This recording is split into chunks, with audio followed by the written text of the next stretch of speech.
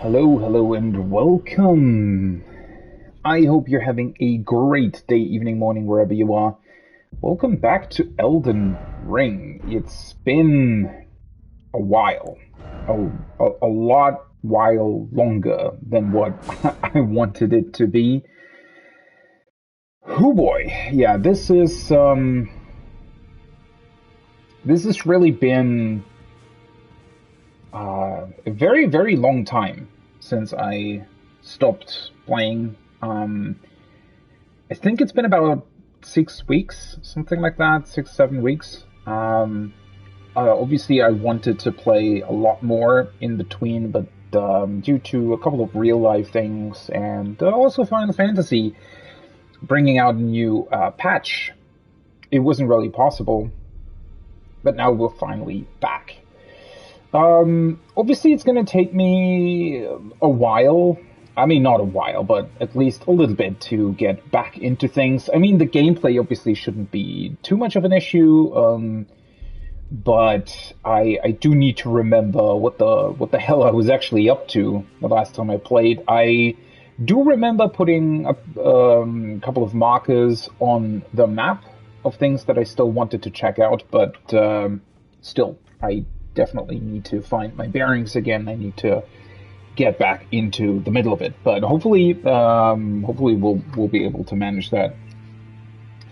The good thing is that I did take notes throughout everything that I did so far. I do remember most of it, but the I guess the last things that I did, which is probably the most important bit here, is that I ventured down into the Eternal City. Now, I do need to make sure, because I'm not entirely sure about that. Right. Now I remember where I was last. So, I ventured down into... Wait, which one of it was Nox and which one was Noxtella? Let's maybe check out the map first. I think that'll be probably the best first thing to do to get back into the game. So I did check out the mess that the meteor made after we defeated this little guy over here, Starscorch Radahn. And a meteor crashed down that supposedly Radahn held up in the sky, or somehow with his gravity magic managed to hold back so that it didn't crash down onto the lands between. But when it actually happened, it lay waste to an area here, which allowed us to go into the Eternal City through another entrance point, essentially. So that was the second time that I visited this place, and interestingly enough, we were able to visit Nokron, the Eternal City. After I did that, however, I also went back here and I visited Noxtella. So this was Noxtella. I did remember the two names. I wrote them down. I just didn't really remember which one was which. And we know about the Nox, which were banished underground. Now, the important bit here for the time being, I think I'm sort of slowly going to go back into a couple of the details here and there and try to piece together things that I potentially, don't remember as well. And I'll try to go back through my notes and figure out what I need to do. So I did mark a couple of things. Obviously, one thing that I could do would be to go to the Grand Lift of Dectus.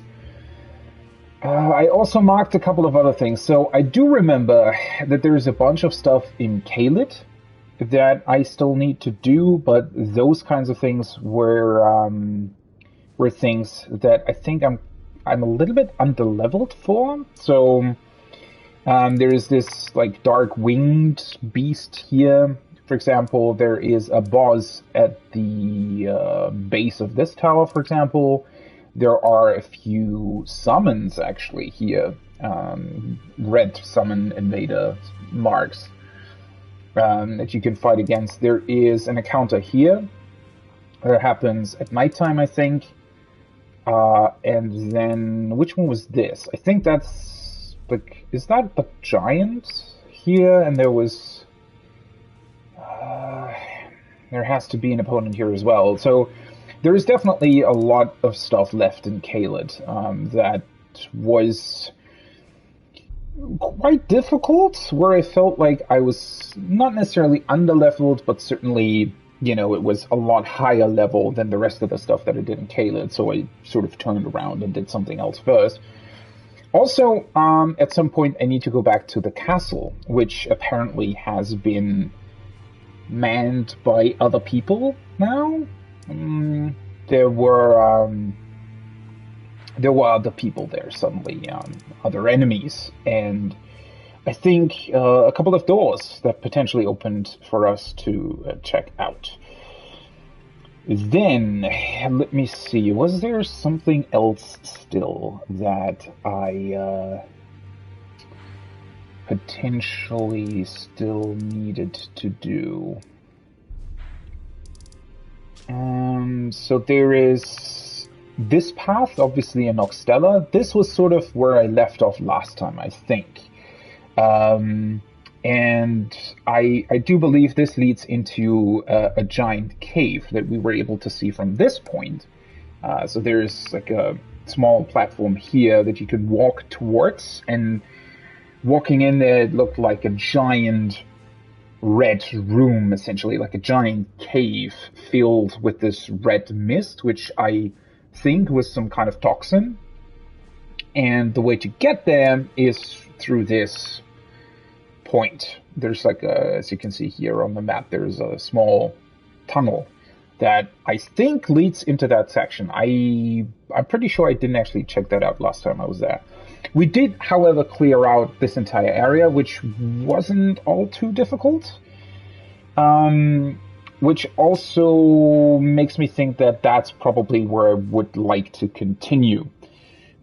Because, as I said, Caelid felt like it was a little bit higher level, whereas that underground section was almost a bit too low level for me. So that's kind of where I left off. One other thing that I also remember is this tower. So we did acquire an item that made it possible for me to essentially flip the inside of the Carrion Study Hall of this first tower completely around, allowing me to subsequently access the top of the tower. And did I stop there? I think I didn't actually go any further. Not entirely certain on that, though. Why did I mark this with a skull? Maybe I kind of want to check this out first, I think. Try to figure out what I potentially left off there and what we still need to do there. And then I think I'm actually going to go back into the underground. Check out that place before I move on towards the plateau, the Altus Plateau, which is up here. Yeah. I do hope that I don't necessarily miss any kind of sort of smaller thing that I just don't remember, but again, as far as I know, I marked everything that I found and left undealt with a skull. So that's why there's a bunch of skulls in Caelid, because there's just so much left there that I still wanted to check out again. Other than that, my character still looks pretty cool. I do remember changing to this very cool body piece. I also remember that I still wanted to find a couple of pants that fit the outfit, because these just kind of don't look that great overall. And also here in the round table hold, I don't necessarily remember there being anything too particular. I remember, checking this place a couple of times. A couple of really important things happened here, but aside from those,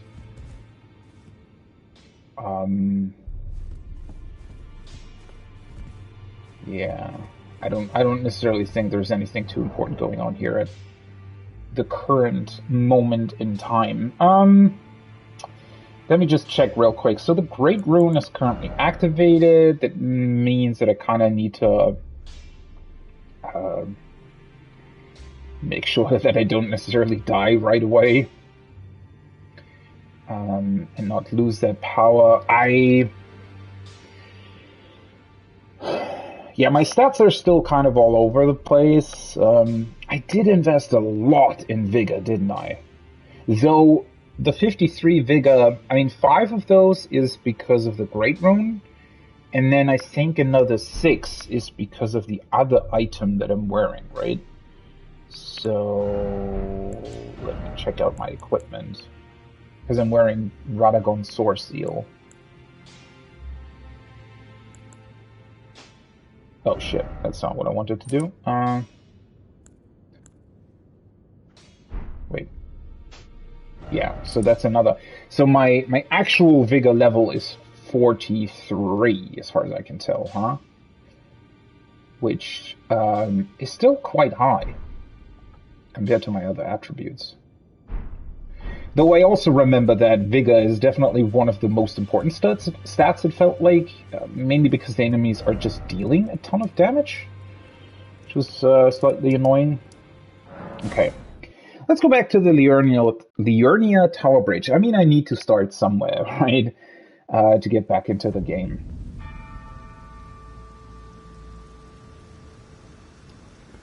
So why did I actually not continue from here? Also, is it just me, or did they do something weird to the graphics? Because obviously there's been patches that have released since last time I played. Maybe I'm just remembering it differently, but the image does look a little bit more flat than I think I remember it being. That might just be my memory, though. Okay, why did I leave this? I don't know if there was a specific reason for that.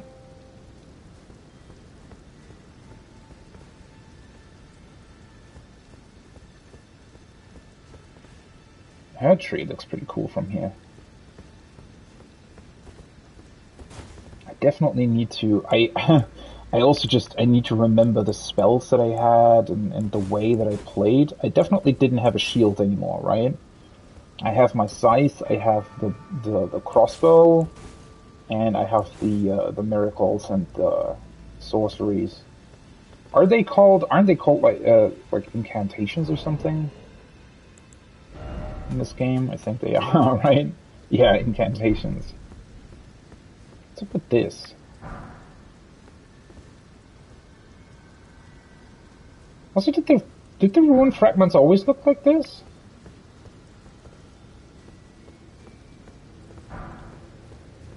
Very weird.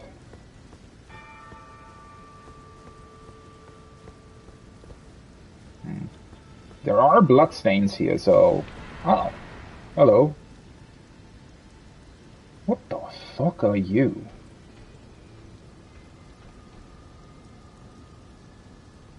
Did I...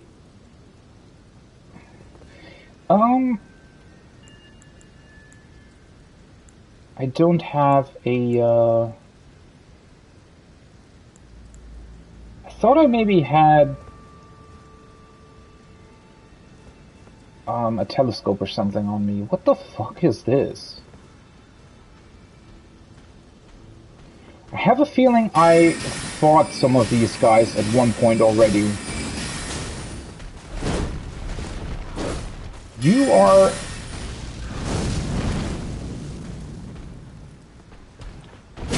Oh, that's...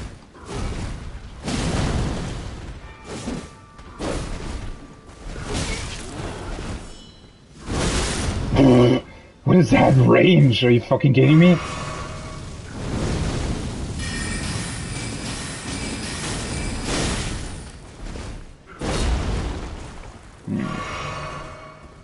Okay.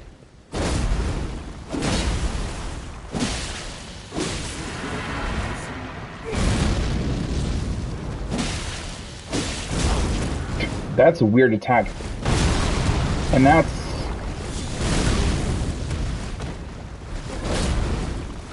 It's always great when an attack that they did before is suddenly delayed a lot more than it was before.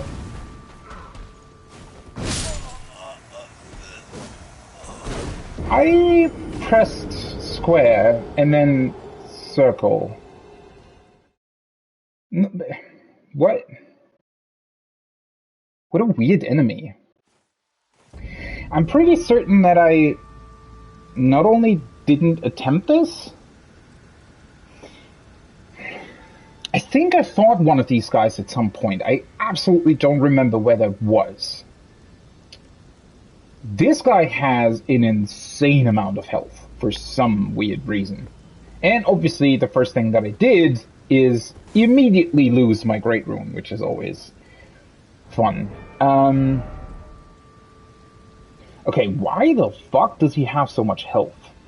He doesn't seem to be the most dangerous enemy ever, but can I even use the, my weapon doesn't allow for the toxin stuff, right? Oh no, these are pots. I completely forgot about that. Well, maybe I should try and use those. How do I want to do this? The amount of health leads me to believe that I'm not really supposed to be here. Although I also remember that it was like slightly weird in terms of where you're supposed to be or not supposed to be.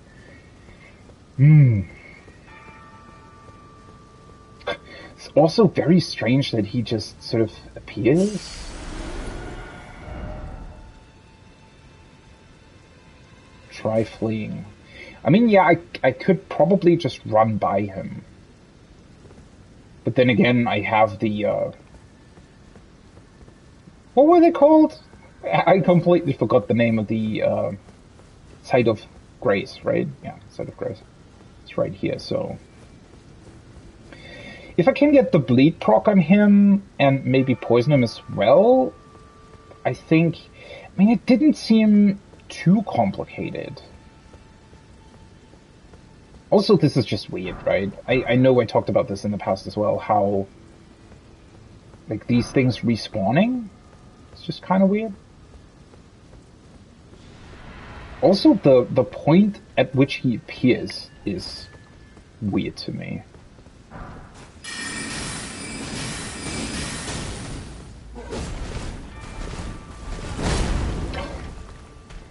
That didn't hit me, right? Nope.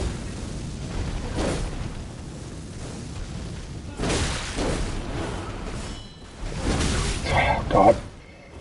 Oh, I remember how absolutely shit and annoying these delayed attacks were.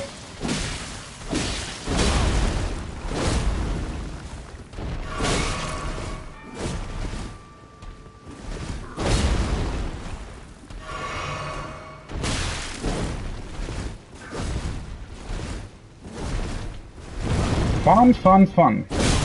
What happened? What?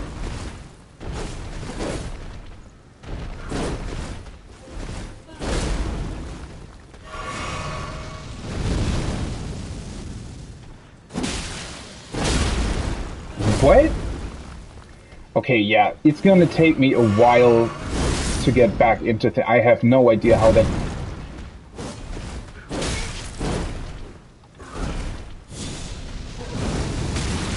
Oh, fuck's sake.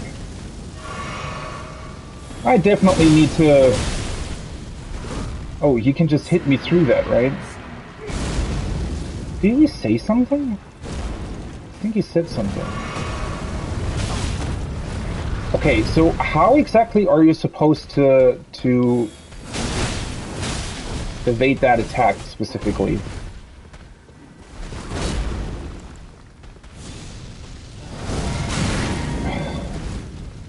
What the f... That...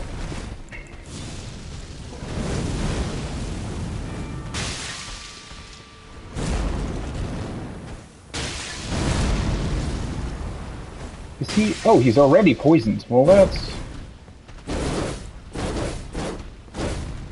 Huh?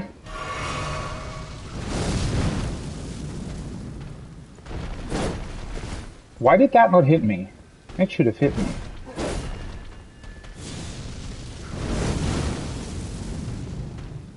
Okay, wait a second.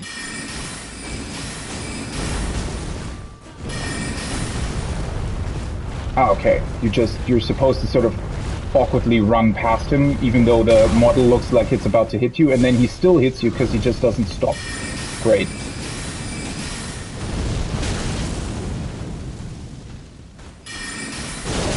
How? Okay, I also just made a mistake in terms of... Oh, great.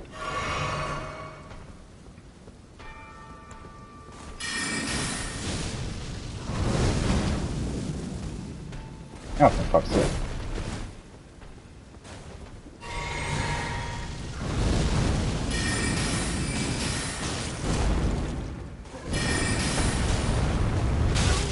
How? That didn't hit me the last time you tried it, and of course... Yeah. Ah, for fuck's sake. Yeah, enemies in the game are exactly as annoying as I remember them to be. With, like, weird timings and the roll, everything's coming back to me. Holy fuck. Yeah, that's gonna be annoying. Well, obviously I was way too passive with this enemy, but... God, there are... Some of the things that Elden Ring does are really, really, really bad design. Like, really, really bad in their design, and I don't really know why. Like, not having played this game for a while just makes you realize how awkward some of the things are that they do. And it's very unclear as to why.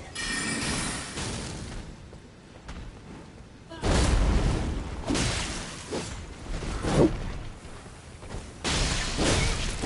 See, something like that, for example, didn't make any sense that...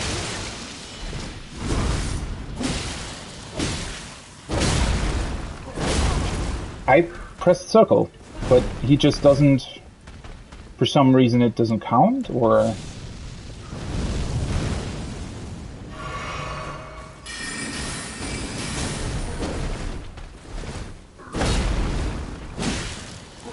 Oh, I forgot about that. Right. So it does count. The problem is when you're locked on, you have this weird and awkward side roll that just takes longer to happen.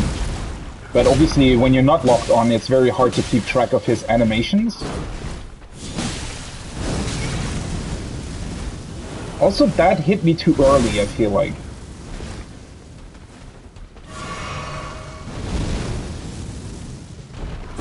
Oh.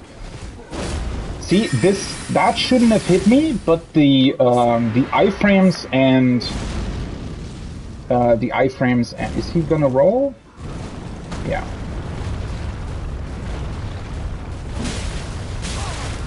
I knew it. I knew I shouldn't have tried that. Also, is that just, like... Of course. So he can just hit me through it, which is also great. Really, really fun. And then he... So if the AI knows to walk around, then why do they even... Like, if you know that your AI or your hit detection or whatever isn't capable of actually dealing with walls, then why not program it so that the AI never even tries to do that in the first place? Why is he not poisoned anymore?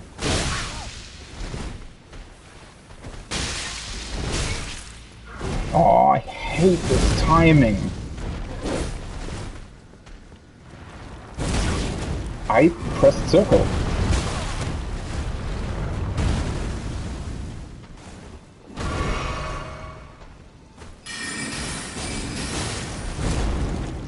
Still not poisoned for some reason.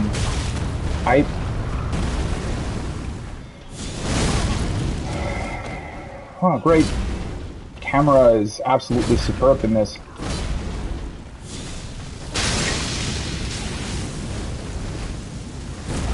Can you... Oh, yeah, this is... Of course. I press circle, but he just doesn't do it. I do remember that I probably kind of lost the ability to do that while I didn't play. Maybe this is a great first enemy to actually get me back into things, because I also remember, like, there's a weird, awkward delay on your dodge roll as well. That shouldn't be there at all. I don't know why it is, but it is there. Which was also very fun. Interestingly, he does get more poison resistance if he was poisoned at one point, which does make sense, obviously. He has way too much health. He isn't fun enough to fight with the amount of health that he has. The problem is with the shields, he might actually be somewhat easy to... What's the word? Parade? How the fuck do I not remember that word? You know what I mean. To counter, right?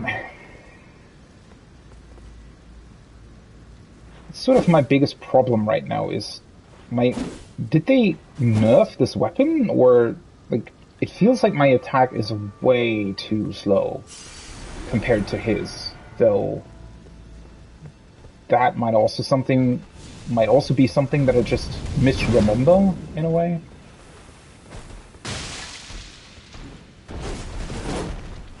Well, I should definitely not dodge backwards.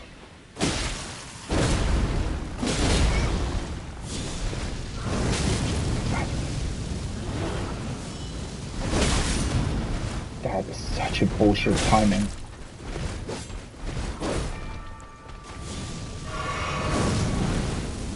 Oh, you know what it could be?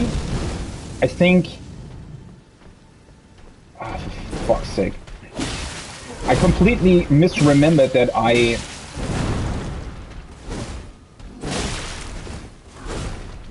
I'm potentially overloaded?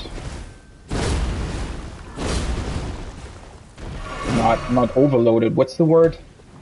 I think I have, like, heavy load.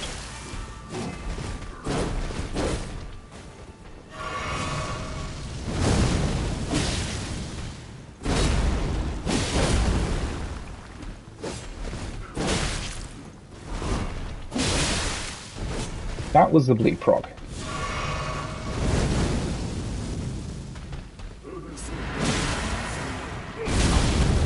I started running, but okay.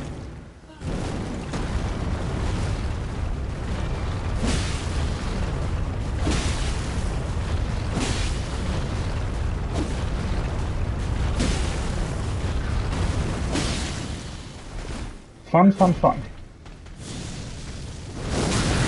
Oh, that just glitches through the wall. Great.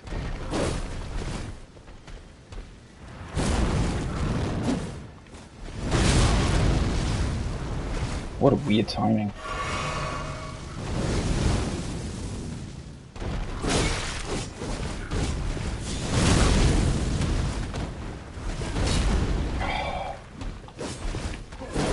See, it's always great when something like that happens and you can't even see your character's animation, right? Because the camera is doing so much bullshit.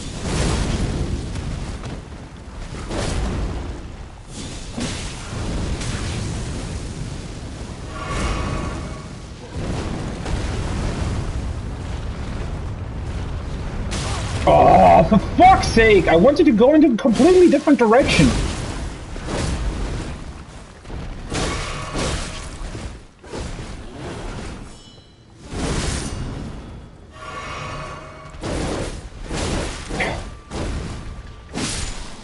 Fucking hell, that's annoying. Ooh. Though we do actually get something for it. Not really runes, though, for some awkward reason, but okay. Godskin noble hood, the Godskin noble robe, the bracelets and trousers. Godskin. Well, that's a very interesting description, isn't it? Okay, let me actually see. No, I'm still on medium load. Even without the Great Rune.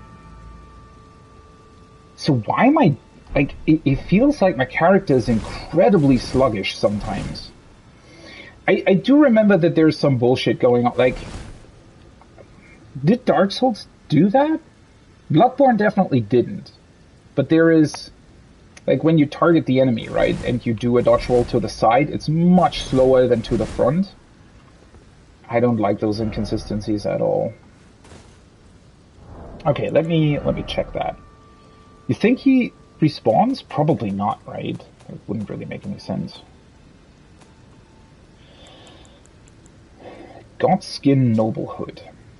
Hood made by sewing together patches of smooth skin. What the fuck? Okay, well that does explain why there are eyes and mouths in that hood. What the fuck? Subcutaneous? I don't know that word. Subcutaneous? Fat makes it plump and soft. Worn by Godskin nobles. I have a feeling that at some point we've already read something about the Godskin nobles, but I would be hard-pressed to try to remember when that was. Nobles are the most ancient apostles, who are said to have assimilated inhuman physiology. Not unlike the Crucible, the Earth Tree in its primordial form. Oh, not unlike the Crucible, the Earth Tree in its primordial form. I was kind of confused by that for a second. But yeah, the Crucible was the sort of primordial first version of the world. They're the most ancient apostles who are said to have assimilated inhuman physiology. I mean, we could see that. Doesn't really explain why they wear skin as clothing? Because that seems, well, obviously fucked up, but doesn't really explain why. Nobles are the most ancient apostles. It is weird because there are also quote-unquote normal nobles, I feel like, that we've encountered. Aren't the normal, like these almost skeleton-looking enemies that are walking around everywhere, aren't they also called nobles? I think they were. Godskin nobles. I also wonder why Godskin specifically? If they're wearing something that is made out of skin, does that imply that the skin they're using is skin of gods? Or is it implied that the skin makes them gods? Because just judging by the name, you would think that the skin itself is possibly either made by gods or is the skin of gods?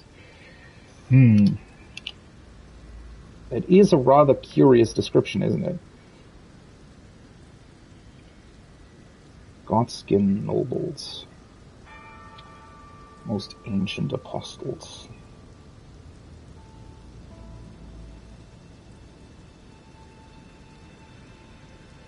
Also apostles for what, specifically?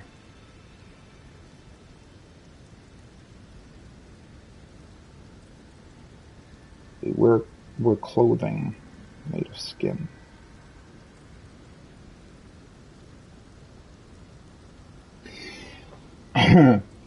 Now that I think about it, in a weird way, wearing clothing made of skin isn't really unusual, right? It's just that we typically wear clothing, or wore, I mean, we're not anymore, thankfully, but we wore clothing made out of animal skin? Again, kind of, what skin are they referring to here? What's the skin that they're wearing, actually?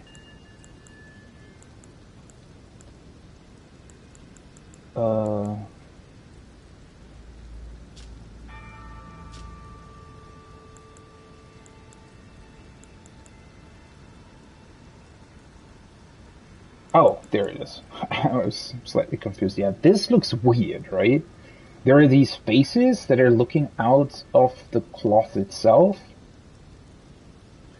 Um, Strengthens the noble presence incantation. Do I have that? Worn by Godskin nobles, known for their 7-face aprons. Yeah, that's what we see right there, right? There are 7 faces for whatever reason.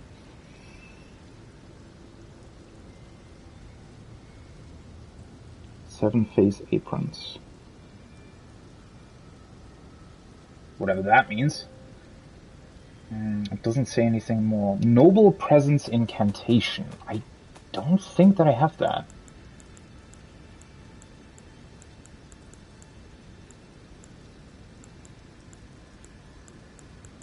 It wouldn't be any of these. Black Flame, Bestial stuff, Noble Presence. It's not any of the Dragon ones either. Must be... Maybe we find that in the capital somewhere? Godskin Noble Bracelets? That looks like the Earth Tree, doesn't it? Doesn't really say what it is, though.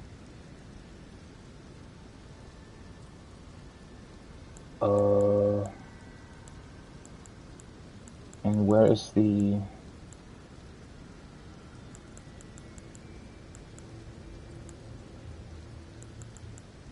Oh, these ones. Godskin Noble Trousers. Yeah, unfortunately this doesn't tell me anything more either.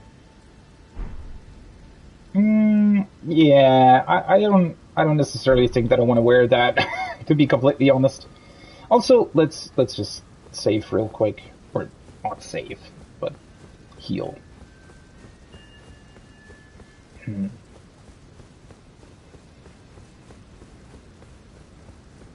I mean, clearly the Godskin Noble has something to do with the capital and all of these structures here, right? Like the Divine Tower.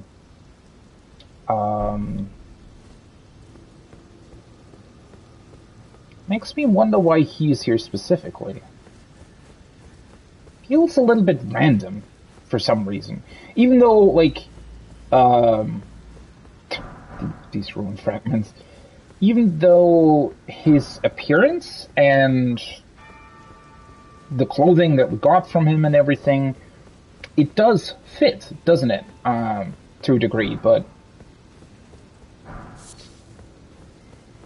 I do wish that it would just explain that a little bit more. Why is this guy here specifically? What's he doing here? Is he protecting the tower, or... I mean, this tower specifically is the one next to Raya Lucaria, right? That connection also doesn't necessarily seem to make sense. I mean, then again, the Divine Towers themselves are sort of... How do I put that? It doesn't seem like they're necessarily completely connected to the point of land that they're branching off of, right? So, let's say the first one, they are here to activate the Great Runes that you find in those particular areas sometimes. So that's not true for Raya Lucaria, for example, because that Great Rune, even though I have no idea what it does, or, well, not really anyways, I don't know. I think it's just a little bit weird because you start off with the Divine Tower of Limgrave, right? That's the first Divine Tower that you visit, and the only, like, you see these giants when you approach it, right? There are the giants on the bridge that you can either run by or defeat, and at that point you kind of do know that the giants are somewhat connected to the Earth Tree and the capital, though obviously you don't really know about the specifics, right, of that connection. But it does seem to make sense to some degree. And then the tower that leads off of the castle Stormwind Castle does activate the Great Rune that Godric. It's Godric, right? The Grafted? Or is it Godfrey? Fuck. I don't remember. Why are they all called something like God something? Whatever. But it is connected to that, right? Which, that in and of itself, and I know that I talked about that at the point when I was there, is that it felt weird to me that, I mean, what it's supposed to represent, right, is that the runes have sort of lost their power. That is also why this grafting stuff happened, or at least I think that's why it did, because he was sort of looking for another origin to get more power from, since the Great Rune apparently didn't really supply to him anymore. Yet the tower to more or less reactivate the Great Rune was placed right next to the castle. I don't know, it felt a little bit weird. Other than that, the other Divine Towers that we've seen so far don't really seem to be connected to anything, really. They're just sort of there. And this one, in particular, is very weird because it has the Carrion Study Hall in front of it, right?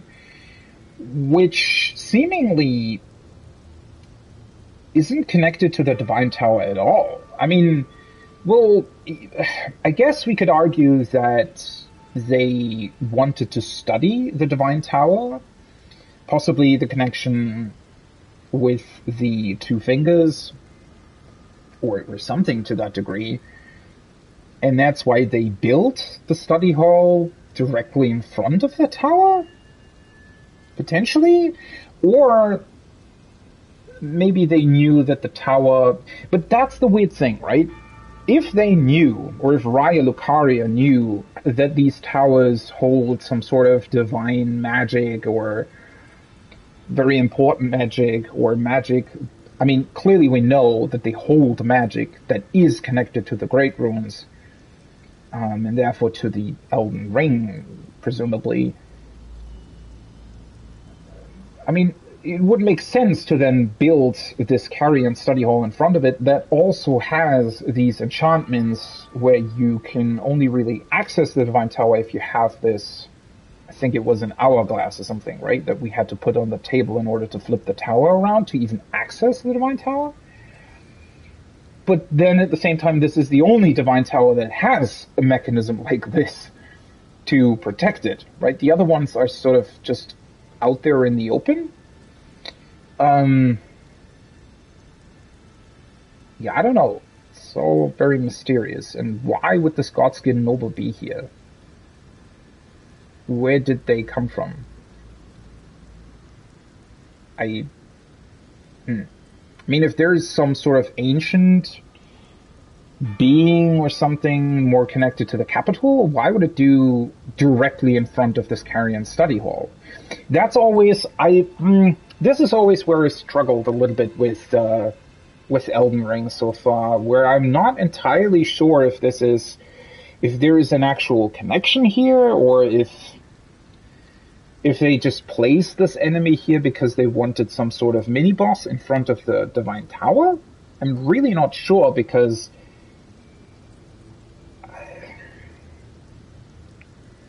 I mean, why would this noble be...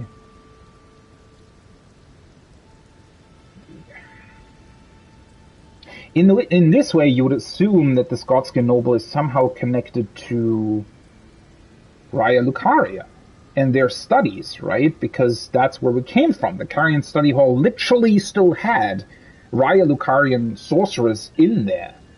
I mean, we had to defeat one, or two even, to get through it, right?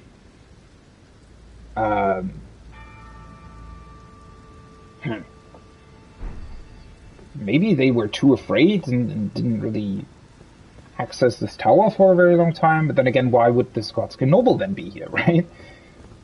It's all sort of very, very mysterious. Divine Tower of Liurnia.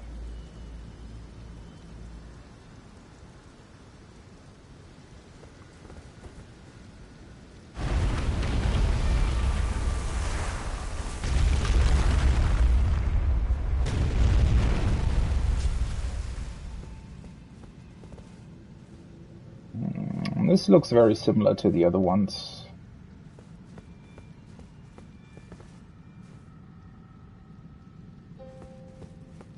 Though this time again, I think it only leads upwards, not really down. The only tower where we've been able to access the downstairs was in Caelid, the one.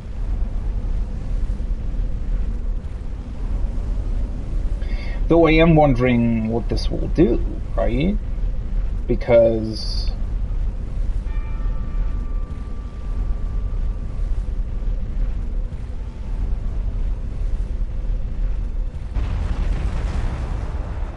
the other two towers where we've ascended to the top were used to activate the Great Runes, which... let me see, which tab was it? This one. Godric's Great Rune was activated by the tower next to Stormvale Castle that I just talked about. Radahn's Great Rune we activated through the tower in Caelid, right? Because even though I'm still missing, like, there is still this one boss enemy down at the bottom, we could also go to the top and activate the Great Rune.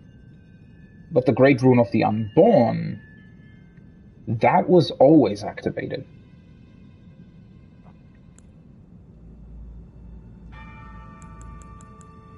Huh. Also, I completely forgot in the fight. I thought I still had the HP restoring thing in my flask, but it's FP. Which is, I think at one point I was confused why it didn't restore my HP, but yeah, clearly that's why. So yeah, this is going to be curious. Also, did the other towers have... Yeah, they have a Site of Grace. This one has, and this one has, yeah, two. The one at the bottom and the one in the center that allows you to go to the top. And then there's one other here where I don't really know if this is connected to Caelid. I assume it's probably not. Aren't there 5 towers though? 1, 2, 3, 4, and then there's another one here, right, at the capital, I think. Would make sense from the layout.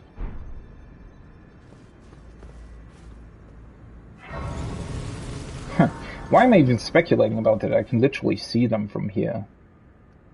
So we are somewhat close to the Earth Tree here, right? Which is rather interesting, because we're also kind of not. I mean, looking at the map, you would think that it's still somewhat far away, at least. I mean, judging by the map, it's not that much closer compared to when you're here in Limgrave. So the fact that it looks a lot closer is somewhat interesting.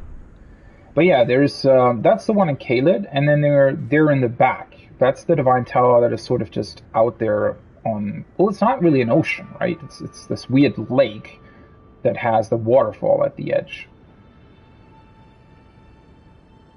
And that's the Divine Tower that is presumably connected to the capital, which I think that's the capital. Which is also rather interesting now that I look at it, because we can actually see it from here, right? So if you look over there to the Earth Tree, there is this bridge that connects to the tree itself. And for some reason, I have this one teleport point, this one, the Divine Bridge. Which is somewhat close to that. It's not exactly that bridge, but it is somewhat close to that bridge.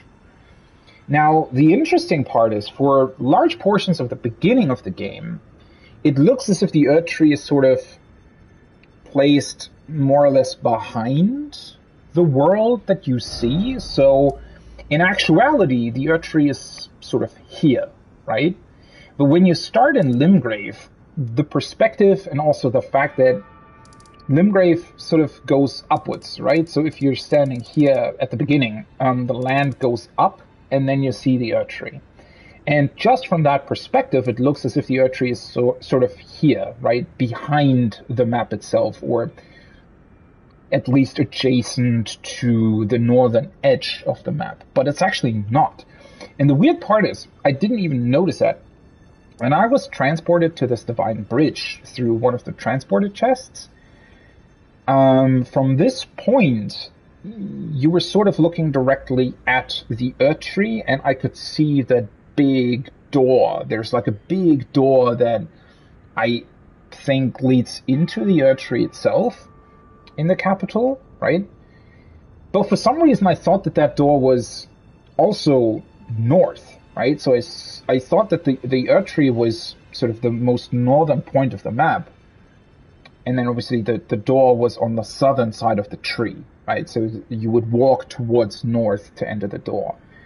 But it's actually not. It's more or less the other way around, as we see here. The Earth Tree is placed more or less in the middle of the map. Or, well, not really the middle, but,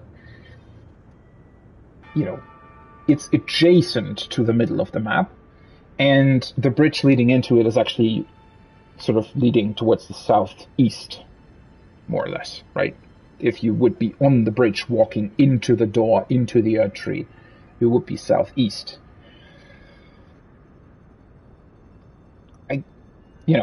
Obviously that's of little consequence in the grand scheme of things, but it is a very interesting observation that you kind of, especially at the beginning of the game, actually, it's very hard to orient yourself in the world if you're jumping around a lot. Or rather, if you get transported, right? Which is rather interesting because that's very, very cool, right? Keeps the mystery up. Though I'm still not a fan of that particular transporter chest. I very much would have liked to discover the fact that there is a giant door that leads into the Earth Tree later on. But then again, I don't really know. I mean, it's still a big mystery.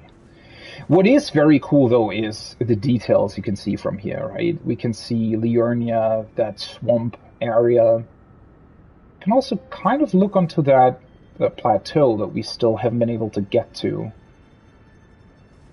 Then we see the floating stones. Huh. Very, very cool. Hello. And this time around, apparently there are no fingers, but instead an item. And something else? Still absolutely no clue what these towers are in the first place. And, well, obviously I don't really know what the fingers are either, right? This almost looks like a person, doesn't it? Oh, it is. Who are you?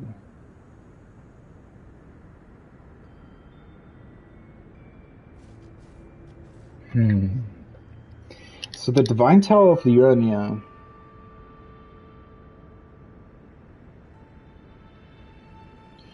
Let me write that down. Divine Tower of Liurnia. Person on top.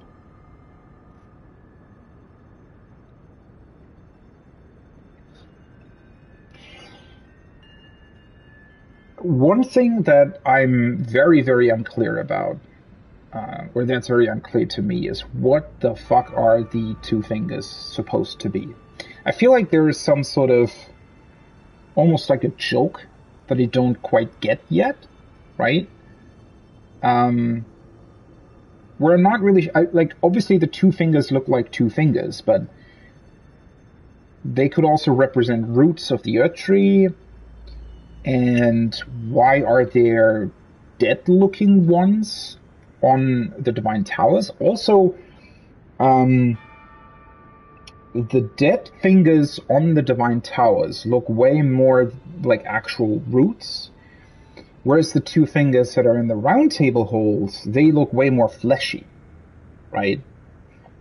Now, obviously, that could be because they're still alive, but I don't know. Made me think that maybe either the two fingers in the Round Table hold aren't actually real. They might be some fake that have been placed there. Might be something else entirely. I don't really know. But this body looks weird, right? It both reminds me of someone that got burned yet at the same time, the texture and especially this sort of broken off leg. I mean, if you go further away, right, yes, you can see that it seems to be the shape of a body, but it could also be just sort of a stem on the ground, much like the two fingers on the other Divine Towers, right? So I wasn't sure, actually, if it was a body when I approached it. I thought it might also be just this sort of stem, this remaining piece, when somebody maybe cut the two fingers from this tower specifically. But apparently the fingers were never here to begin with, or maybe they were. I'm not really sure. Yeah, this person almost looks like they got burned. They have some bracelets. Let's see what this item is then. The Curse Mark of Death. And a Stargazer heirloom. Who the hell are you? Wait, so the Curse Mark of Death, that's the thing that we were supposed to find for Ranni, correct? Fuck, I don't entirely remember the quest line.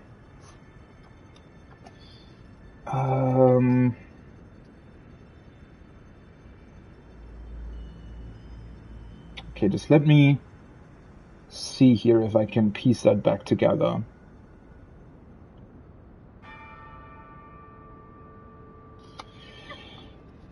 So the thing was that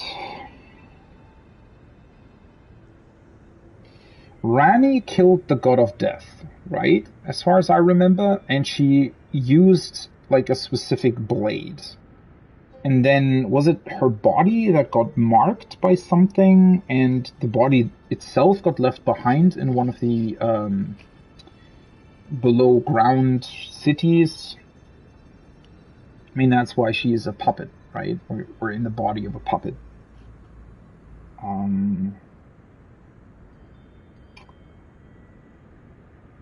Definitely, it's gonna take a little bit of time for me to really get back into these things.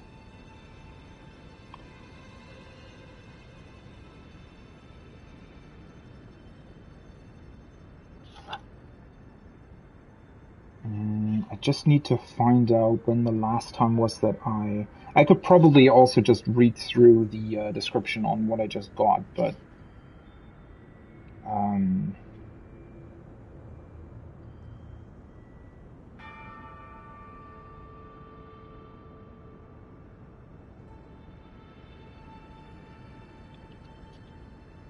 so just to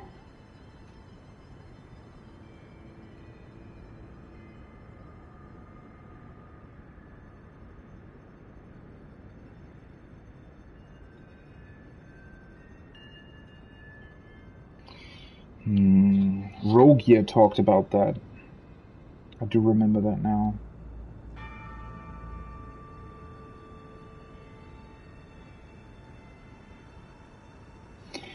Okay, so Ranni plotted the Night of the Black Knives. That's what we learned first, right? Ranni apparently bears the curse mark of destined death, as it was called. Rogier was the one that talked a lot about that. I do remember that I didn't actually write down all of the dialogue that Rogier was talking about, because he had a lot of dialogue that unfortunately you couldn't repeat. So there is some information that I think I sort of glanced over there, or rather information that I didn't really retain or wrote down. But yeah, Ranni was the one who more or less instigated the Shattering, indirectly, I think, right? And so the quest line itself then was that we discovered that Ranni is not in her own body anymore, and she told us that we would find her body, or I think a hint towards where her body is, or rather, no, wait. Or did she, in order to give us the information where we would find her body with the curse mark, I think she made us look for something else in Nokron or Nokstella, one of the two Eternal Night cities, right?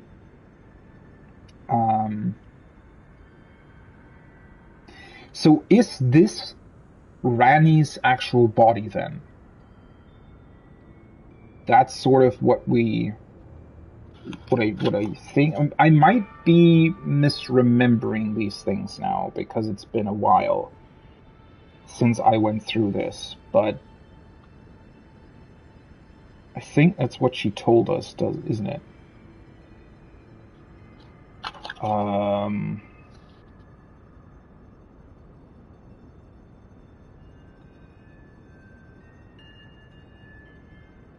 Holy shit, that was actually quite some time ago that I did that. I mean, there was, a lot of things that we had to do in order to actually get through all of that.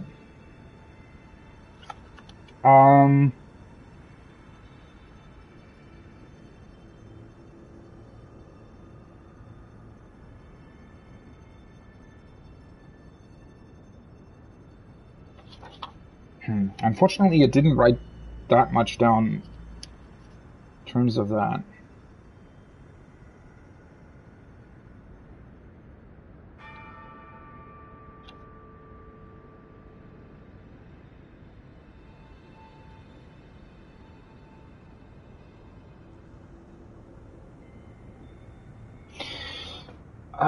I should probably...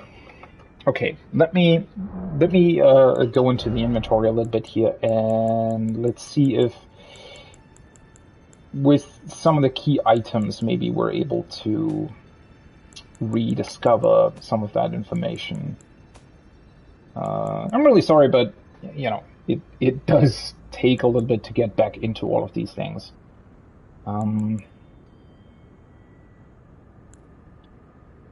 Mark of the Knight of Black Knives ritual. On the Night of the Black Knives, someone stole a fragment of death from Malekith, the Black Blade, and imbued its power into the assassin's daggers. This mark is evidence of the ritual and hides the truth of the conspiracy. Don't remember where we got this from. This is what I just got. The Curse Mark of Death. Curse mark carved into this discarded flesh of Rani the Witch. Okay, so, yeah, that's her body.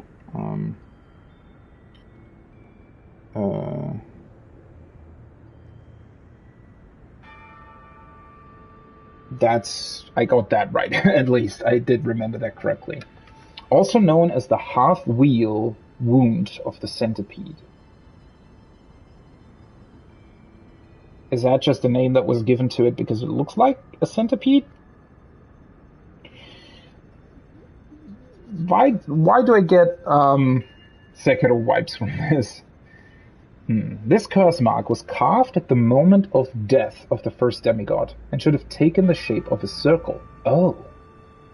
However, 2 demigods perished at the same time, breaking the curse mark into 2 half-wheels. Rani was the first of the demigods whose flesh perished, while the Prince of Death perished in soul alone. Right, because Rani also is a demigod, or was a demigod?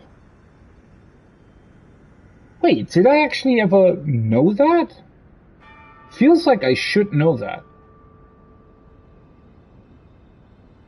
Right, because Rani is...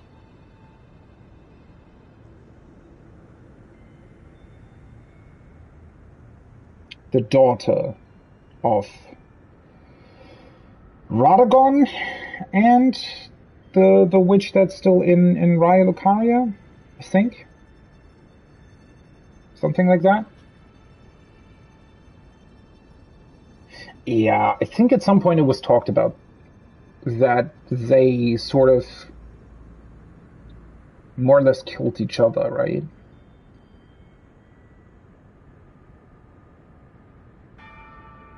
Half-wheel wound of the centipede.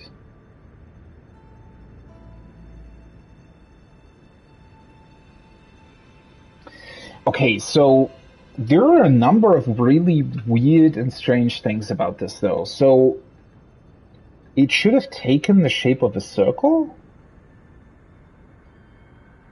That's very reminiscent of the symbol of the Elden Ring, is it not?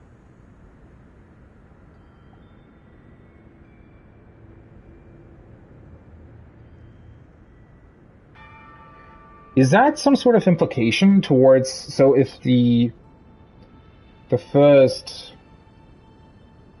Elden Lord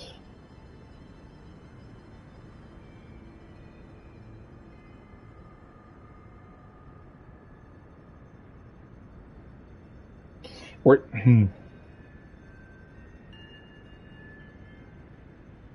because isn't that essentially what we've done as well? Is that we kill demigods? I mean, yeah, they're sort of um, broken demigods, if you will, but they're still demigods, right? And if we kill them, we get their rune. So is that how that's transported? Is it? Why does it look like the centipede? Um, and why would the curse mark be broken up? The Prince of Death perished in soul alone. I don't even know what I want to write down from this information. It doesn't really.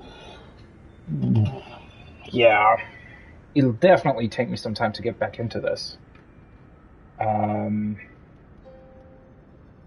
Curse mark of death.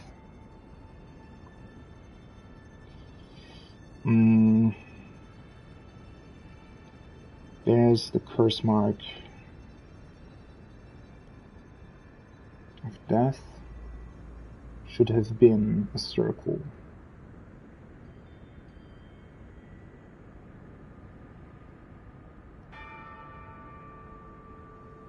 Circle was broken up because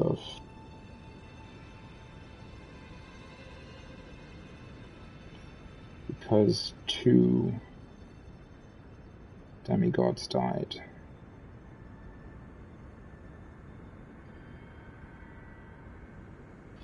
I'm not really sure. I think I'm missing some information about who.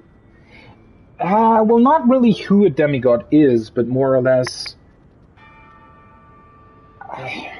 how they work or something.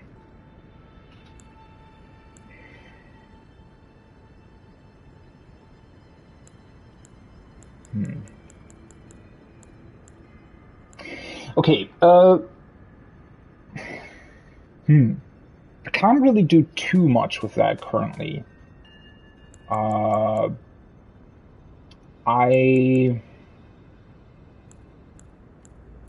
don't think that I have. Do I have some sort of dagger or something else? I don't think so, right? We didn't get anything else that would represent.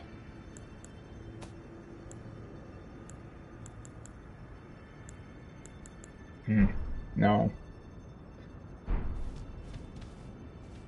Wait, so this was Rani? What happened to it?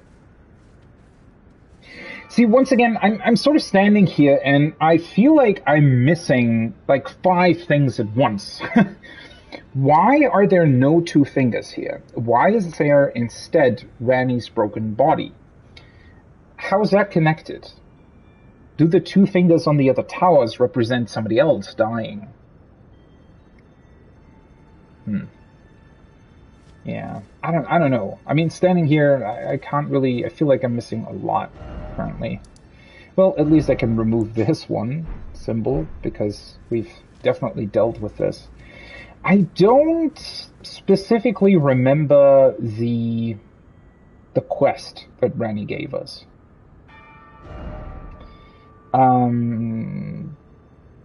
Because Rani herself left, right? I'm trying to remember if... Is there a person that we need to show this curse mark to in order to continue some sort of quest line? I'm actually struggling to remember if there was something. But, I mean, there is nobody else here, correct?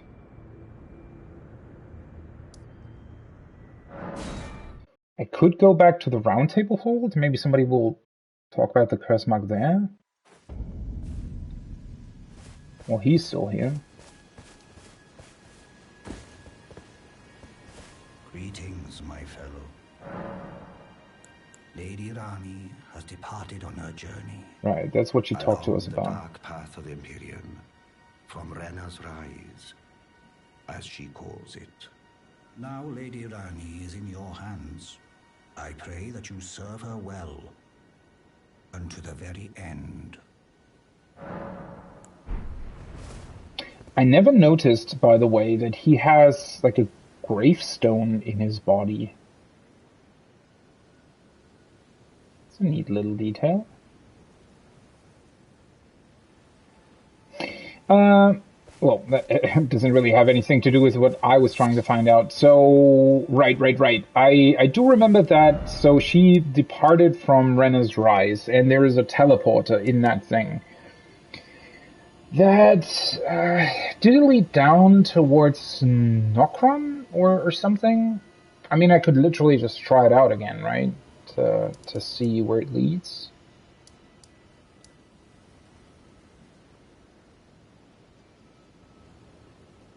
Maybe I should actually do that to get like a bearing of where Rani is gone. I do. Before I do that, though, let me go back to the roundtable hole. Let me see if somebody here talks about that. I don't necessarily think they will, because I think I talked with people here last time. They weren't talking about Rani at all at no point in time, I think. And Gideon didn't really react to anything that we were doing with Rani as well. So the only other person was Rogia, right? That actually talked about something connected to Rani. So I think the rest in here is sort of, yeah, he's still talking about that.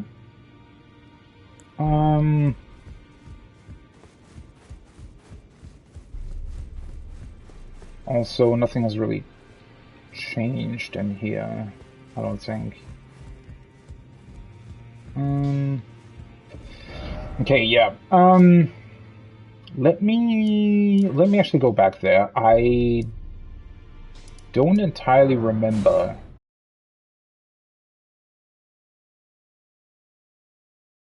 where the teleporter is leading, what I found there.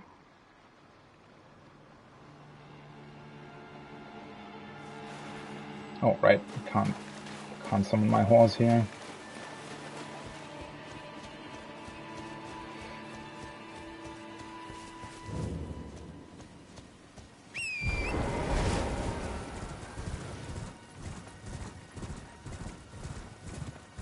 That's this tower, right? And this got unlocked after we found the first part connected to this quest, right? We found the dark knife blade symbol thing in either Nokron or Nokstella, and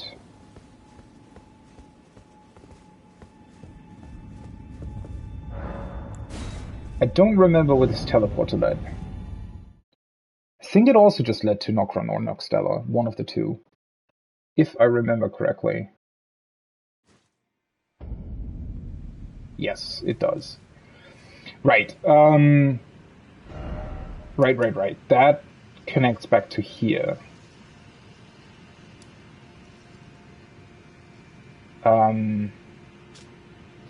Okay, so that is the question now. Do I continue here in this place? I guess I kind of want to, right? Yeah.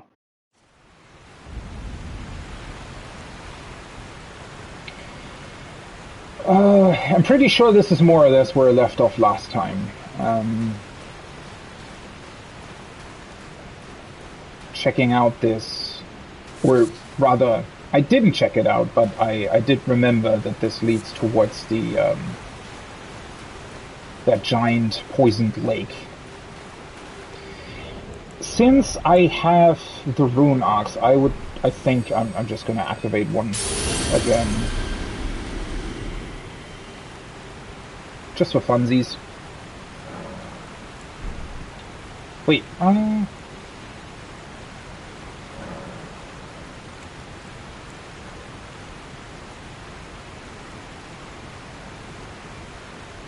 well, that's something new. Talk to miniature Ranny?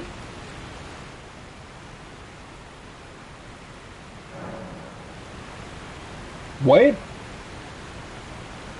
So that's why she left us the doll? So that we can still talk to her while she is off on her quest? Wait, why doesn't she... So either she's got nothing to say or she's... I hope she's not already dead or something. Hmm.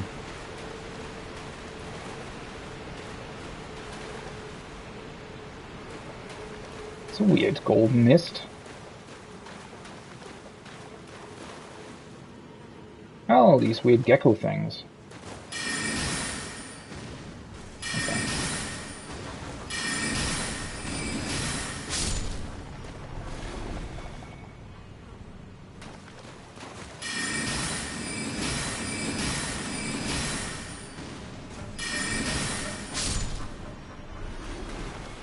How many of them are there? Oh.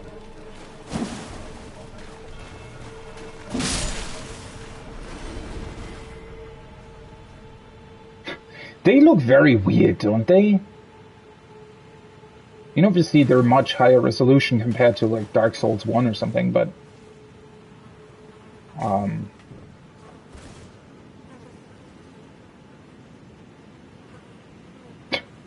they look kind of weird. Smithing stone 4, well, that's not really useful. Did I... what's my weapon again? +9. And these go to +15 or something? I think. +16, +14, yeah. Okay.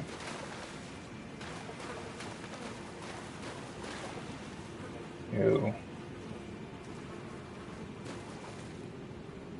So what exactly happened here then? What is this? Because I know, since we were able to overlook this place the last time I was down here, I know that it's sort of a giant cave, but at the same time it also looks like the remnants of another part of the Eternal City. Or not Eternals. These weren't called... Wait, are they called the Eternal City?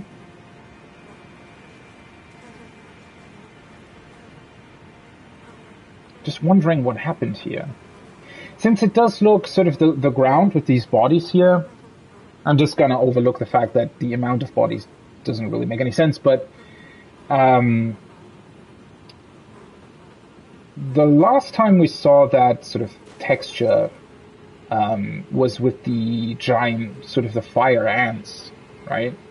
So I'm wondering if this is some sort of curse that they brought upon themselves, or if this is just some natural phenomenon that occurred here at some point where these mushrooms and ants just annihilated the place, more or less. And I do find it very interesting that it's definitely the same structure, and this is weird. Why didn't they just place the rocks closer? Oh well.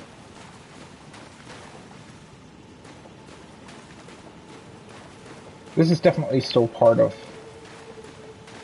Is this Noctron or Noxtella? Noxtella, okay.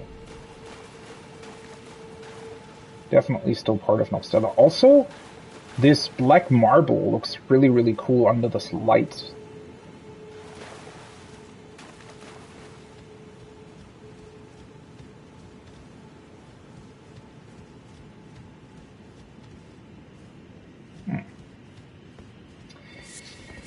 It's always a little bit concerning when there's just nobody here.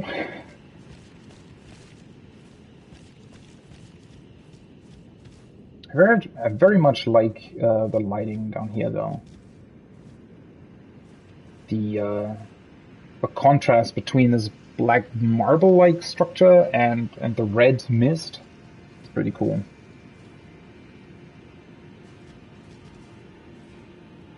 Theory is the rot started in the Undercity.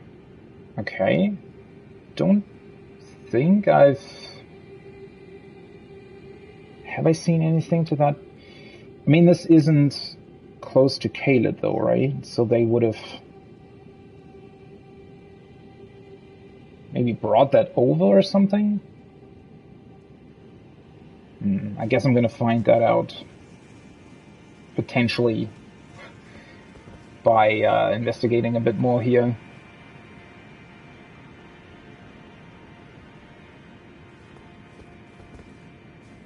Why is there nobody here?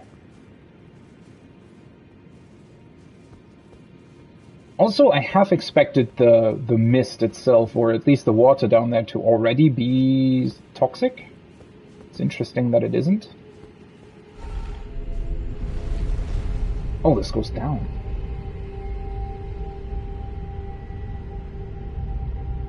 Okay. Well, visually this place looks awesome. It's just, oh boy. Another poisoned lake. Lake of Rot. Yeah, that is rather interesting, isn't it? The only other place that we know of that has rot, is referred to by the same name, would be Caelid, though it's pretty much on the other side of the world. Unless we consider that these cities might be magically connected, or maybe they aren't in their original location, or... I mean, that doesn't mean much, right? There could be all kinds of different reasons for why it's physically at a different location.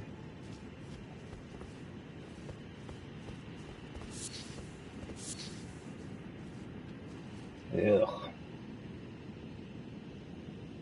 It looks cool. I have to give them that. Whoever designed this definitely did a really, really good job, because not only does it look very unique compared to other sort of poison levels that we've seen in FromSoft games, but it also looks very unique compared to Caelid, which I think is very interesting. I mean, obviously, it's clearly supposed to be more or less the same thing. I mean, with these sort of white mushroom plant structures seem to be somewhat closely resembling the stuff that we've seen in Caelid as well. But at the same time, the swamp itself looks a lot more sort of crimson, a lot more deep red, but also with this oily texture, which I think is pretty awesome how they did that. I kind of really don't want to go in there. That's the other problem. I don't think, we can't summon our horse here. There's actually something that I was really confused by earlier, because there's also this poisonous swamp thing in Slionia, right? Beneath the plateau to the southwest. And there you can just summon your horse and essentially make all of the poison completely irrelevant, which clearly is not the case here.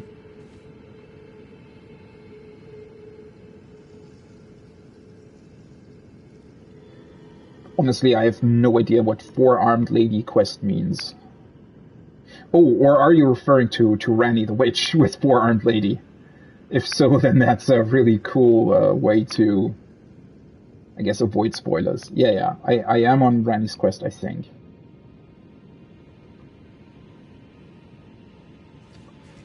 Wait, should have been a fight? Do you just mean where it come from? Like that place? Oh, I should probably also rest. I didn't actually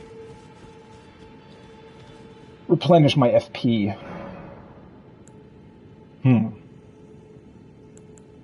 Interesting. Why did it give me the option to talk to the little Ranny at the other side of Grace, even though she didn't answer me?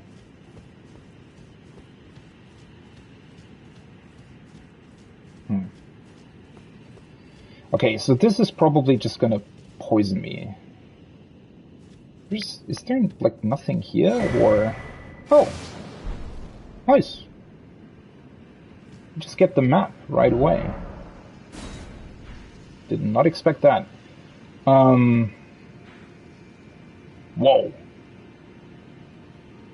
Okay, so there is...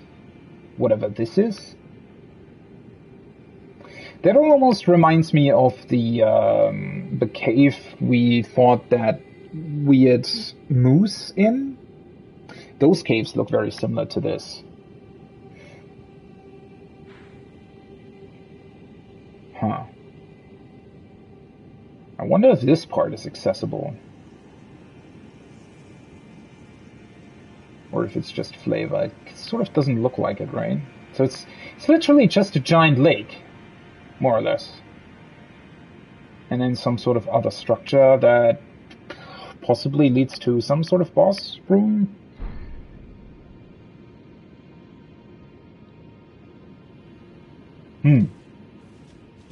Weird place. Wait. Oh, okay. It's just... well, that's a bit weird. That doesn't seem how it should be. Okay, so that... oh, never mind. There is some sort of weird thing over there. So there are enemies down here. I mean, I guess... Faded Earthy Flower. How much does this actually cost in terms of HP? Scarlet Rod. Ugh, that damages you a lot. Holy shit. I mean, it's not... let's see, do I still have this equipped? Yes, I do.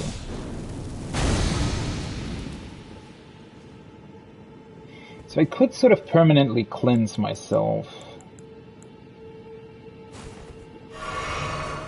Does a lot of damage, though.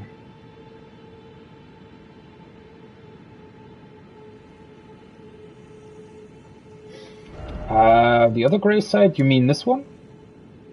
I'm fairly certain that I cleared everything out here.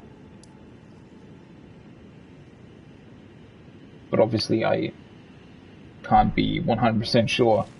But I definitely looked at everything, so if there is some sort of other fight there, then I probably didn't do whatever would trigger it, I guess.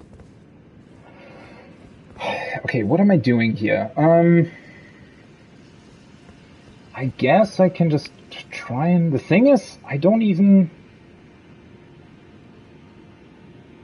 I wonder if there are... well, there is a structure over there.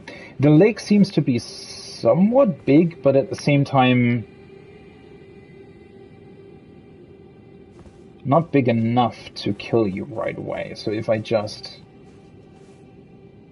run towards the things that I see, I should be okay. Unless there are some giant monsters that come out of the lake itself. That would obviously be pretty bad.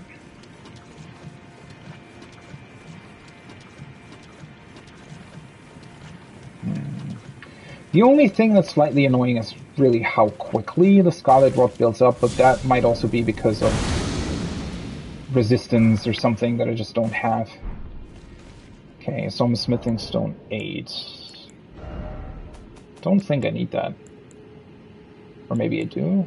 Oh no, never mind, I do. Wait, that's the plus 24 one. Plus 21, plus 18... I really don't get how they distribute the upgrade materials. Because for the longest time, they've only ever really given me, like, this one. And not even that many of them. And then suddenly I just found a whole bunch of these really, really strong upgrade materials, even though I had never seen them before. Hmm. Okay, so I guess I'm just gonna try to get over to those ruins there.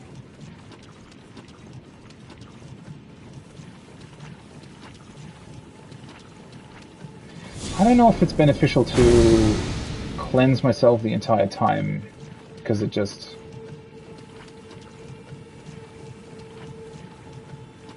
gets reapplied really quick. I hear something. Oh, hello.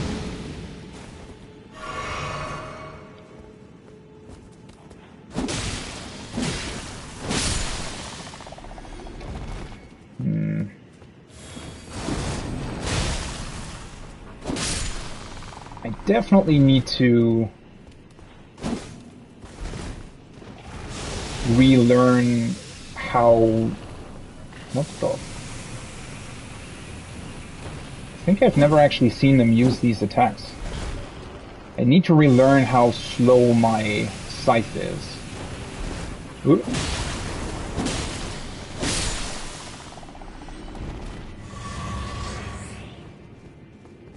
Well, they do replenish your flasks here, though, as well.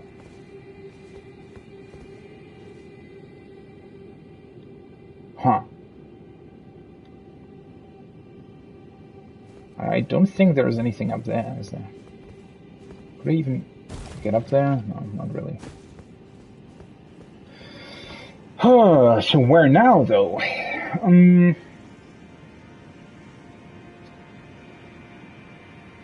I guess over there?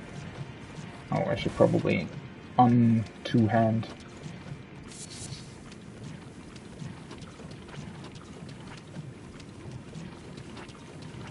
The sound is weird.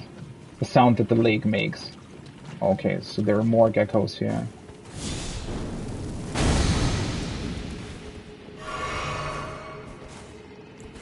Probably... do I want to keep my FP for...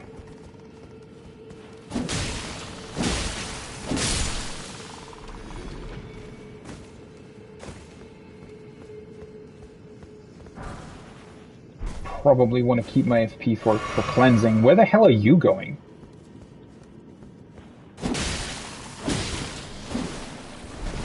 Did he just think that I was still there, where I was originally? Oh, that's... right. They still do the curse stuff that they did in Dark Souls 1 as well, right? Isn't it just... It worked differently in Dark Souls 1. I actually don't remember how it works here. Isn't it, like, instant death or something crazy like that, if I remember correctly? I think I read at some point that it more or less instantly kills you if the bar fills up. Don't really want to test that, though. Okay, so... is that... does it move? Okay, wait a second. Did I... oh, there it is. Right. That's where I put it.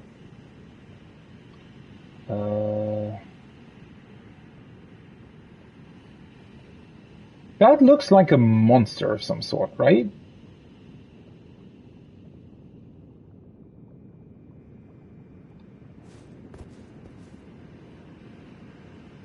That's where I need to go, I guess? Right, that seems to be... oh, I'm actually... okay, the lake is larger than I thought it would be. Okay, so that's where I started. There are some ruins over here that I probably need to check out. I mean, I can just go over there. Oh, hi. Wait, you looked very different from a distance. That's just one of those ancient ancestral follower things. What the hell is he doing here? I'm not quite sure if I want to go towards that corner, though. Don't want to wake up whatever weird beast that potentially seems to be. Okay, there is some... oh, okay, I can summon here. Yeah. That means that that's definitely some sort of thing. Ooh, no.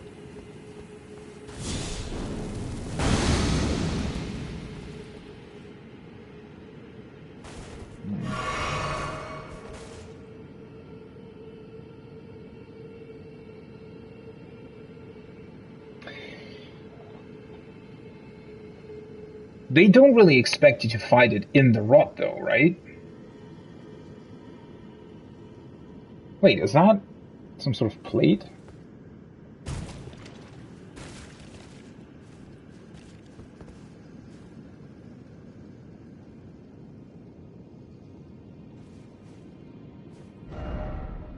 Still no... Oops. Still no something. What? Here. It is.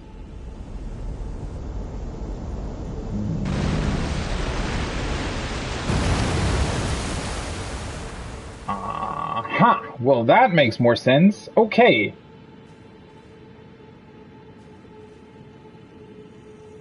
Wait, wasn't there another one of these things that I ran by earlier? Did I miss a couple of things that I could activate here? Probably, right? Wait, do I actually... Where's the mimic tier? Oh, I should probably just go here. Ah, right. I completely forgot about that. The mimic tier requires HP instead of FP. Hey, wait a second. I activated a couple more platforms over there as well.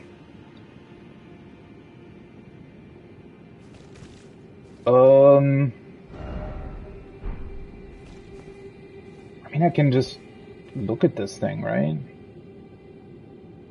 Don't necessarily have much to lose in the grand scheme of things. Only question is if these platforms stay activated. Though, in a way, that does seem to be the case. Is this... This looks to be one of those dragon soldier things, right? They were somewhat easy to defeat, yet at the same time could also be rather annoying. Is that thing still alive?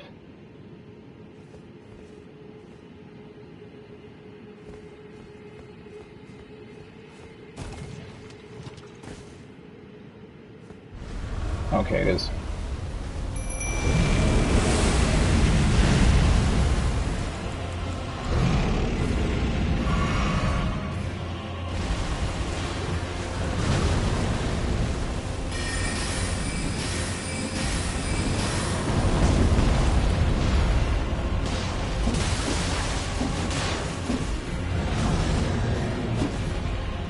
Why am I not hitting it? That was weird.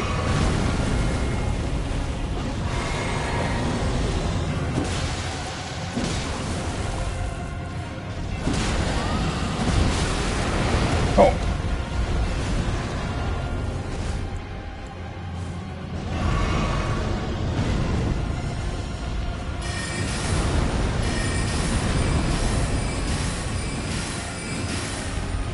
It's not quite sure which one of us it actually wants to attack. Oh. Yeah, that wasn't particularly difficult, was it? Why does this thing drop... Did it just drop 70,000 runes? Dragon Scale Blade, that sounds very cool. Are you serious? My Mimic is not clever enough to actually jump up on the platform? Okay, sure. Yeah, these Dragon Soldiers, I don't really get them, to be honest. All of them so far have been very easy fights. Well, I wouldn't necessarily say very easy, but they're just big and slow and don't really have that many threatening attacks. I don't even know, did it just die too fast, or would it have had some sort of rot attack, I wonder? Because that's the thing, one of the dragons that you can fight in Caelid. The only thing that makes that one really threatening is the fact that it can spew out rot. And the rot itself damages you quite a lot. And quite fast as well. So I wonder if this one probably also had some sort of rot attack, but either just didn't use it or it was confused. I don't really know.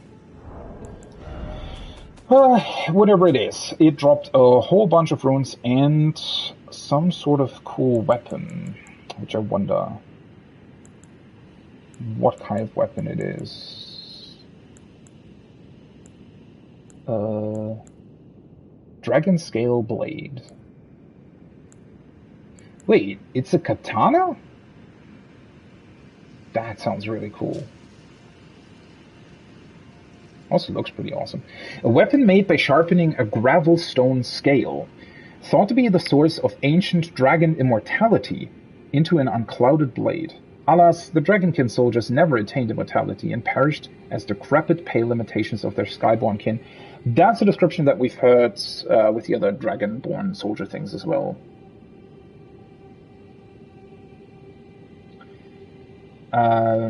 Most people don't find the button for that. Well, I mean, I guess it's sort of out of the way, right? Though, at the same time, it's sort of your only safe place, I feel like. But I can definitely see people overlooking it. Oh, this has a unique skill. Ice Lightning Sword. Call down a bolt of ice lightning into the blade and bring it down upon a foe. The ice lightning effect will persist for a while. Sounds pretty awesome.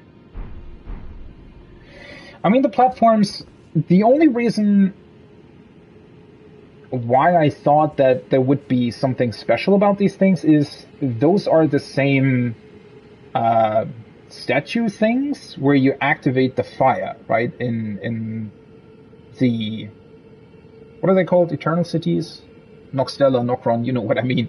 You have to activate like 8 fires or something. And the fires are close to these things. They look exactly the same, right? So that's why I thought they had to have some sort of meaning. I halfway expected there to be fire here as well, but apparently it was just a button.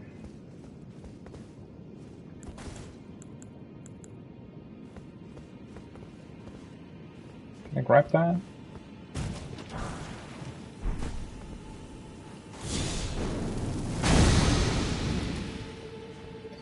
Yeah, the question is, I think I ran by one of these pillar things earlier, though. So I wonder if there are more buttons that I could potentially press. Also, the thing is just, it definitely made sense that there was something that you could do. I mean, if the button wouldn't have been there, I definitely wouldn't have tried fighting this soldier, because it just doesn't seem right? Because the rod damages you way too much to make this fight fair in any sort of capacity. If you don't find the platforms, then this fight just doesn't really make any sense to even attempt, I feel like, unless you're very overpowered. But I think I'm already slightly overleveled for this, so unless there are very, very potent and powerful things that you can use to get rid of the rot, but I don't think there is, right? There are items that can cleanse you of rot, the same way that my incantation does, but they don't actually give you that much more resistance, so I think you would still take a whole bunch of damage. More than enough anyways to make the fight so annoying that it doesn't really make sense. Okay, but I do actually wonder if that looks like something. I mean, that's where I need to go. I could just go there first. I mean, I halfway expect this guy here to be the most threatening enemy here, which doesn't necessarily mean that there's nothing else that can kill me, but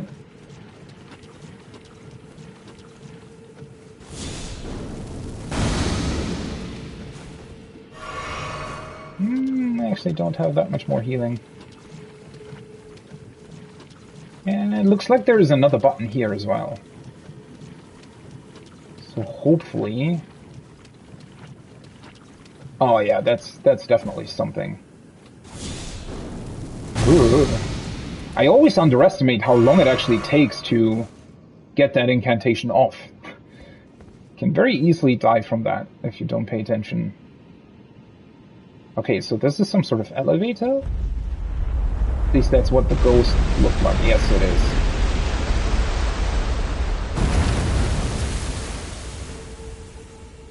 Okay. It's a pretty big structure. Ah, that's interesting.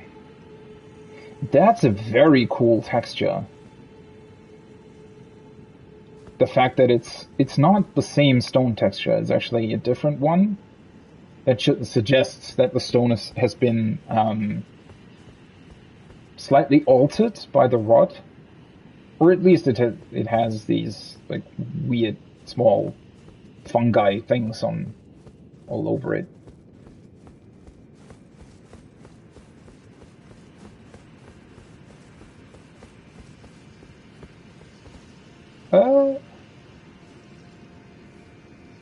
Wait.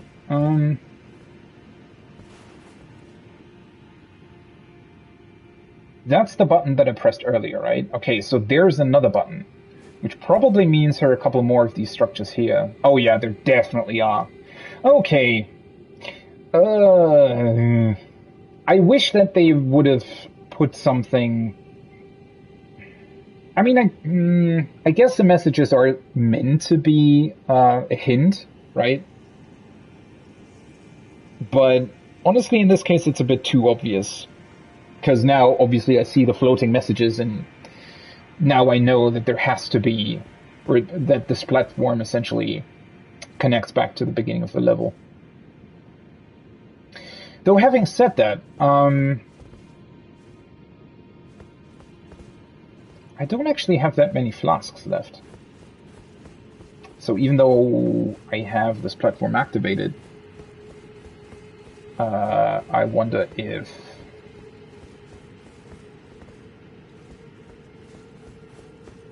I have enough healing to actually go through the entire thing.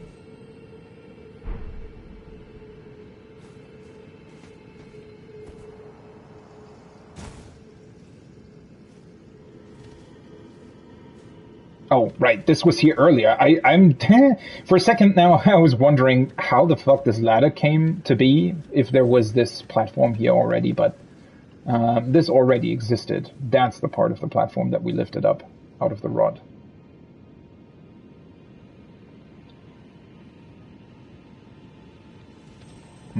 Okay. I can hear a scarab. Is that a white one? I think it might be. Yeah,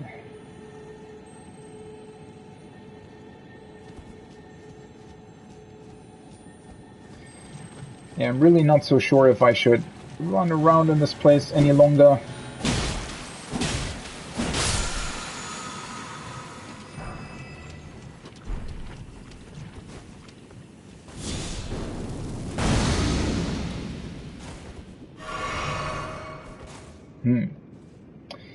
Okay, a couple geckos there. I'm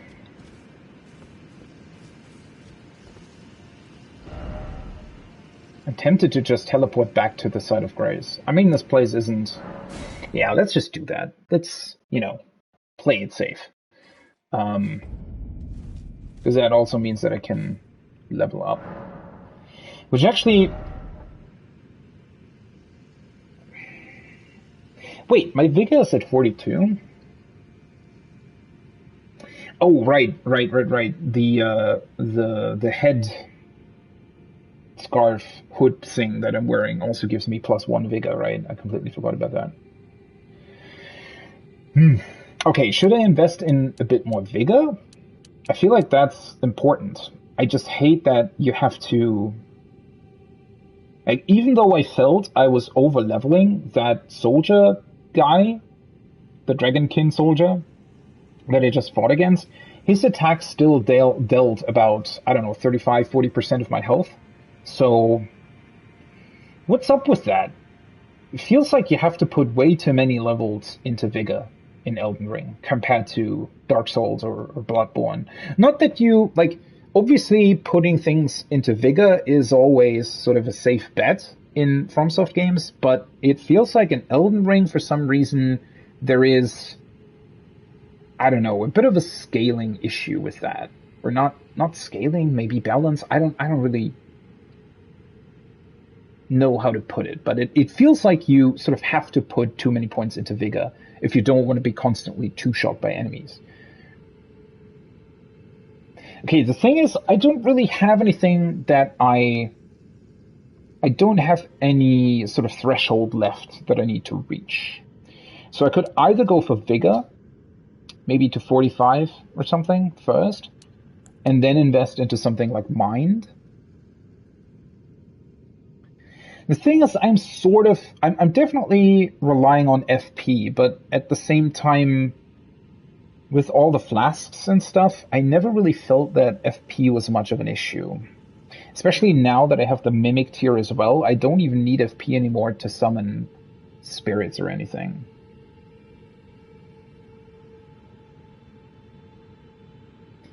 So I don't really know. Obviously I could go with more attack power, which is always kind of great. But at the same time, I also know that I can still upgrade my weapons a whole bunch, which I don't really know. So intelligence would increase the strength of my spells, correct? And faith increases the strength of my weapon because it also deals holy damage.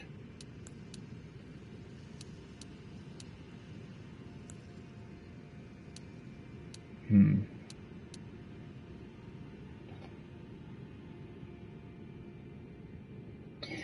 mean, I could go, even though I don't like the skill faith from its sort of description, because well, at this point I'm not really RPing anything anyway. Endurance, I don't know, endurance seems to be wasted somewhat currently. More stamina is neat, because obviously it gives me more consecutive attacks, but then again, I've never really felt like that was an issue either. So the only question is, I think, so the problem is just looking at the stats, right? Getting 30 vigor more, or 30 HP rather, probably in the long run the better choice compared to 2 more attack power. But at the same time, dealing more damage doesn't seem to be too bad as well. I don't know, I can't wrap my head around the weird way that they've balanced this game. Because, I mean, I just fought against that weird Godskin noble guy at Liurnia's Divine Tower, right? And from a pure strength perspective, I mean, I would say that the noble guy definitely had more threatening attacks compared to this Godskin soldier, right? But the raw damage output that both enemies did were exactly the same. Yet at the same time, this Godskin soldier here even had an actual boss health bar. But the Godskin noble at the Divine Tower actually had more HP. At least I think so. Also, they're giving you a summon here, whereas against the Godskin noble, they didn't.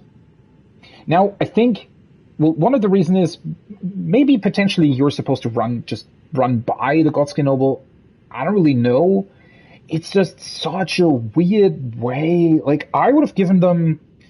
So, fighting both enemies, they somewhat felt similar in terms of their strength level, but their HP values are very, very different, which makes them... It made the Godskin noble a lot more threatening at the end of the day.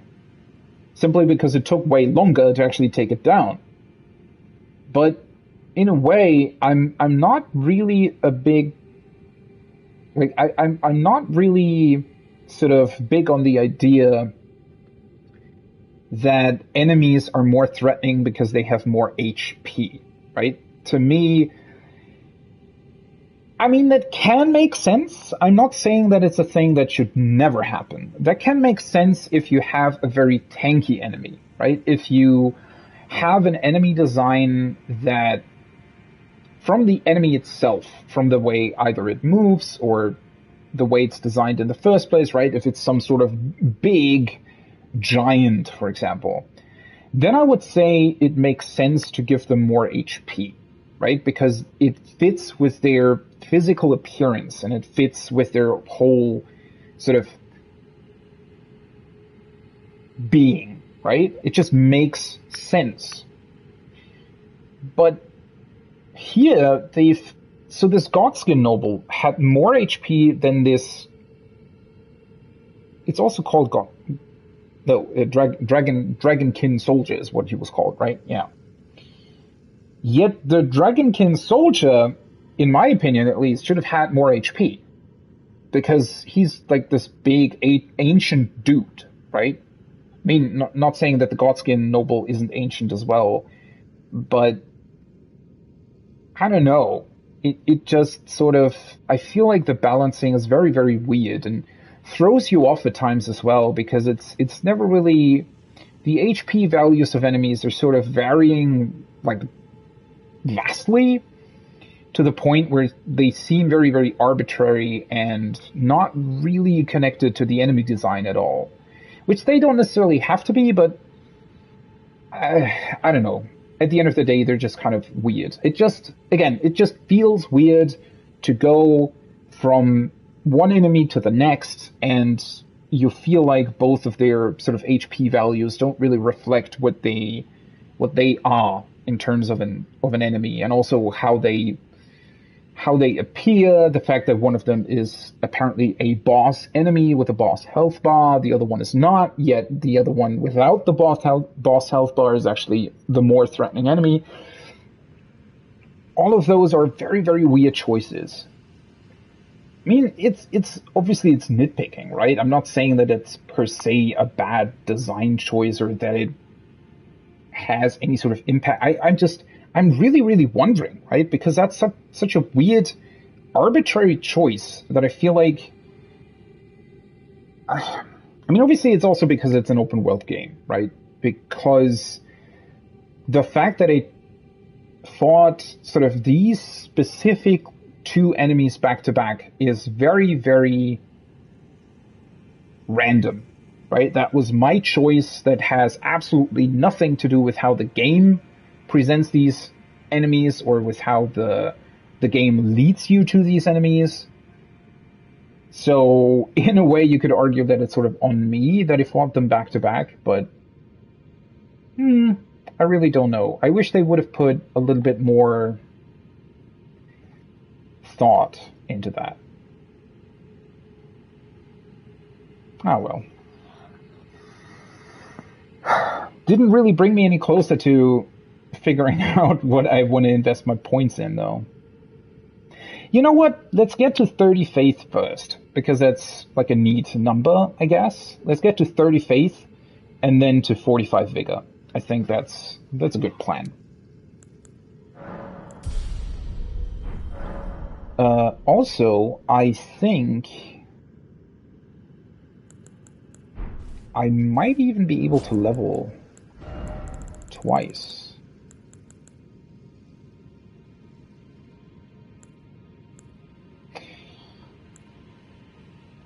Or not. I don't remember how many runes these give.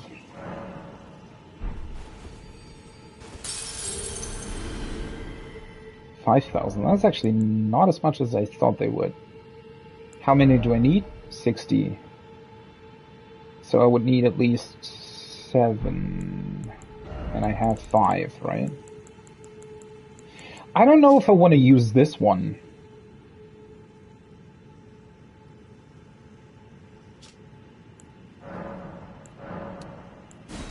Potentially.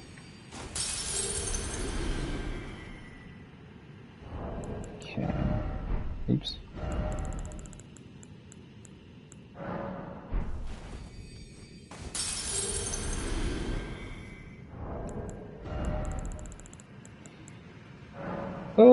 And this one is 2,000? 2,500, okay. So I actually don't want to use 2 of them.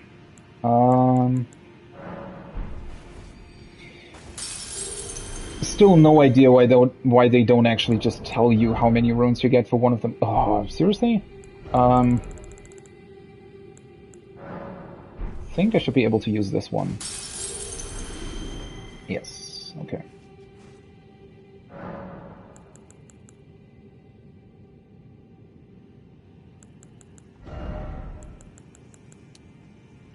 "30 Faith." Yeah. Then I'll go to, as I said, I'll go to 45 Vigor next, and then I guess I think about it some more. Actually, I kind of hate that my weapon scales with faith, but my spells that I like to use scale with intelligence. It's kind of a bit annoying that I'm using both. I mean, I don't really care, right? Technically, I can level as much as I want. But,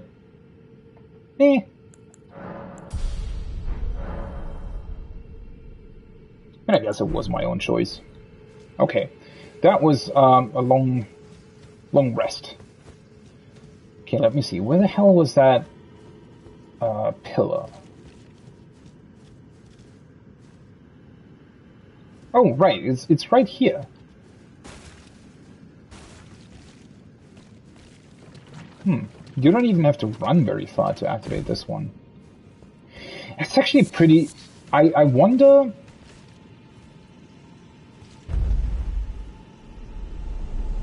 So technically, if you recognize this right away, you never really have to deal with the rot in the first place, it seems like, right?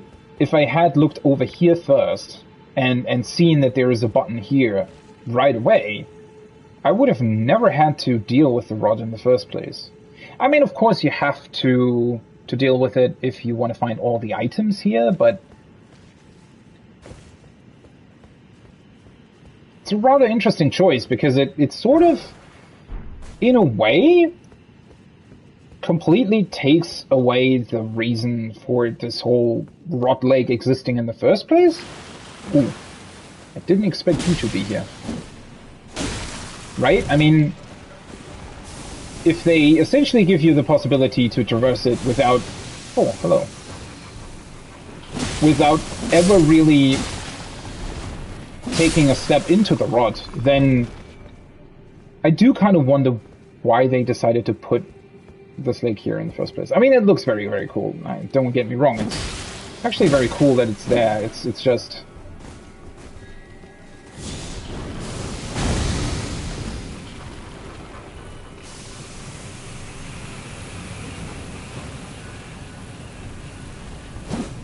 Oh, for fuck's sake. Then again, having said that, I felt like the poison sections were always kind of weird in FromSoft's games.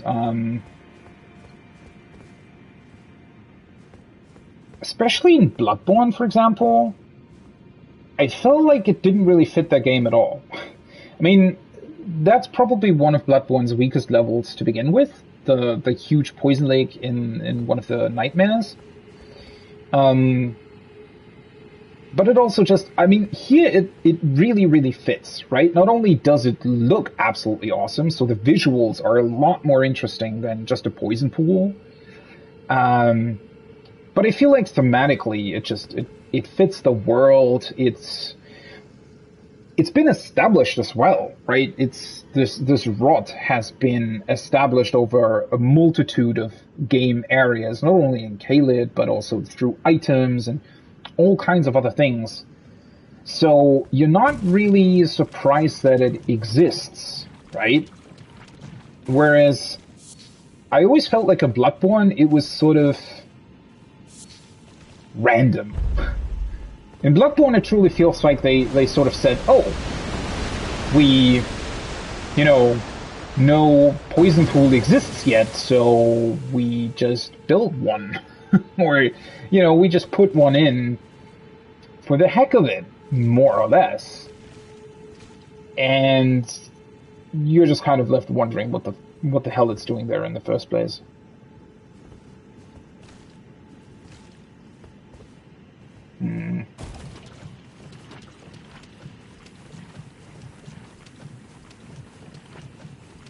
These items here are a bit annoying, though. Oh, more black key bolts. Interesting.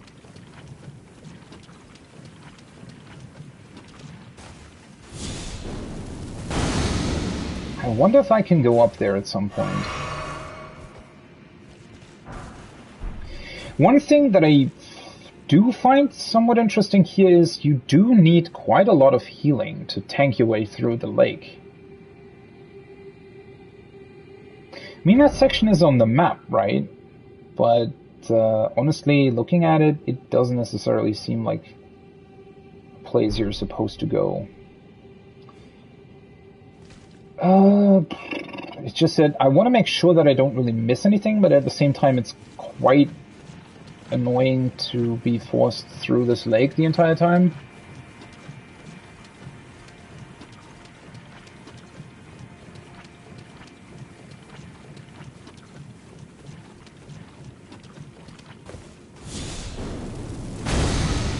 Oh, wait a second, this was the platform that I activated earlier, huh? Do they deactivate if you rest at a site of grace, or... Maybe I'm seeing that wrong. It looks like as if the platform that I activated earlier disappeared again, but maybe it just looks like that.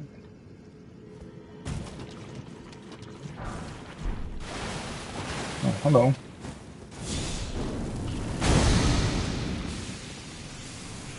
Warming stone. I think I got one of those already, right?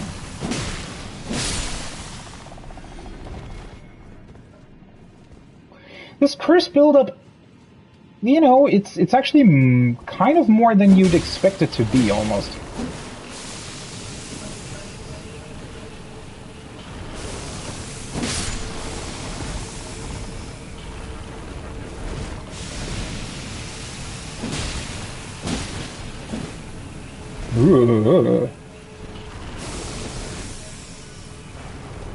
It also takes a while to go down.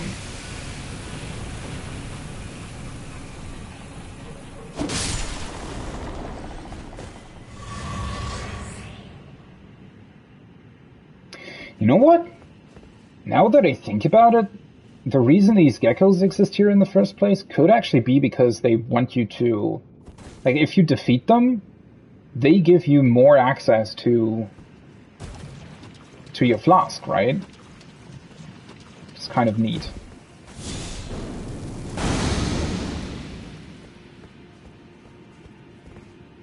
No, I think the platform that I activated earlier actually stayed. Oh yeah, the other platform stayed as well, okay. Interesting. So that means that I forgot to activate this one then?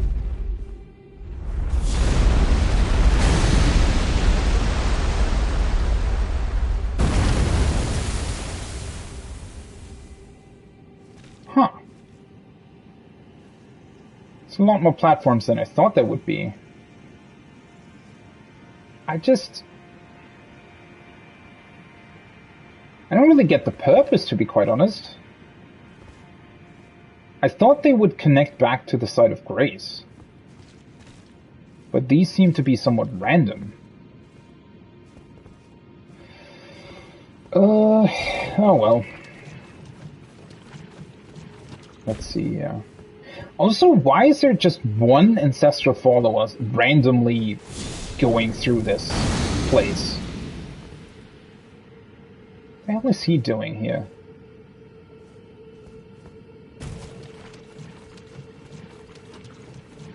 One thing that I like about this, right? It seems to have been quite carefully designed to give you just enough room between platforms to make it, like, threatening, right? To the point where you think, oh, I'm gonna get poisoned. But you can actually get to the next platform without being poisoned. Like, if you just run straight from platform to platform. That's also kind of cool. So, I think this is actually the last thing that I still need to check out. maybe.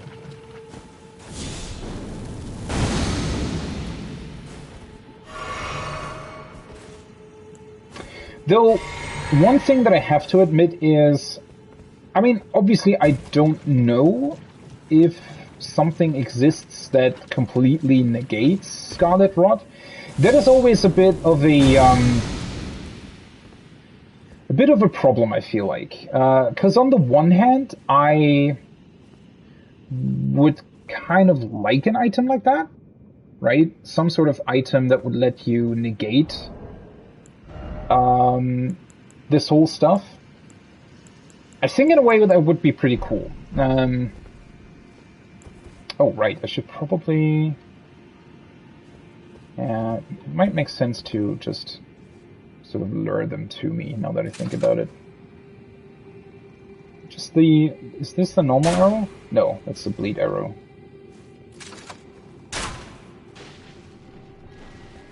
Oh, whoops.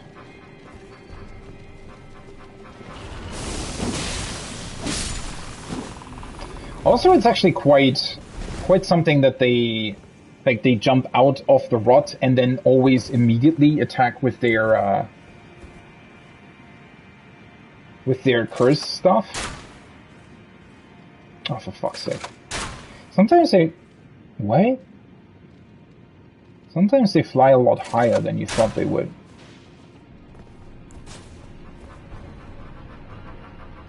Also, there's a bunch of them. That's what, like, at least 4 of them?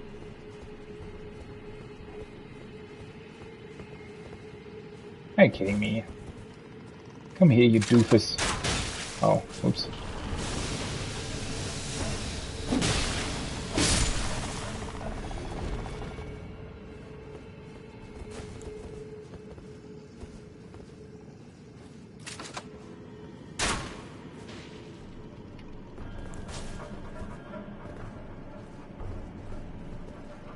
Probably a whole bunch of work for nothing, but oh, seriously? Why are they...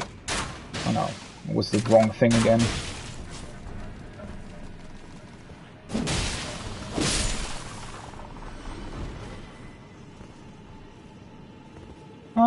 Let's lure one of them here.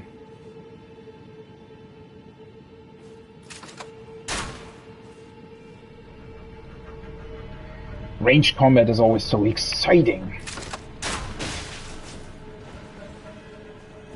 No, seriously.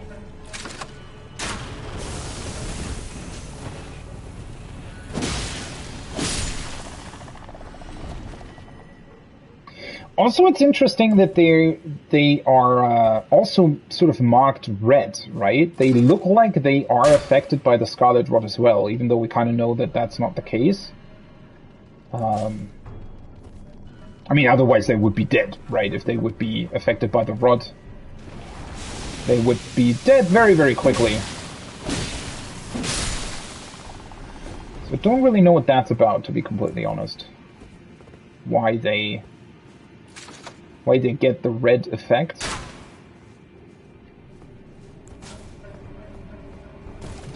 What did he drop? They dropped the butterflies? Interesting.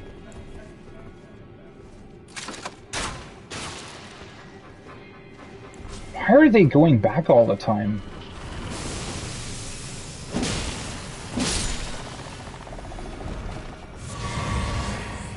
The butterfly. Wait, that gave me flasks. Isn't there one that I still have to kill? Oh well, whatever.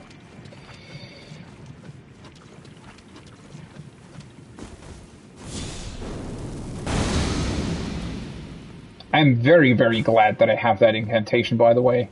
Don't remember where I got it from, but I think it might have been just from the guy in the, what's it called? The Round Table Hold that sells you incantations. Okay, so there is a reason to go on top of it? Maybe?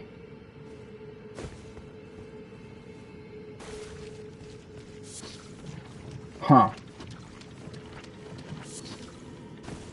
To be quite honest, when I first, went into this place, or rather, you can see this place from the very top, right? There's this, as I said before, there's this like small tunnel that basically lets you see this entire area, right? I mean, obviously you can't see much because it just looks like one big rotten lake. But they give you an overview over the entire area very early on, more or less. And now that I've been here, especially with that thing, sort of, right? With the fact that they give you this overview, this area doesn't feel threatening at all. Like, once you figure out that these platforms exist, and especially if you have something that negates the rot, there really isn't that much threat here. I mean, it might be that I eat my words later on. There might be some sort of weird boss enemy that I still need to fight. I mean, obviously this place still continues, right? It's not just this area. But for a poisonous lake, it's much more inviting than the other stuff in other FromSoft games. Why are there still 2 of these? Wait, should I flame sling? Can I hit it with that? I can.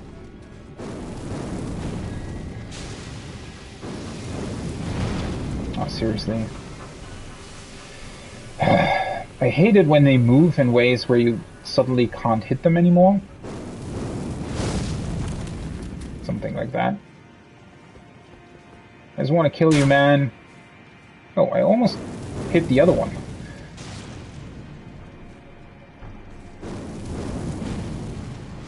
Ah, seriously? I just want to get rid of one of them. Don't want to fight both if I get down there. Okay, so what's the safest way to get to that item? Probably from here? Yeah. Mushroom crown. Praise the mushroom. Wait, is that...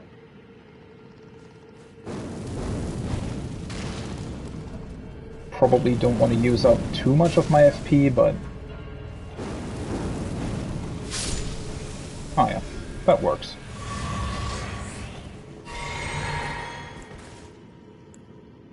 Is that headgear? It is. A mushroom crown. Wow, it weighs quite a lot. So you can, what are these things called from The Last of Us? The clickers, right? You can become a clicker. Mushrooms found growing all over the body. These overgrown mushrooms form a towering headpiece. Raises attack power when something nearby suffers from poison or rot.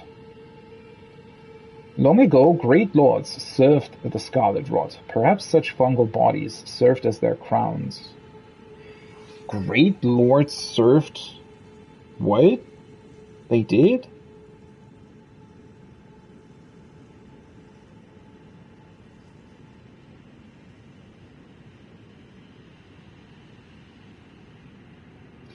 I'm still not entirely sure what this whole rot thing is actually about in the first place. I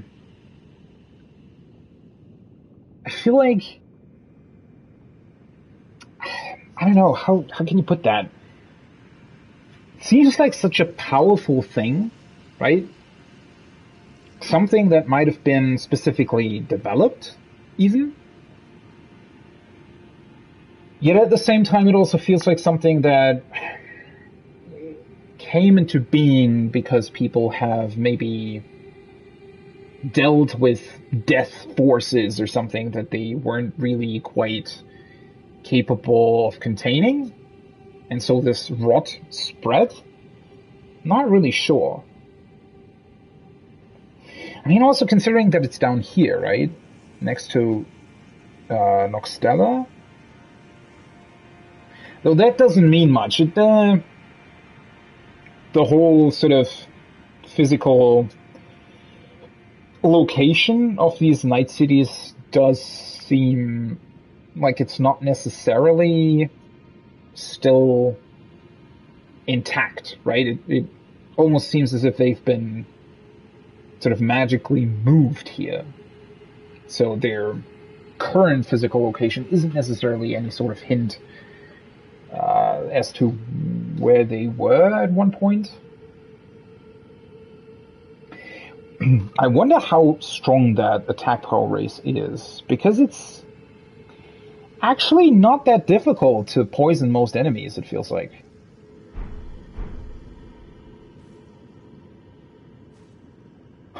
Though, I have to admit, one thing that I'm always sort of curious about, or curious is the wrong word. Not necessarily curious, more... well, frightened doesn't really fit the description either. Concerned, let's put it that way. I'm always slightly concerned that putting on weird headpieces like that actually changes something about how your character works. Or it always feels as if those sort of special things have like hidden or potentially hidden functions, right? Oops, that's actually not what I wanted. I mean, obviously, I'm really not sure about that. I don't think they do. Now that I really think about it, I don't think I've actually ever seen like a hidden function or something of a particular headpiece like that.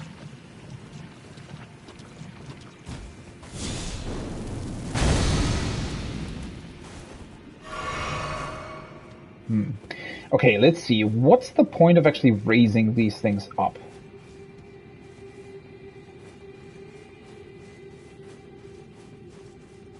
Because as I said, I honestly thought they would just connect the site of grace where you start from. Oh, yeah, that's what I activated first. I thought that they would actually connect the site of grace to this entrance, but clearly they don't.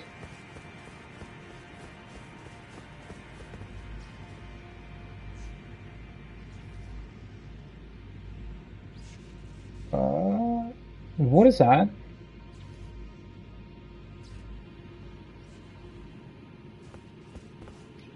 Do I want to engage with that? Oh. Oh, it's one of these things. Oh, okay.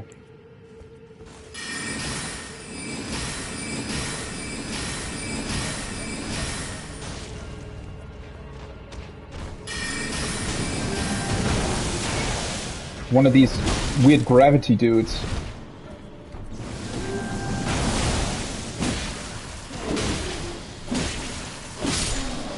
I completely forgot. See,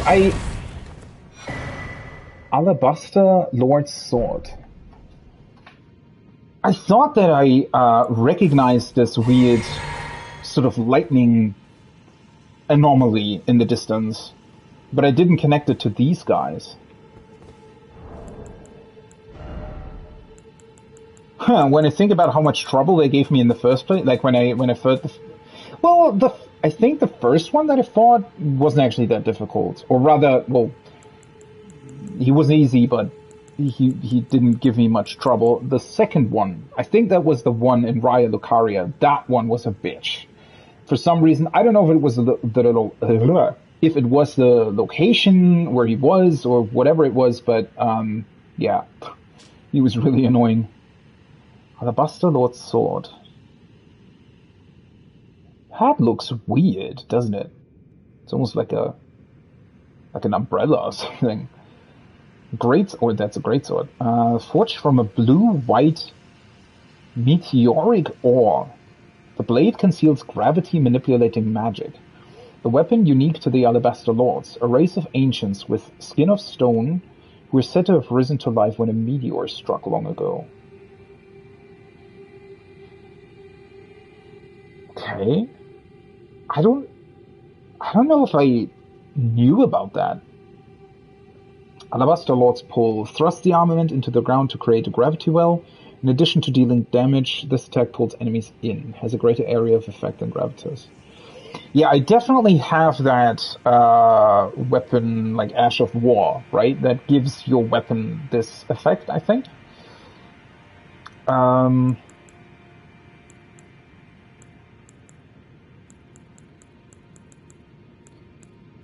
Maybe that's where I'm remembering it from, because I almost thought that I had another weapon that was very similar to this, but maybe not. Uh,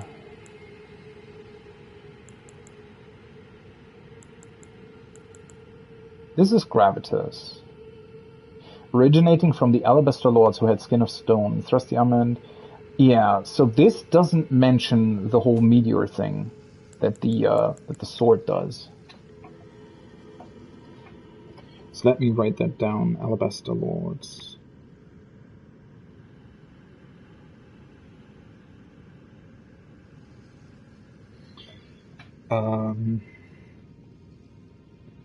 What does it say? Risen to life when a meteor struck.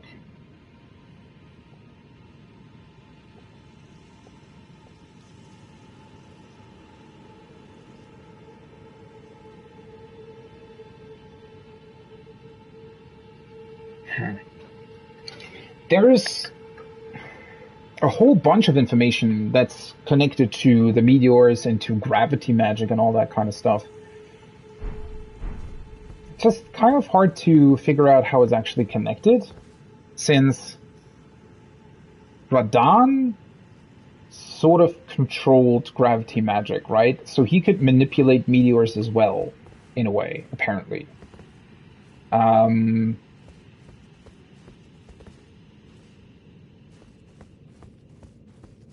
just struggling to understand how that's connected to everything down here, more or less. These weird alabaster figures and those other... The enemies that look very similar to this, but they can like summon these bubbles, right? They're sort of connected to this as well, in a way. Not really, but in a way they are. So,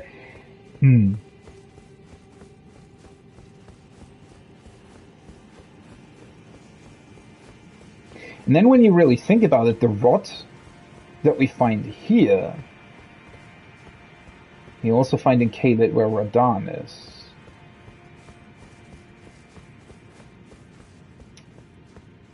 Does seem to be quite unclear, though, why some of these things work the way they do. Also, what the hell is up with this whole platform? Did I raise this out of the ground just to fight this one dude?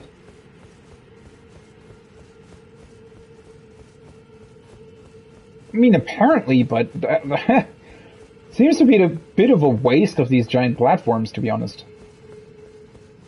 I mean, let's just continue the level. Maybe there is another reason for why they exist, or a couple more of these platforms that we can activate somehow.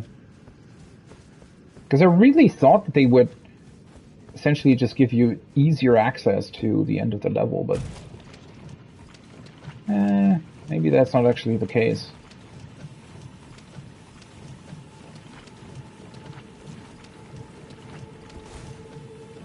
Ooh.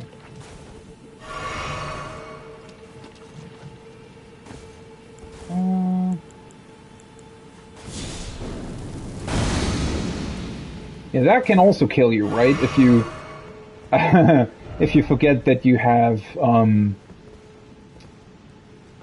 switched your spell and stuff, and then don't switch back fast enough. I don't... A Scarlet Rot waterfall? Ah, okay. So that's where the level continues, clearly. Did not expect the Well, it's not a waterfall, is it? A rotfall?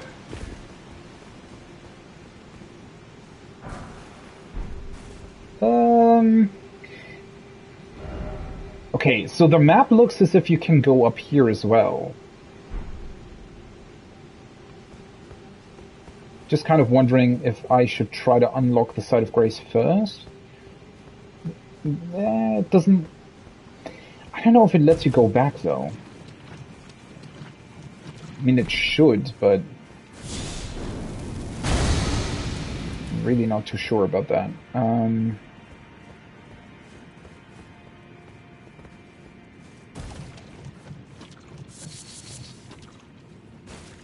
Were the faded earthly flowers used to craft the anti-rot stuff? I don't actually remember.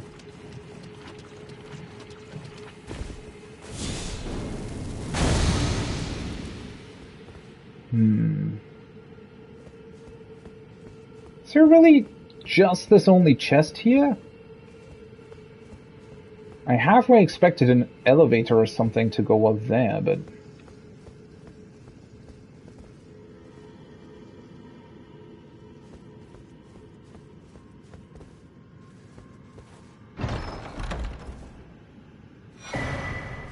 Oh.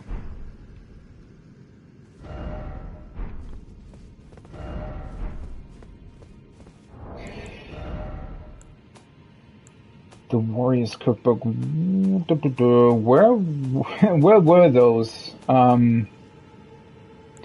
Oh, right. I completely forgot to look at this. Wait, which one? Was it the Stargazer heirloom that I got where Ranni's body laying?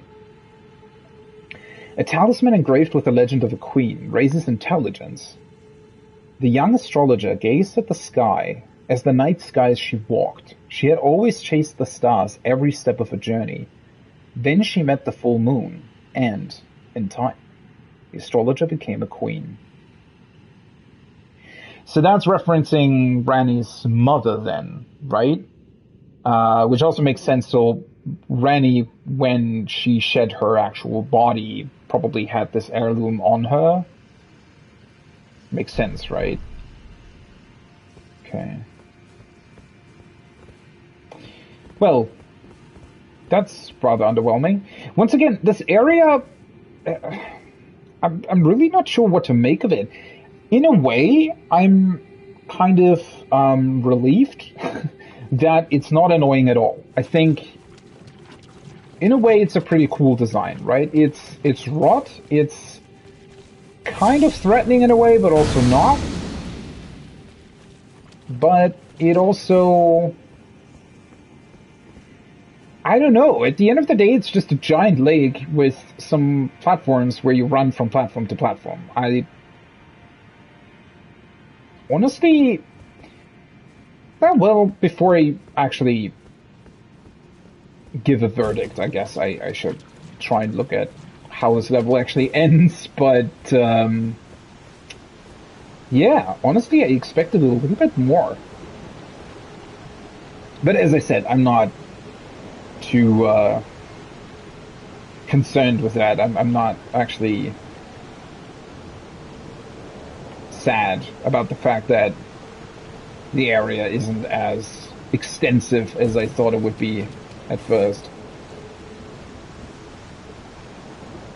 Why are there so many bloodstains here, though? That's slightly concerning.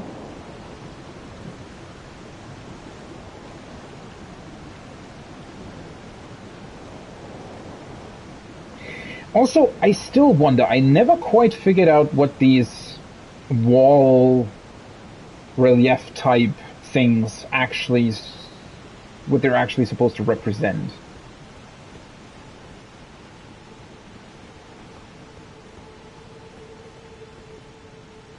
Why are there bloodstains here? Is that just from people that were still infected by the rod and then just died here? Okay, this place is quite a bit bigger than I thought it would have been.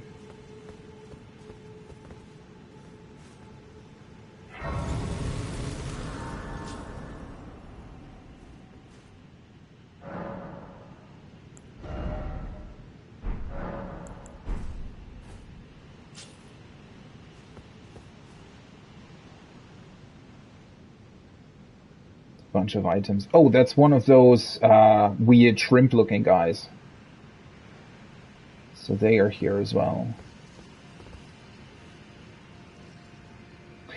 Once again, the visual of this, like, rot is really, really cool. I don't know what it is, but the sort of shade of red that they've chosen both for the fog and for the actual rot liquid itself is really, really cool. It's a really unique color, I feel like, that is rarely chosen in video games. Or in general, as sort of a color grade. Because it's not quite pink, right? It's this weird dark magenta, or whatever you want to call it.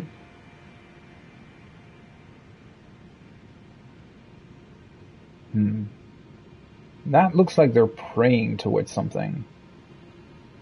That looks like a boss room, to be completely honest.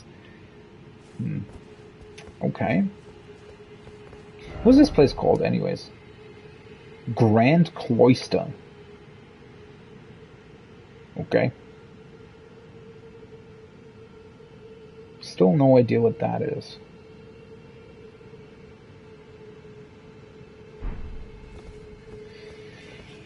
I don't really want to miss anything, though.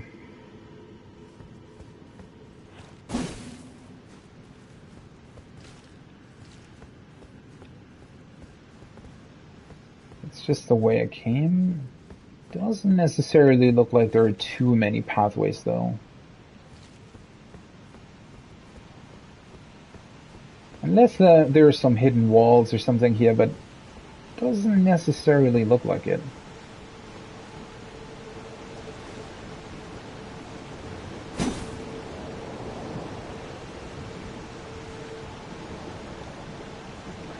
What is the point of this, though?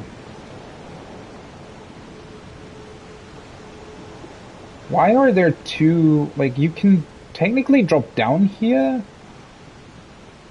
Is this just a random piece of level design, or is there more to this? That almost seems too random, right? As if I'm missing something here.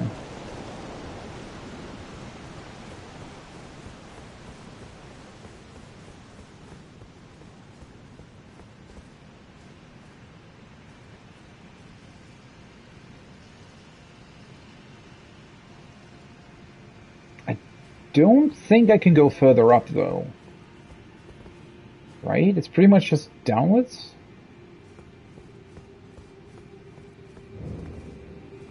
Grand Cloister.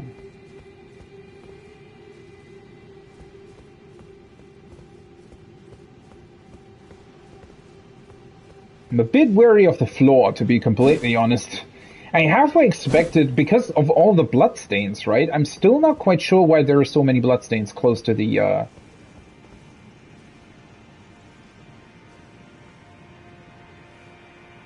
close to the site of grace, because I thought, in a way, and that's why there's also, because of the second access point, right? Because you can technically just drop down there and then take this path towards the site of grace. I halfway expected the staircase to sort of crumble and fall down or whatever, something like that. And the floor here as well, right? Just looks crumbled up and as if it would break away very quickly. What the hell is that?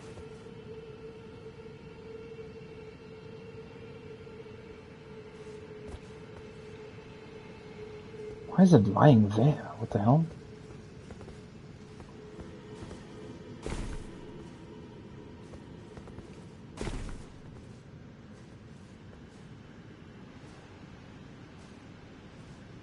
I mean, that might be some sort of hint that you can drop down to that place. I mean, obviously you can, but the question is, do you want to? Or maybe you have to.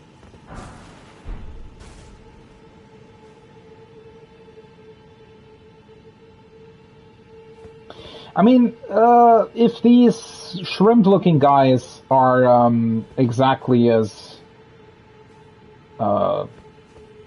strong as the last time I've encountered them, then they're actually not that difficult, hopefully. Oh.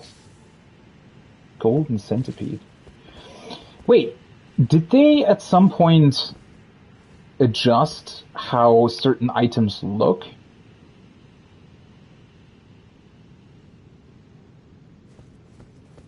Or is this golden centipede something that you can farm?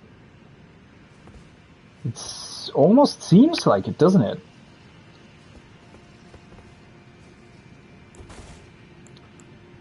Okay, let me swap back to this. Just need to make sure that I'm not running into a situation where there's too many enemies. The problem is they also have their weird ass ranged attack, right? So probably want to deal with them as quickly as possible.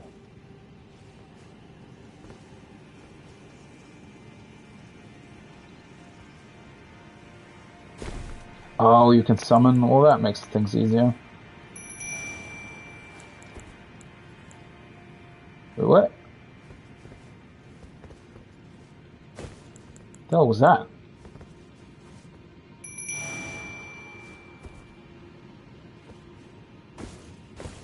Do I have to... what?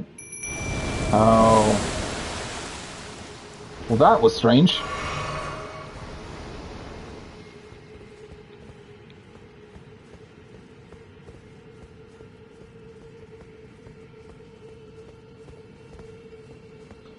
Hello there, my dudes. Yeah. I know that they can be rather annoying because of their movement, but... and their ranged attack, obviously.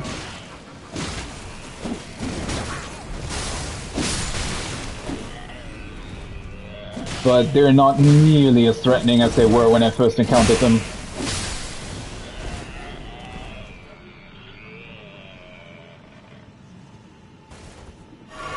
However, I did not remember the weird sounds that they make. Can I go through this entire area with my mimic? Should be able to, huh? Come here, you doofus.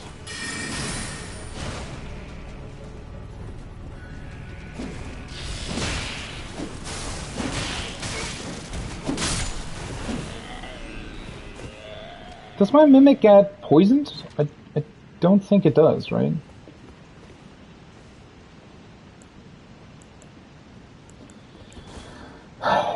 Do want to try running back there. I have a feeling that it'll kill my mimic. Let's just deal with the enemies first. Is there another one back there? Doesn't look like it. I mean, to be completely honest, this probably also would have worked on my own. It just would have been a lot more annoying because of their movement, but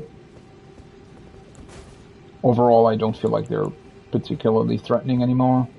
I mean, well, I say that now, but the thing is just that you never quite know. Like, they have this weird way of avoiding your attacks, while at the same time you can run into a situation where multiple of them are hitting you from a distance.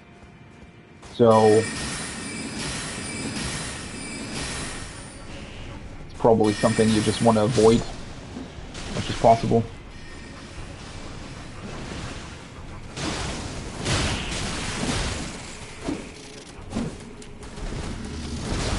What the fuck was that? Didn't know they had an attack that can be held for so long.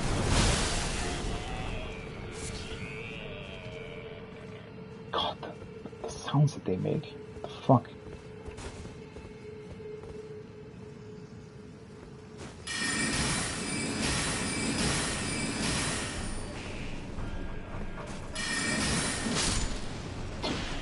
First one's just dead immediately.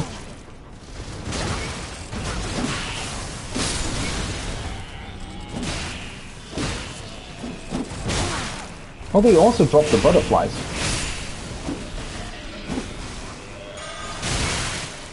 Yeah, that just deals an insane amount of damage. If you... Probably because it hit me from the back or something, I'd imagine. Has to be something like that, right?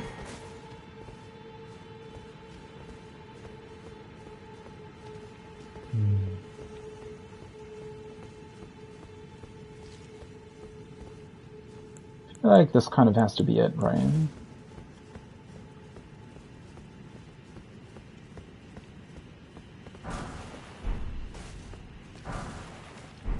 Fan daggers.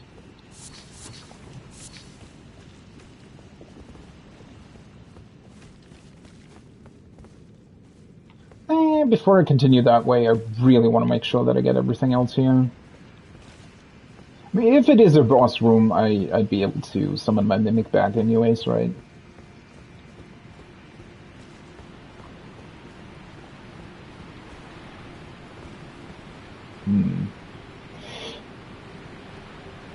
What? Rest in coffin? Oh. What? What? Huh? Why do you... What? Guess they mean that one. Well, that's weird. Why do they present the option like this? Okay, so... Resting in coffins is kind of a FromSoft thing as well, right?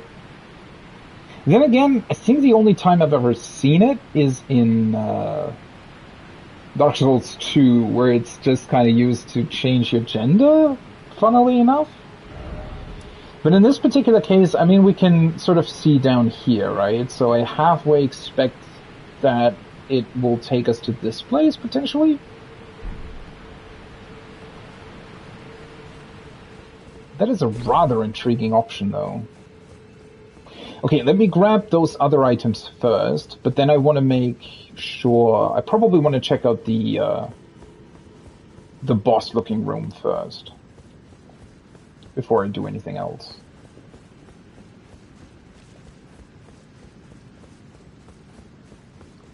I mean, yeah, in a way, typically... I would say something like that coffin probably just transports you to another level. Since we can see that one other room on the map, it will make a whole lot of sense if that's where it takes us. Beast ahead? Really?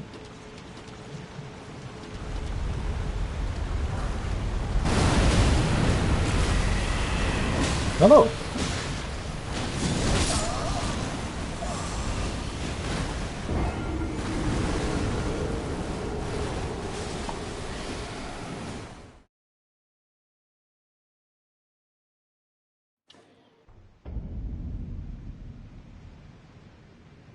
Are you fucking serious?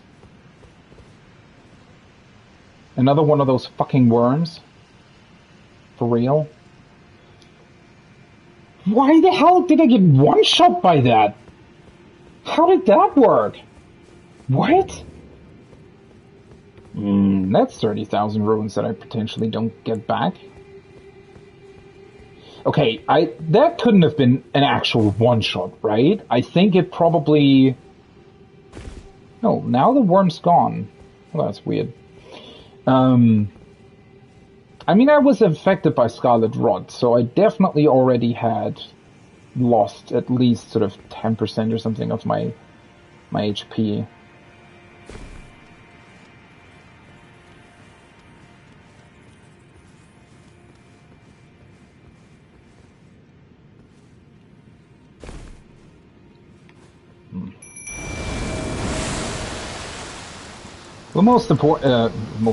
The most annoying thing about all of this is that now everything has respawned. Why is there another one of these worms? Like, seriously, those are probably the most annoying enemies in the game.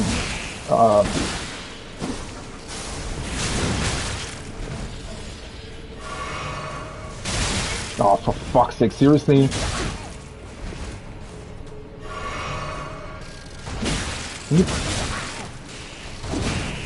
See, that's why I said that these enemies can be, like, very annoying, because they can sort of stun lock you in a very weird way. The hell was that?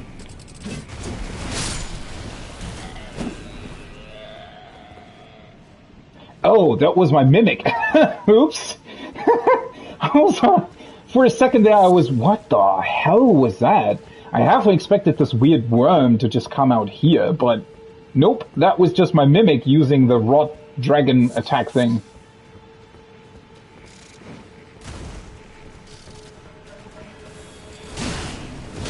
That's definitely an annoying part of them, right? The fact that they sort of have this weird way of like crawling around like that. Oh, for fuck's sake, seriously?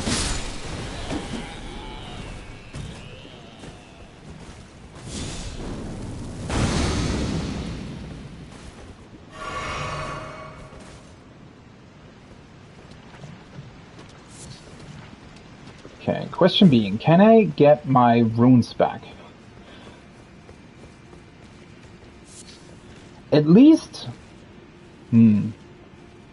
Well, the problem is you can't really run away from that weird worm enemy here, right? Because I can't go back up. I wonder when it actually appears.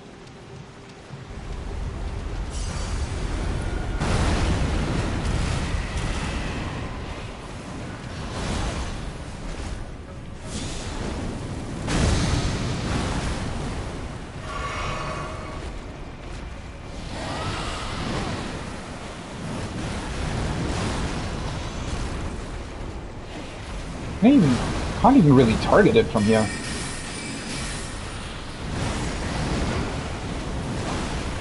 Yeah, it's got your typical insane amount of HP.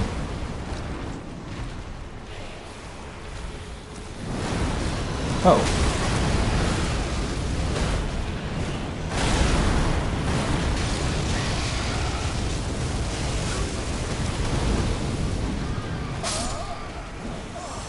Well, now at least my runes don't lie back there anymore.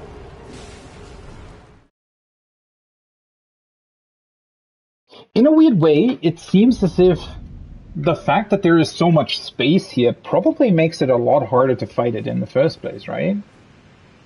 I mean, I grabbed the items, and I can grab my runes now, so shouldn't be that big of a deal. It's just...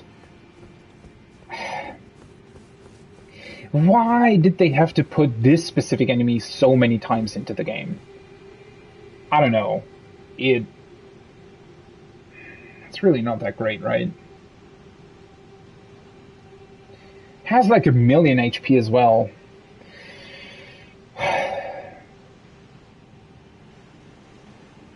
And it spawns in a very weird position. I don't think I'm necessarily going to bother with it at this point.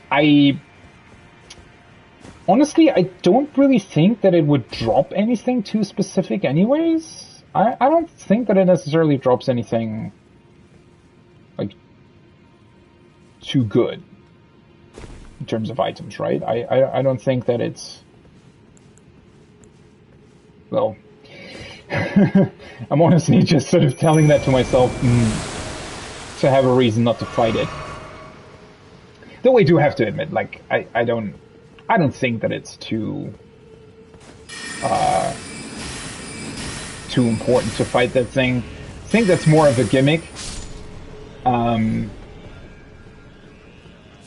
Sort of a cheap gotcha moment here to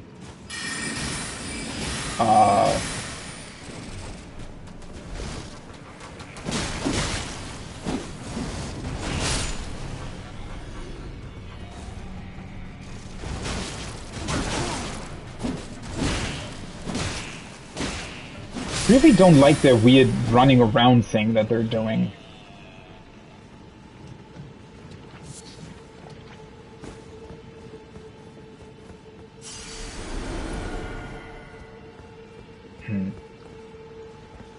I wonder if there's some sort of trick to deal with that thing. The biggest issue is this is quite a large place where it can sort of roam freely and attack you from like a million different angles, while at the same time you probably can't really attack it.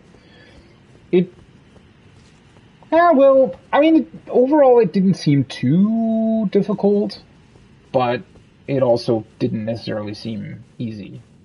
I don't know. I really don't want to bother with it at the moment. Maybe I'll come back here later on.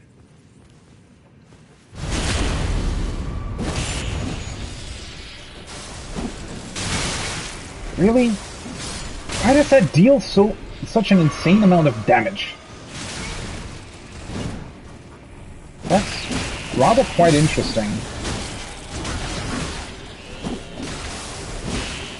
Because you would think that their, like, normal attacks would actually deal... Well, not necessarily more damage, but certainly on par with their ranged attack. Maybe it's because there are just so many projectiles that they sort of... I don't know, when you get hit by all of them... Oh, that was not good. It's also the fucking... what's it called?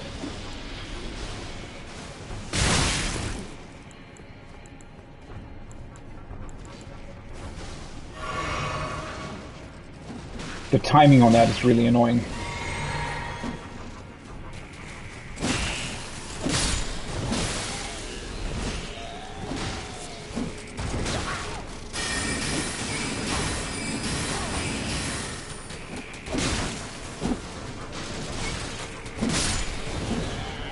I think it's also, while they're running around like that, they can't really...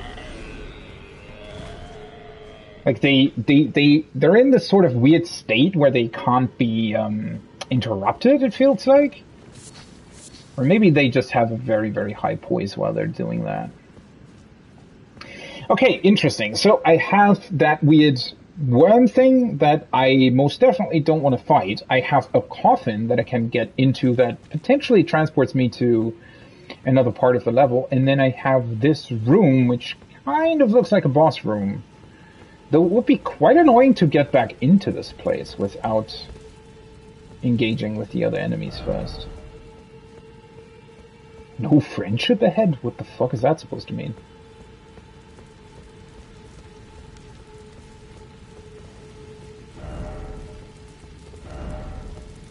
No item ahead. Treasure chest.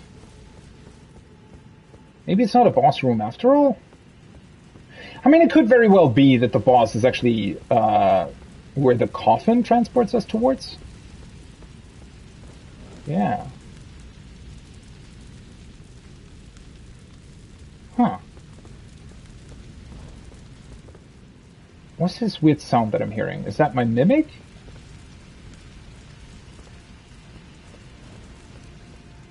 Might be my mimic.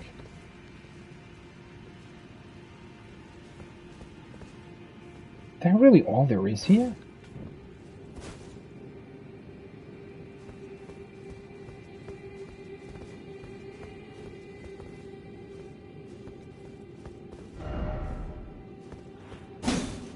Yeah. Of course, there's no hidden path. Oh well.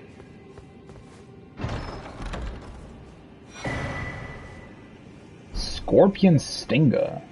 Is that a dagger? Why is it always attacking? So, yeah. I think the coffin is actually the way you're supposed to go, apparently.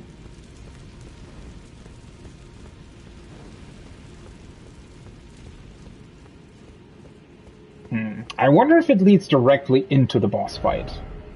Because that would be quite annoying, to be completely honest. Although it doesn't really necessarily seem like that, right? I mean, there's clearly a little bit more going on in this area.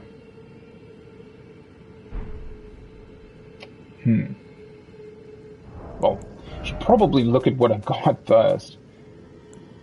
Scorpion Stinger causes scarlet rot buildup. Yeah. Dagger fashioned from a great scorpion's tail, glistening with scarlet rod. I wonder if that's a hint towards what we're gonna fight. Am I gonna fight some sort of large scorpion thing? A ceremonial tool used by heretics, crafted from the relic of a sealed outer god. What? A ceremonial tool used by heretics, crafted from the relic of a sealed outer god. What the hell is an outer god? I don't think I've heard this term so far. Outer god? What? The hell is that even supposed to mean? What is an outer god? That suggests that there are inner and outer gods. Maybe that just refers to a god that's not part of the lands between or something? Sealed outer gods? Yeah, no idea what that's supposed to mean. I guess I'm just gonna take the coffin, huh? The problem is I don't have anything that could transport me back and get my runes back, but then again... it sort of depends on the boss. I really don't want to get back to the side of... You know what? Let's just take the coffin. Let's take the coffin and see what it does.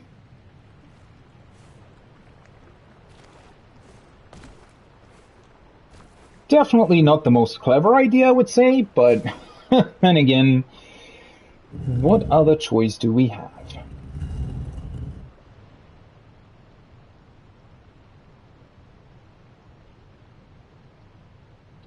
Once again, technically, this drop would already kill us, based on the fall damage that you typically take in this game. So, makes no sense at all, but okay, maybe it's a magical coffin. Let's say it's a magical coffin.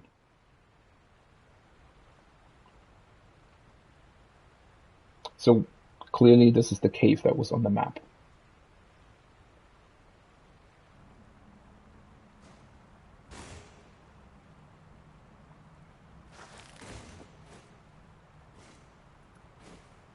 My eyes really look like dragon eyes now.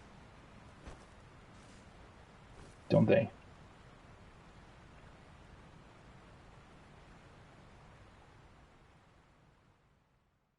Does it put us directly into the fight? No. However, it doesn't give us a side of grace either.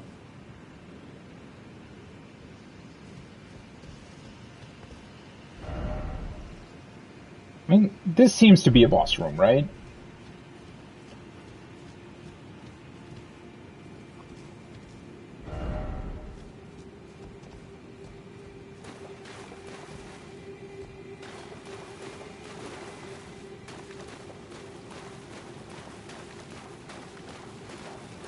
Looks pretty cool.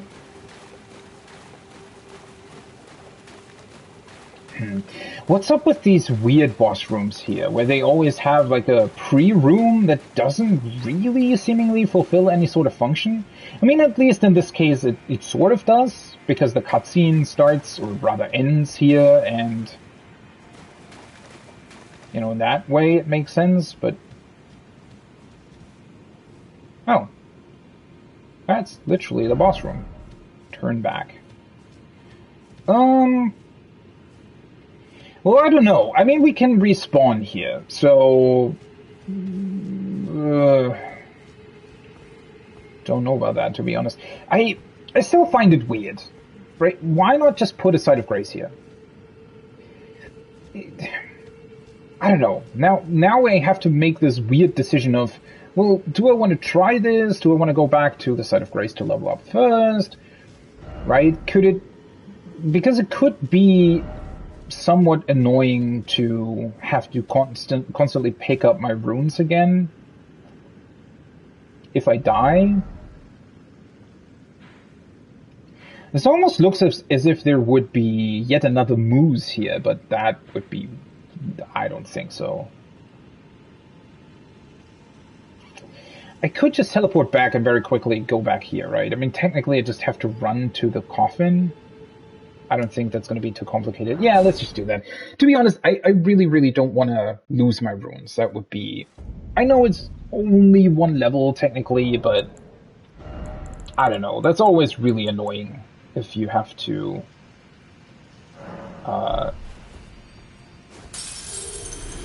sort of get that back. Wait, is that even enough? How much do I need? Of course it isn't.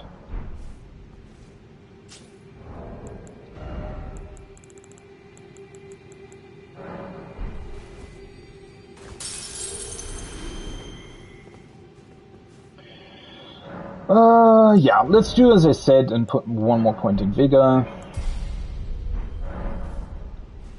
And then just very quickly try and go back to the coffin.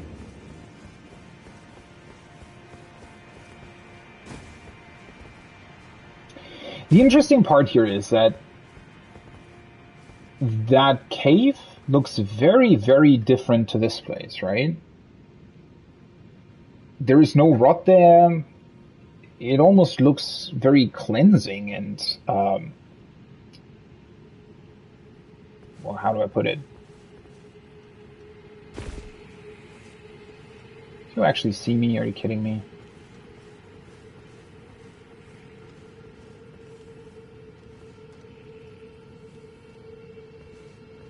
They kinda did, apparently. They're very confused, though. Oh, for fuck's sake, really? I don't want to fight you.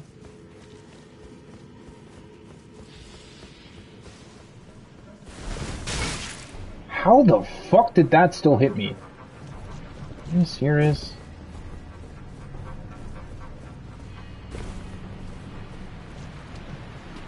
Okay. At least you can rest in the coffin without, like, even if you were in combat. Which doesn't make any sense at all, but... oh well.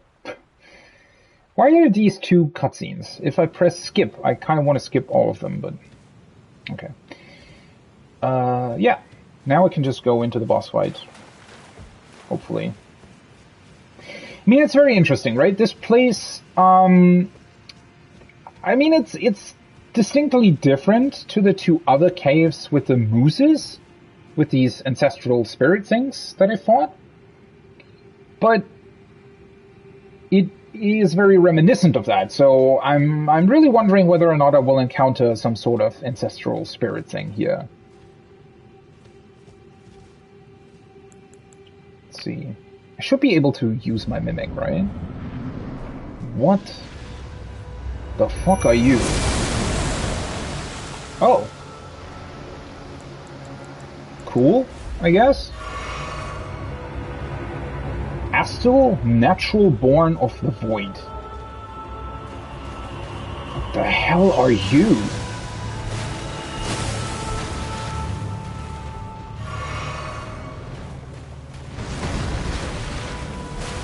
Oh, it really is some sort of weird scorpion thing.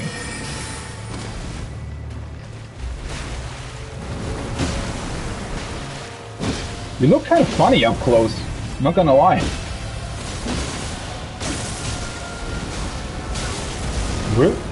Oh. I hate when they have attacks like that.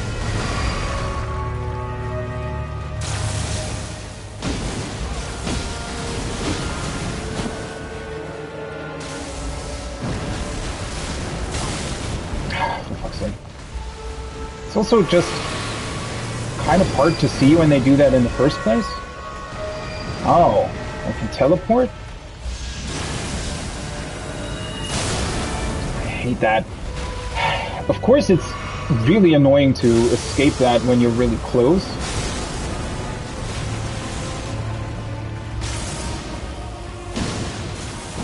I wonder if it almost looks like as if some of these weird pearl things would be some sort of weak point. Oh, well, that's not annoying at all.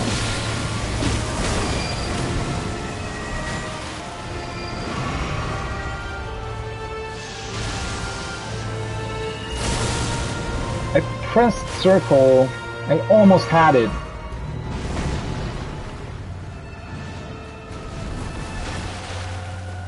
I don't even know where the hitbox of that attack would be. How did that hit me?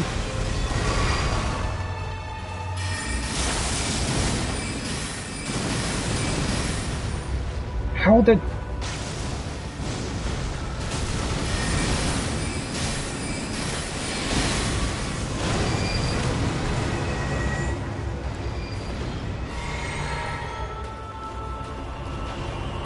What the fuck is that?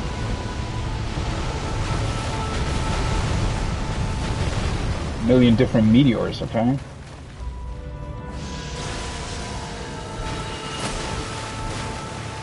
Well, at least that's not too difficult to overcome.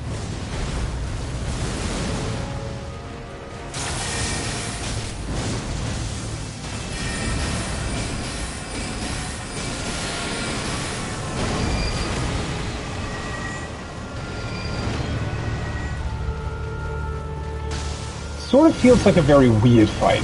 Ugh. To be completely honest.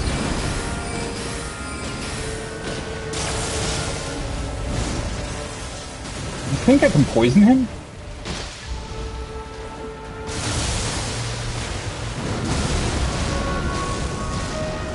Oh, cool.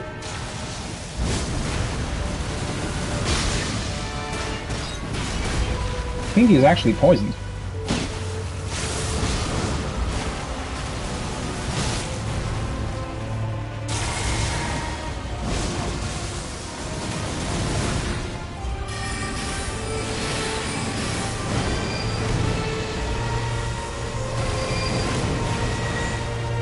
I almost thought that would really, like...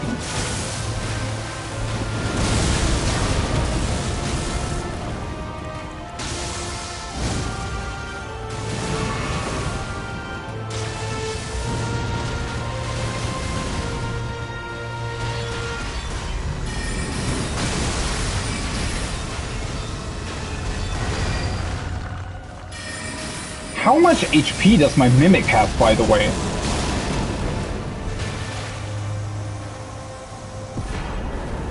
Legendfeld. Remembrance of the Natural Born. Legend? Why is that suddenly considered a legend? Well, that was an interesting fight. I don't really know what to make of this, to be honest. I mean, obviously it was, as always, a lot easier with my Mimic there, but...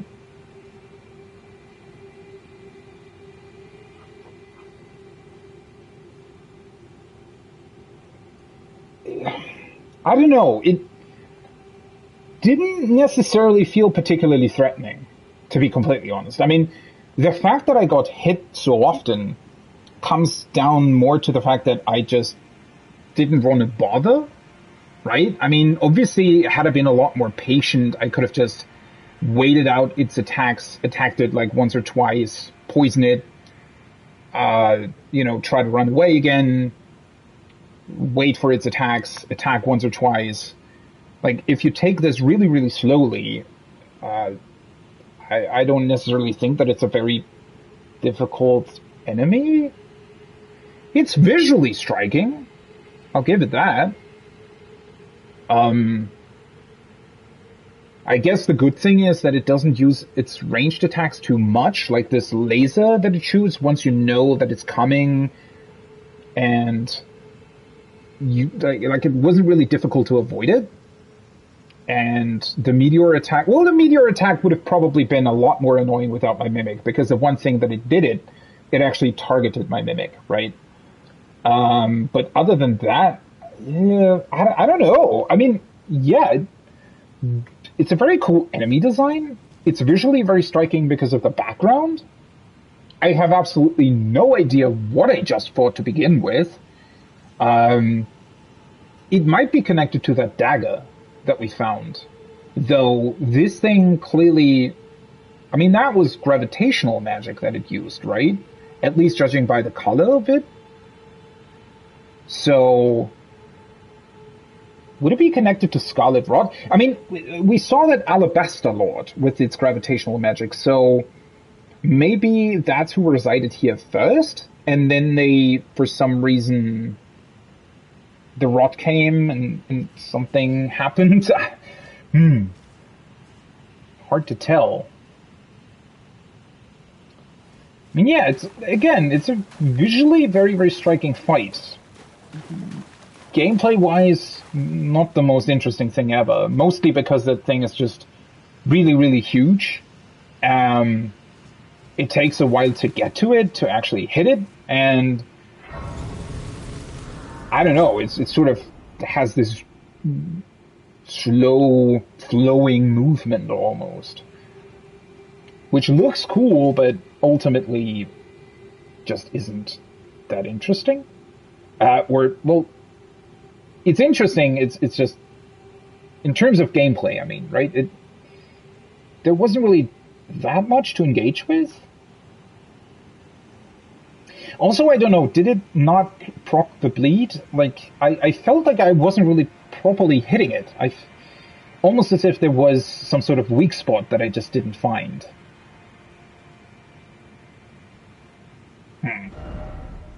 What's this place called? Astel, Natural Born of the Void.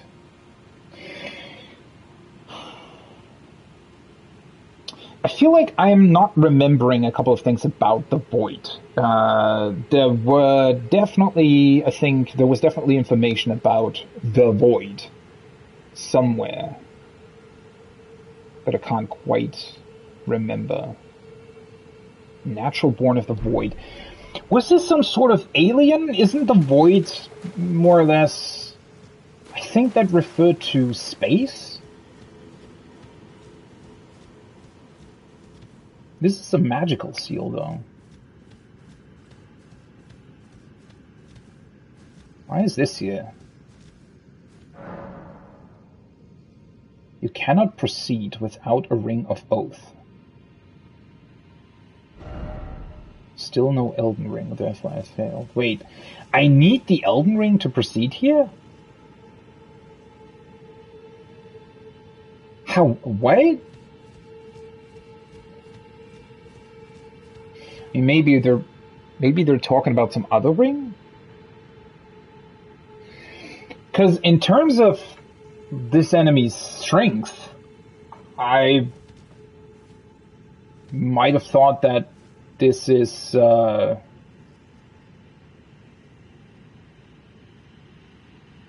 mean, I was definitely on level to fight this, right? So why do I suddenly get a seal? On the map, that almost looks like an elevator of sorts, right? Okay, maybe I should have done that in the first place. Okay, well that makes the whole thing a lot clearer. Okay, so that's how you get onto that plateau. So I need to somehow get a Ring of Oath, which I'm not quite sure if that's actually supposed to be the Elden Ring, but clearly there is something that I still need. And that'll actually teleport. That's a very, very cool connection. I did not think that this is how you get to that plateau, to be completely honest. Well, I mean, I guess now looking back, it's almost the only option, now that I really think about it. But at the same time, yeah, that's a very, very cool connection. Still wondering, why am I not able to get there now? That is quite strange. Well, considering that I'm probably still slightly underleveled for that, like, for the rest of the stuff in Caelid, I guess it'll be time to go to the Altus Plateau, huh? Feels like that's... I mean, according to Gideon, I should have gone there a long time ago, so... all things considered, yeah. Do I want to try and bother with the worm again? I don't really think I do. Yeah, no. Okay, Natural Born of the Void. I know that I have or had some information about the Void.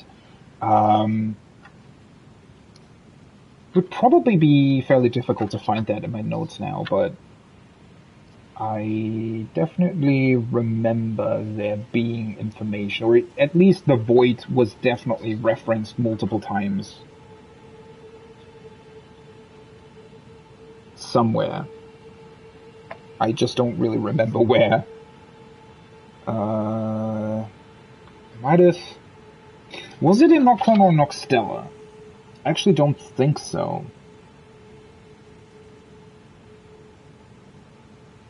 It might have been in the Academy itself?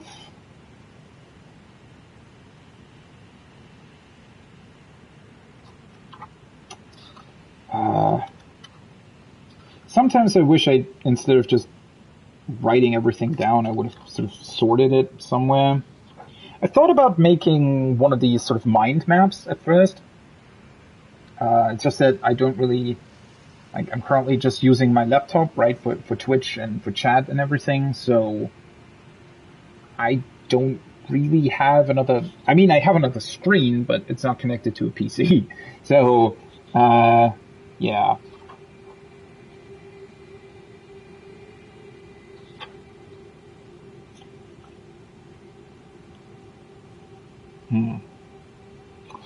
I definitely remember there being something about the void.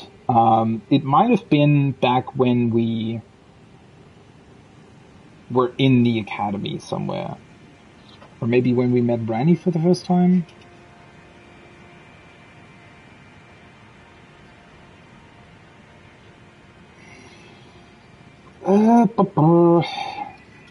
When did I go to the academy, though? That was here.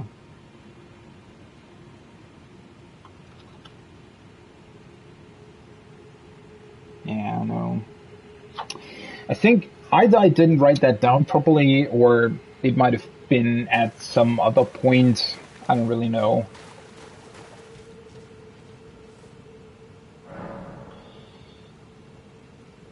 Okay, one more point into vigor.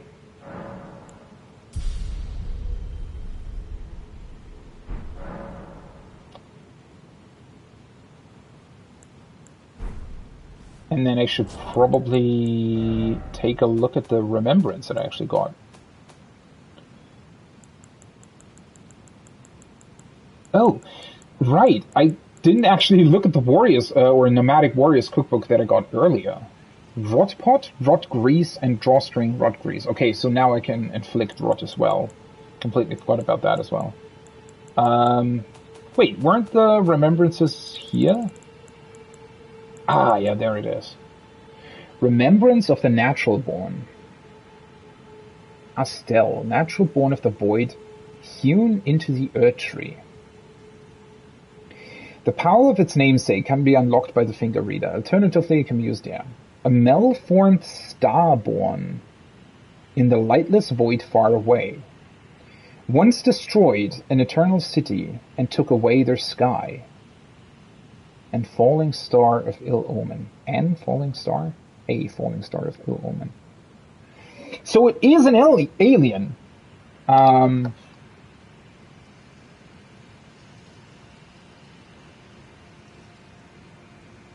Once destroyed an eternal city and took away their sky. What the hell is that supposed to mean? I guess the part... But is it really connected to the rot? It doesn't seem like it. Estelle. Also, these names are sometimes just weird, right? Because why is it called a natural born of the void? Doesn't that sort of imply that there are unnatural borns? That's a weird word, right? But isn't that sort of the implication here? If there is a natural born of the void, then there are things that are born unnaturally in the void? I don't know. Just seems like a weird name. Because otherwise you would just call it Estelle of the Void or something, right? If you just want to make clear that it's an alien or it came from the universe, the space. Starborn. And then it says malformed. Why is it malformed? That implies that we know about other aliens as well that are not malformed, right?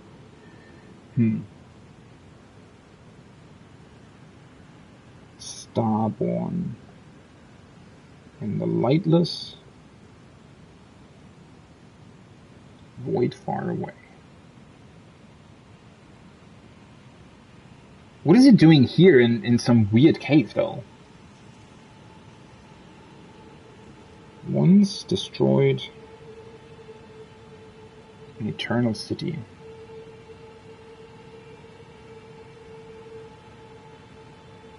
And took away their sky, whatever that means. I mean, well, the problem here is also that I'm really not quite sure about these eternal cities. Weren't they banished underground?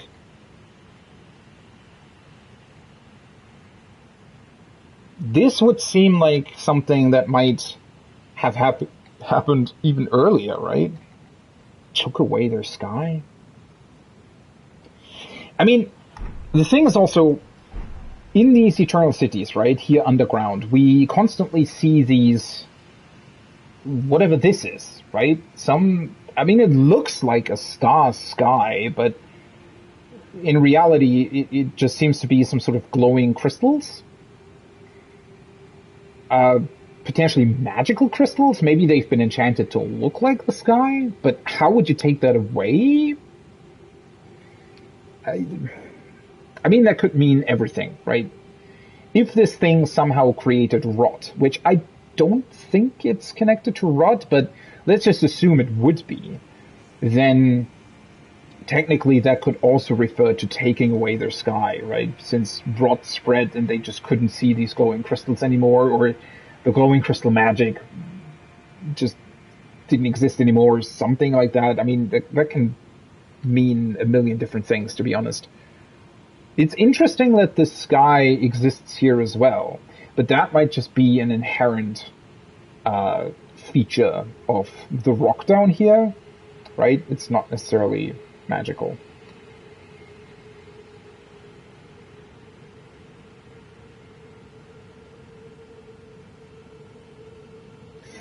Just seems kind of random that this thing would be here in the first place. I mean, funnily enough, it does remind me a little bit of the actual Great One that you can fight in Bloodborne, right? Not the one at the very end of the game, but if you go to the Upper Cathedral Ward in Bloodborne, right, you can first fight this weird alien squid creature that was sort of created by the church, where they tried to get into this alien stuff, cosmic stuff. But then you can actually go into the church, and there's an actual Great One that they sort of kept there, right? Because they wanted to study it and whatever the hell. This sort of reminds me of that, right? Where they, almost as if they discovered this thing and then just enclosed it in this cave for some weird reason, but then potentially because of that, it quote unquote took away their sky. I mean, maybe it had some sort of weird power that corrupted them or whatever. I mean, I guess we can still find answers as soon as I can break the seal, right? I guess. Okay, for the time being, though, I need to take a very, very short break. I'll be right back.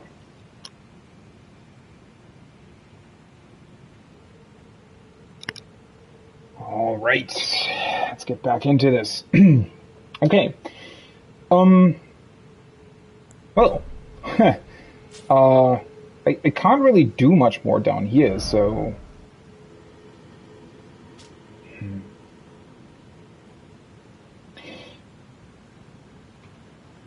Wait, that does mean...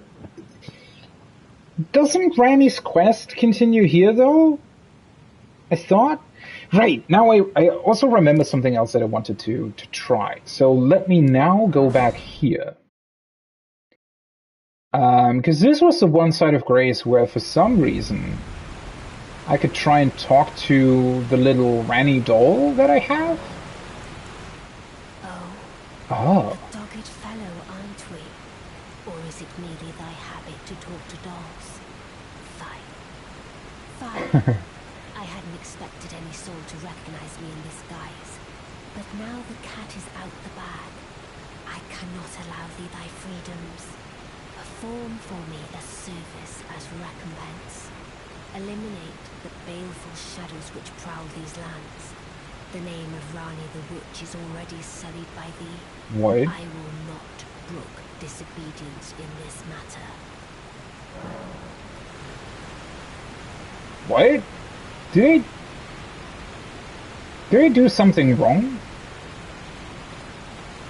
Should I not have killed that natural born of the void thing? Let us speak of the past a while. I was once an Imperium of the demigods. Only I, Mikola, and Melania could claim that title. Okay. Each of us was chosen by our own two fingers as a candidate to succeed Queen Marika, to become the new god of the coming age, which is when I received Blythe, in the form of a vassal tailored for an Imperium, but I would not acquiesce to the two fingers. I stole the rune of death, slew mine own Imperium flesh, casting it away. I would not be controlled by that thing. The two fingers and I have been cursing each other ever since, and the baleful shadows are their assassins. Oh. Wow. Well, that was a big lore drop. What the hell? Empyrean. Okay, so... Whew, let me try to remember all of that. Empyrean. Rani, Mikola. Who was the third one? Fuck. Melania, right? Melania, okay. Chosen by the two fingers.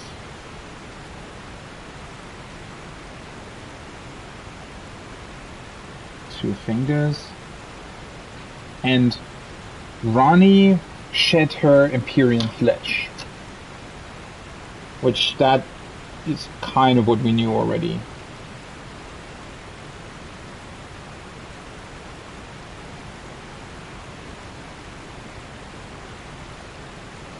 Okay, so let me get this straight. Why do I have to sit next to a waterfall? Ah, whatever the fuck. Whatever. Okay, so first of all, why can I suddenly talk to the doll?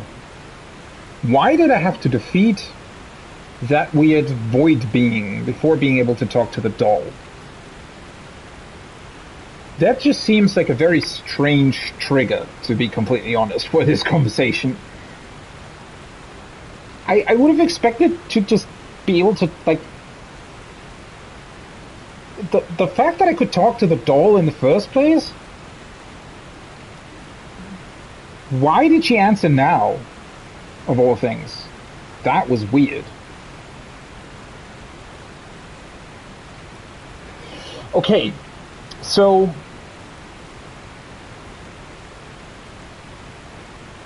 those three, Rani, Mikola, and Melania, were all potential successors to Queen Marika.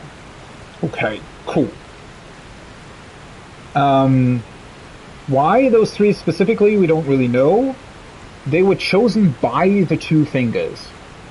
Now, what's interesting is that she mentioned that the two fingers more or less control them. And I was sort of speculating before, right, when I went to Liurnia's Divine Tower, there were no fingers on top of that tower. So, what exactly does that mean? Are these two fingers sort of some sort of physical representation of the control that is exerted over these beings? I mean, there has to be a reason why Rani specifically shed her flesh on top of the tower, right? Almost as if that got rid of the two fingers. Maybe they didn't even sort of came into being there in the first place because she shed her flesh. I mean, obviously that's all speculation, but it's very, very interesting that it's specifically connected, or seemingly specifically connected, to those towers where otherwise we found those two fingers. Though, in those particular cases as well, the fingers were sort of dead, right? So what does that mean exactly? And does that also mean, I mean, so those three, minus Ranni, sort of, were controlled by the two fingers, but everybody else, or, well, not everybody, but the demigods specifically, maybe two, right? I mean, in Godric, is that the right name? The grafted one, in Stormvale Castle, right? In his case, for example, was he also controlled by the two fingers at some point? Is that why there are the two fingers where we were able to reactivate his Great Rune on top of the Divine Tower?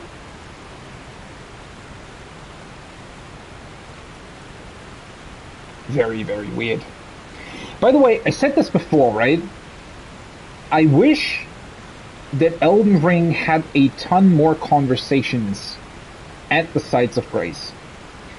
I wish that they would have set it up in a way where, not necessarily at every Site of Grace, but at most Sites of Grace, especially the important ones that are close to, you know, very important landmarks or whatever, that you could talk to Malenia. Wait, Malenia? Yeah, that is our finger maiden, right? No. Wait, is it?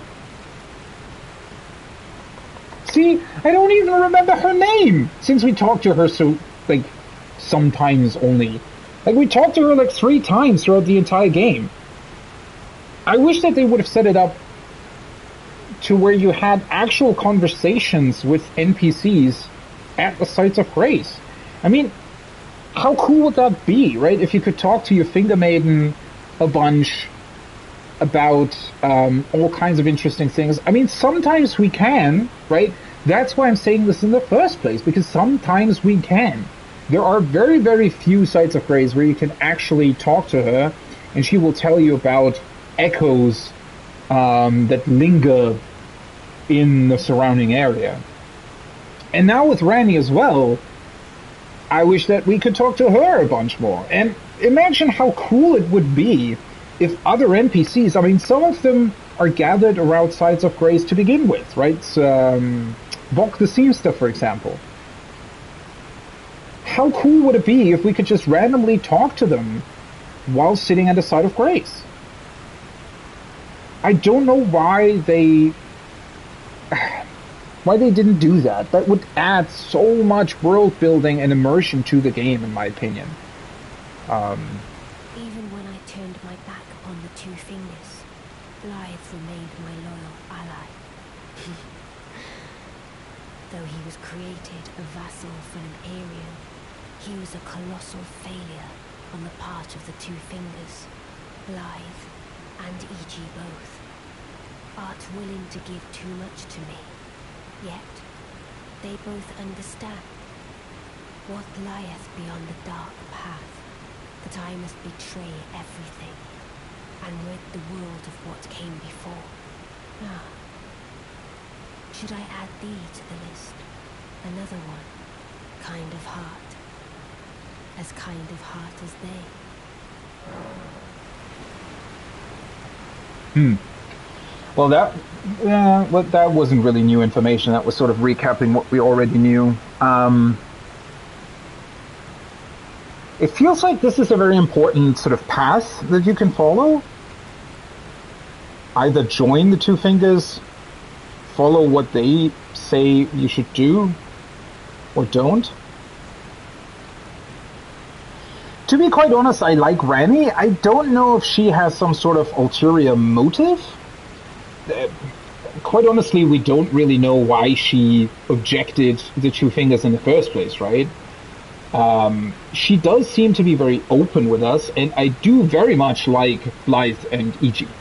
They're both very cool. Though, that being said, most of the other NPCs in the Round Table Hold, for example, are also quite nice and didn't give me any reason to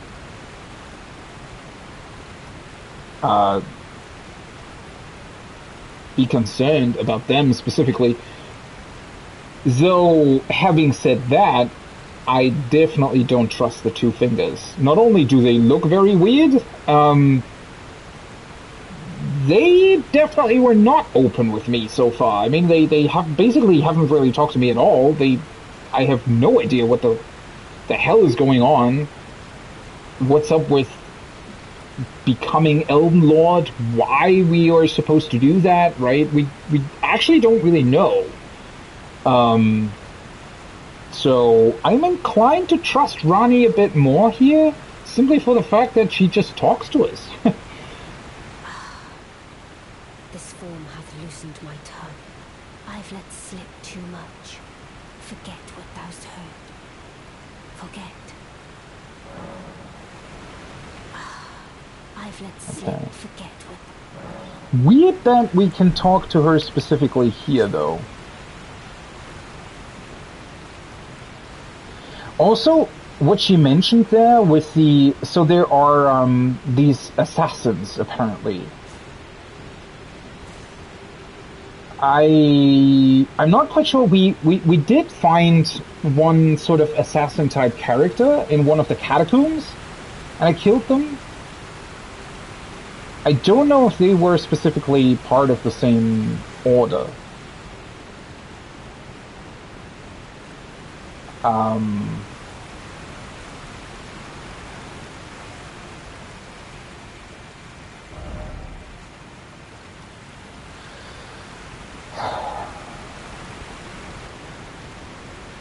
It just makes me wonder whether or not there might now be another encounter here. Something that I might have missed earlier.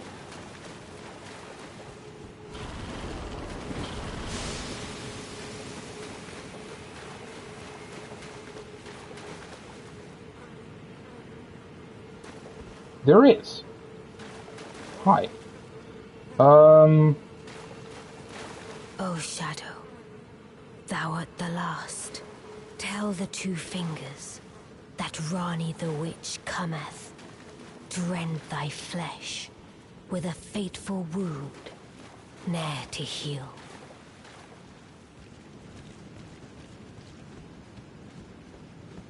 How weird. It feels like this should have happened earlier.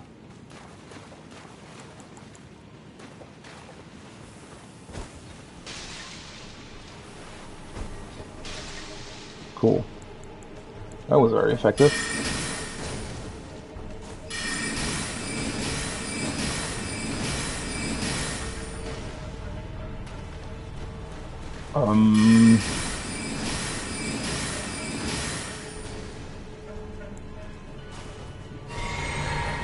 Is there a reason why it doesn't really attack me?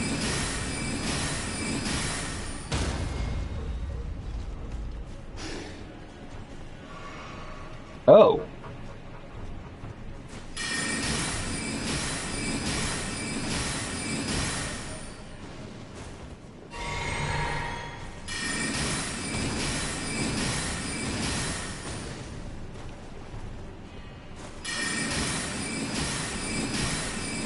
Is there a reason why this encounter goes this way?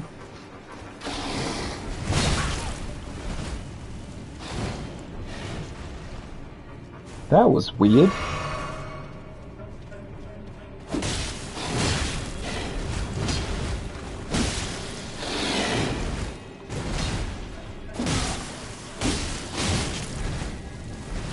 Also, is there a reason that it looks very similar to Blaze?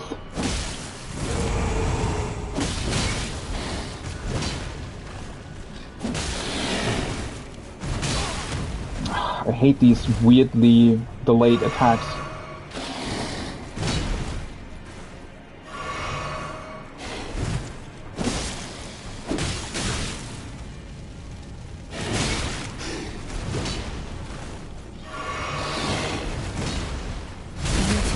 Oh. My thanks. 'Twas more of a challenge than I envisioned. Now I can finally stand before them. This is farewell, my dear. Tell Blythe and Iji I love them. Discarded palace key. Now that's the key that we need in order to get in there. Okay, well that was weird. What the hell happened? Okay, first of all, it's very, very weird that you can talk to Rani at first at that side of grace, but then it doesn't activate. So either I just had to click on the option a couple more times. I don't really understand. This seems weirdly convoluted, right? Why would they let you sort of go through this whole level, defeat the last enemy, and then make you go back? I mean, you can very easily miss this, right?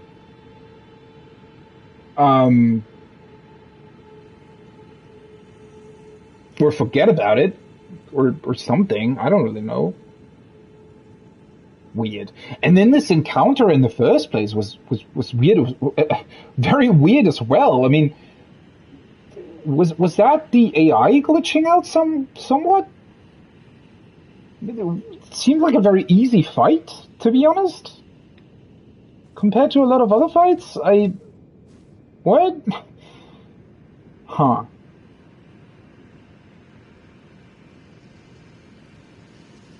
Baleful Shadow.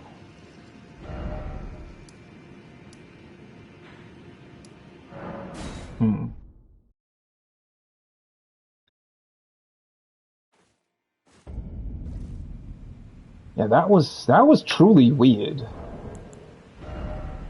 Okay, let me take a look at the key.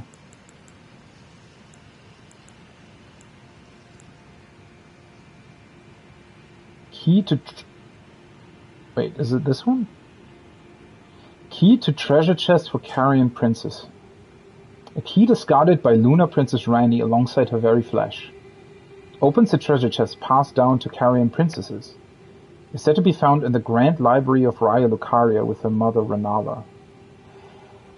Never mind! It's not a key to this thing at all! Oh, and now this is gray. The chillness is gone, feeling now like an empty husk. There's no response. Aww. Oh, that's such a shame! Right? Why would they do that? Like, obviously it makes sense now, but I'm just saying, how cool would it have been if Rani's doll would be sort of your companion, and now she would have left you, right? How much more of an emotional impact would that have been?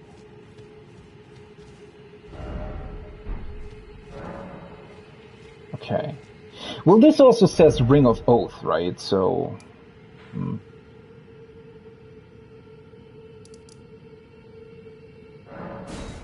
Okay, so now we can open that chest that is next to her mother.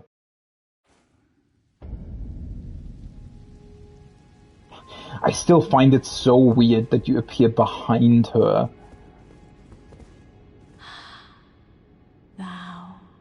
Art thou now assured of that? And she once again just doesn't comment on that at all.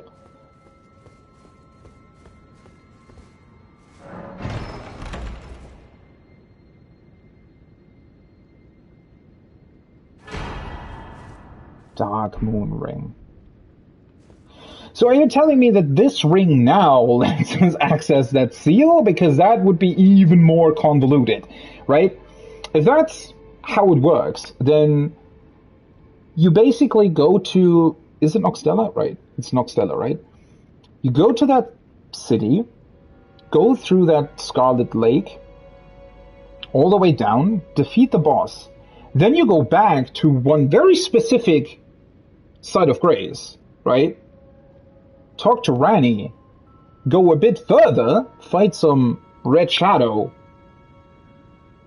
then go here to then go back to the boss room, apparently. Okay, sure. I mean, in the grand scheme of things, it sort of makes sense, and it's kind of cool in a couple of ways, especially since obviously I've been wondering what this treasure chest is about all the time, right? So things like that are kind of cool, but yeah, it's also weird in a lot of ways. Okay, so the ring, I guess it will be a key item. Oh yeah, there it is. Ring of Lunar Princess Rani's Cold Oath.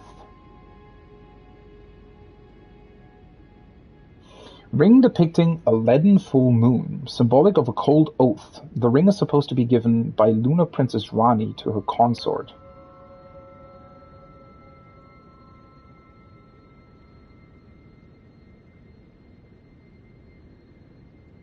Oh, okay. Rani is an Empyrean, meaning her consort would by rights earn the title of Lord.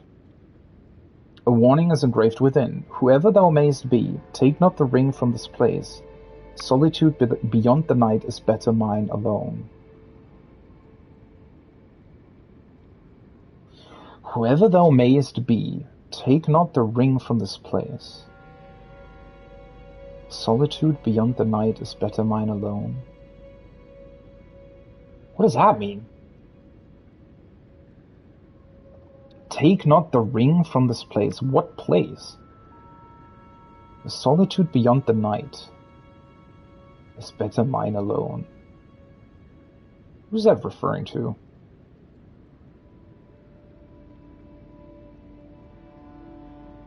So Blythe wasn't actually her consort then?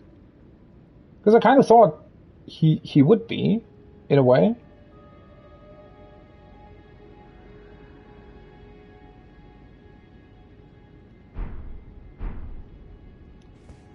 Do you have anything to say to that? Or, no, you just don't care about Randy at all, apparently. Why can I not talk? That is so weird. Why can I not talk to you about these things?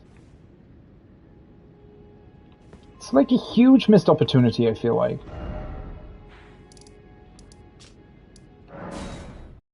Okay, so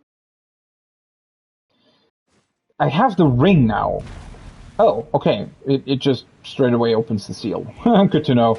I thought, for a second I thought that maybe I still have to swear the oath?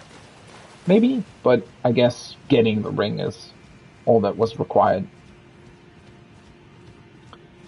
So judging by the map, this will just take me to an elevator then, but obviously it's going to be interesting what's up at the top of the elevator, right?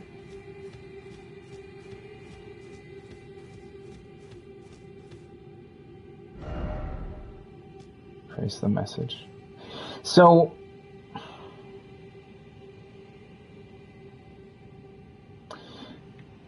I wonder what happens if you don't actually follow Ranni's questline. I mean, I guess technically you can kill Ranni. That's typically an option in FromSoft games, and maybe she would just drop the ring. But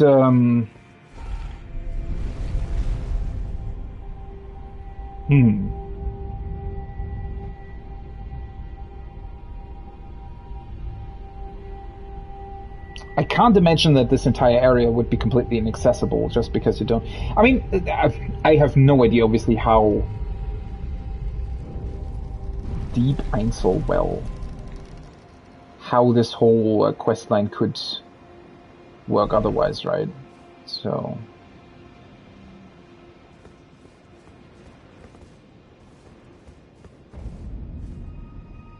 Moonlight Altar.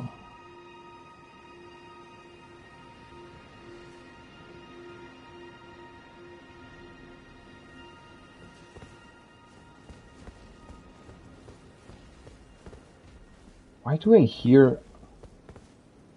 Is there like a troll here or something? Sounds like a big enemy at least. What are these lights? Holy shit. Looks pretty cool. Oh. That's not a troll. Is that a freaking dragon? Are you kidding me? Do I really have to fight another dragon?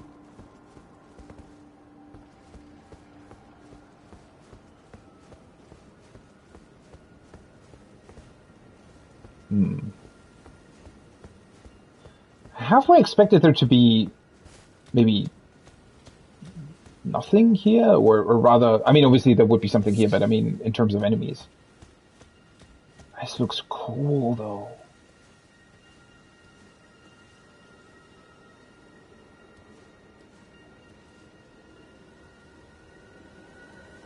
I can summon here. Okay.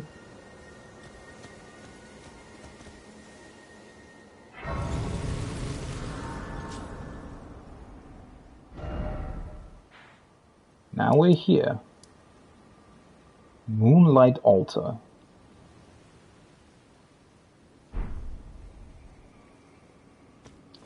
I mean, I guess I'm going to take a look at the ruins first. Because I'm actually really interested in what's going on here. What's up with these lights? Are they somehow drawing some sort of arcane moon energy to the planet? Or what the hell is going on?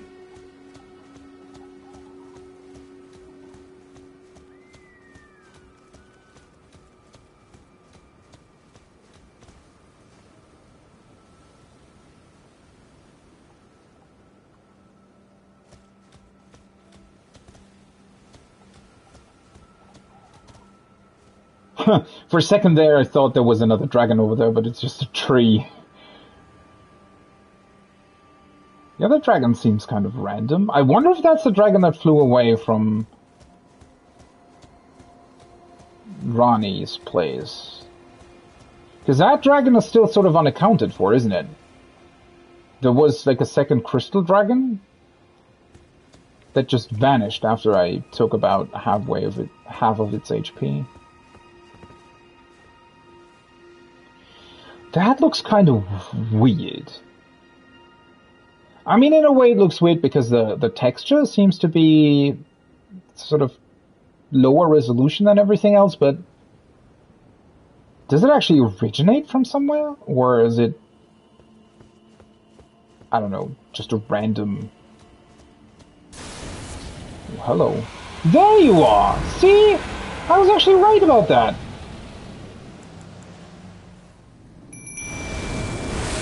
I mean, if it is the same dragon, I assume it is.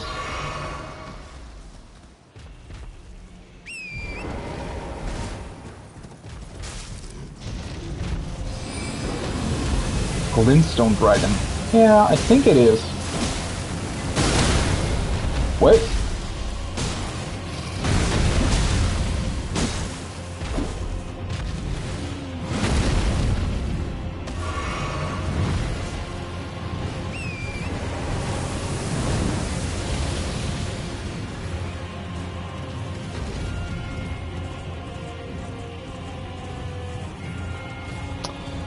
Ah, fun, fun, fun!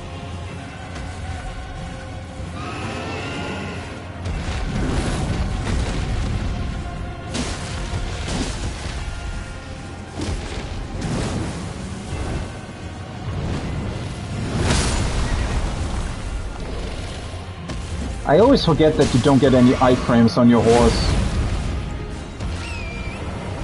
Also, before I engaged in combat, I probably should have changed my weapon.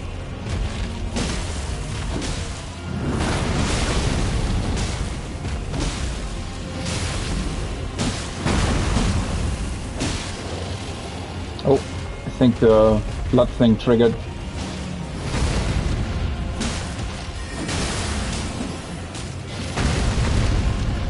What is he doing?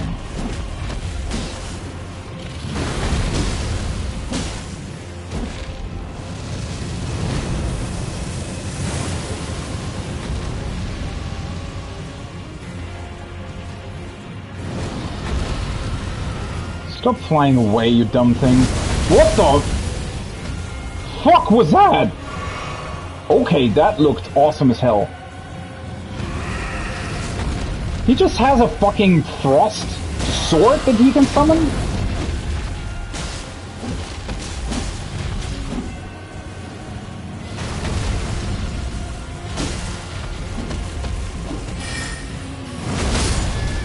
Whoa.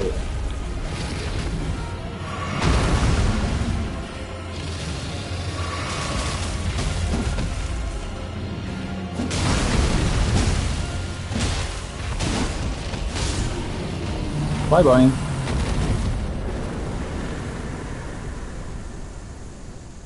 $144,000? The fuck is wrong with these things? A Duelist Moonblade and another Dragon Heart. Wow. Was that actually in fact the same dragon that I fought like close to where Ranni lived earlier? Where Soluvis and everybody was? I wonder about that. Yeah, so typically with the other dragon fights, I put my staff in my right hand, because unfortunately for some stupid reason you can't use it on your horse in the left hand. You have to change that, which is an awful design choice, but yeah. With having a couple more ranged attacks, it would have been even easier, but then again, on horseback, these dragons really aren't that difficult once you know how to fight them. And then obviously with your Mimic here. Let me take a look at that.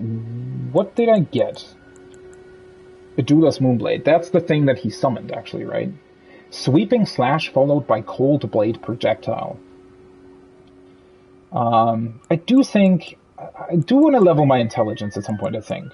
At least a little bit more. Sorcery of Adula, the Glintstone Dragon. Conjures a cold magic greatsword. It also immediately affected me with Frostbite, by the way, which is kind of crazy, but then again, Frostbite doesn't do that much, I feel like. I think it sort of affects your stamina regeneration or something, but it's not really as threatening as something like Rot or Poison or whatever. Then delivers a sweeping blow that launches a blade-like projectile of frost. The sorcery can be cast repeatedly.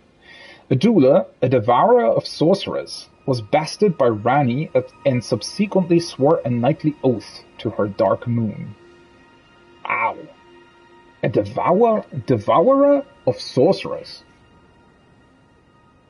So it was sort of Ranni's pet dragon? Am I understanding that correctly? That's kind of crazy.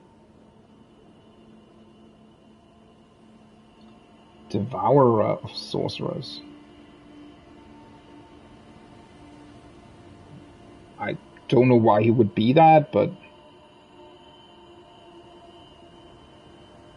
swore oath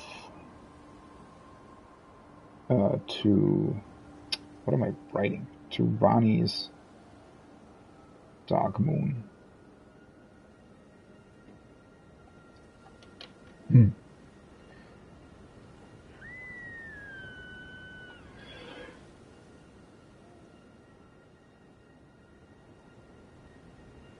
I don't know what to make of that. Because, like, the description reads as if we just killed Ranni's pet dragon. In a way.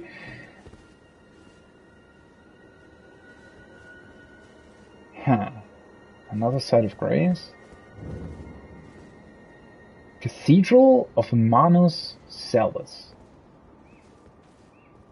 Well, that seems to be a sorcerer name. This place must have looked pretty cool at one point. Starlight shards.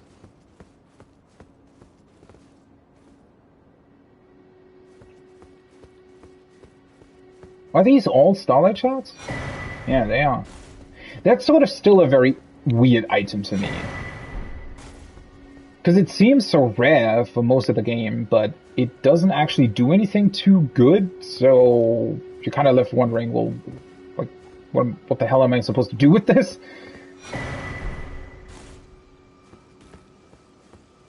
Oh, yeah, there's a lot of these things.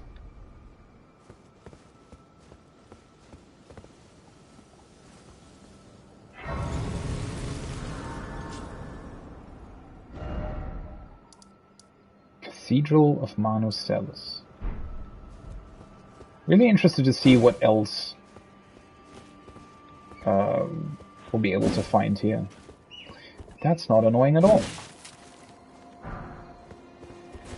Didn't want to scare you, I'm sorry. Just wanted to destroy that weird skull.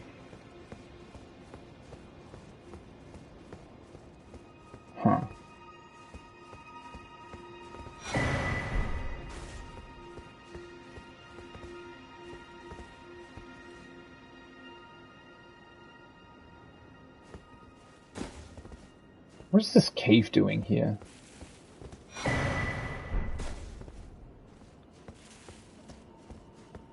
It's always so strange, right? You get to these new places and you kind of wonder what you'll find there. It's this like grand cathedral, and you wonder, oh, there must be, I don't know, either a really powerful item or some sort of special NPC or whatever, right? Something. And then you just come here and there's literally nothing. But there is like a small cave you can enter that I assume will lead to something very interesting. But, yeah, definitely kind of a weird way of dealing with this.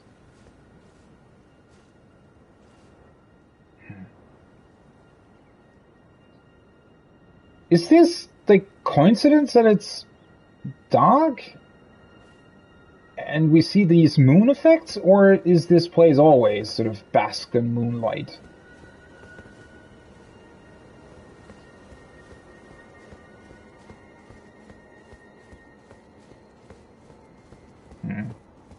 Okay, before I continue, I just want to level. But I think I'm going to take a look at this place first. Okay, 45 vigor. Do I want to level more intelligence? I mean, I am using sorcery quite a lot, to be completely honest. Let's get intelligence to 30 as well. Also at this point, like currently, I feel like my vigor is sort of in a good place. So maybe leveling the other stuff first might be a better choice. I'm really not sure.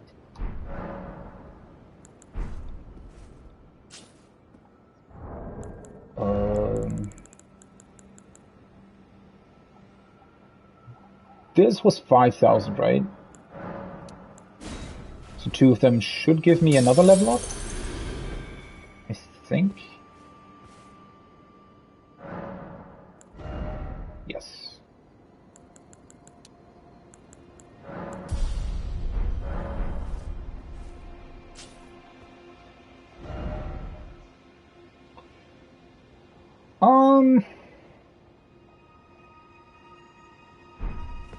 Yeah, let's take a look at this place first. I kind of want to know what I'm dealing with here before I enter that whatever cave that is.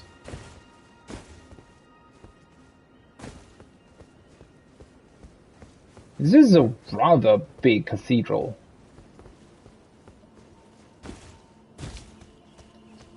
Maybe I should actually go on horseback.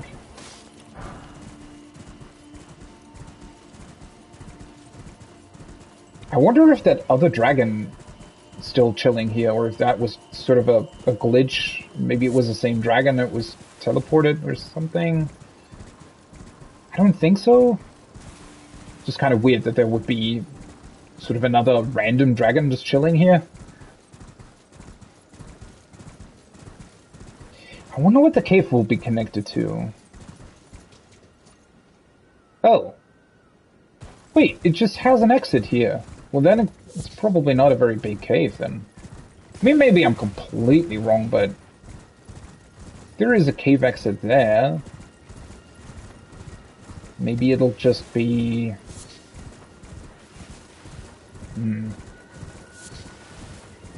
special item or something that we can find down there?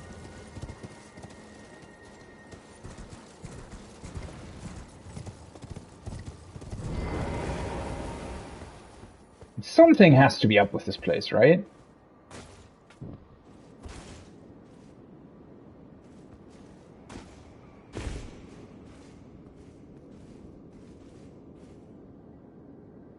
We just drop down further, or...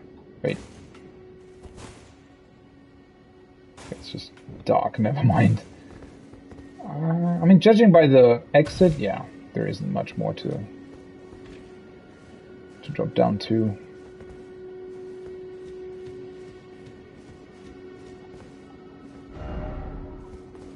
Lava ahead. Wait.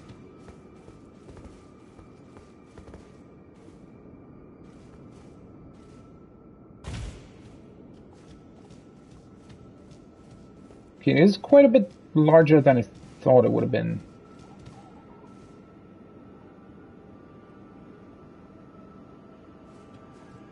What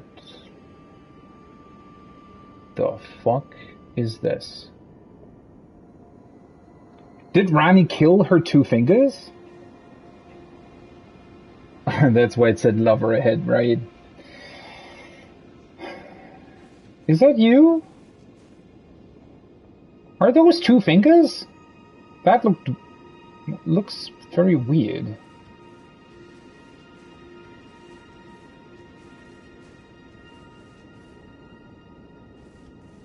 That is her, right? I mean, they've clearly been killed. Are you alright? Put on ring. Oh, so now we can actually swear an oath to her. Yeah, I mean, this must be the two fingers that belong to her, but does that mean that these two fingers were still alive until recently?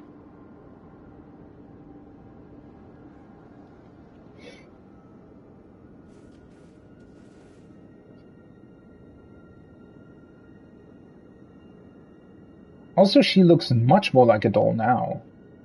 I guess she must have actually fought with them or something. Is she even still alive? She looks dead almost. So if I put on the ring, that means that I will become her servant or her lord, right? Which...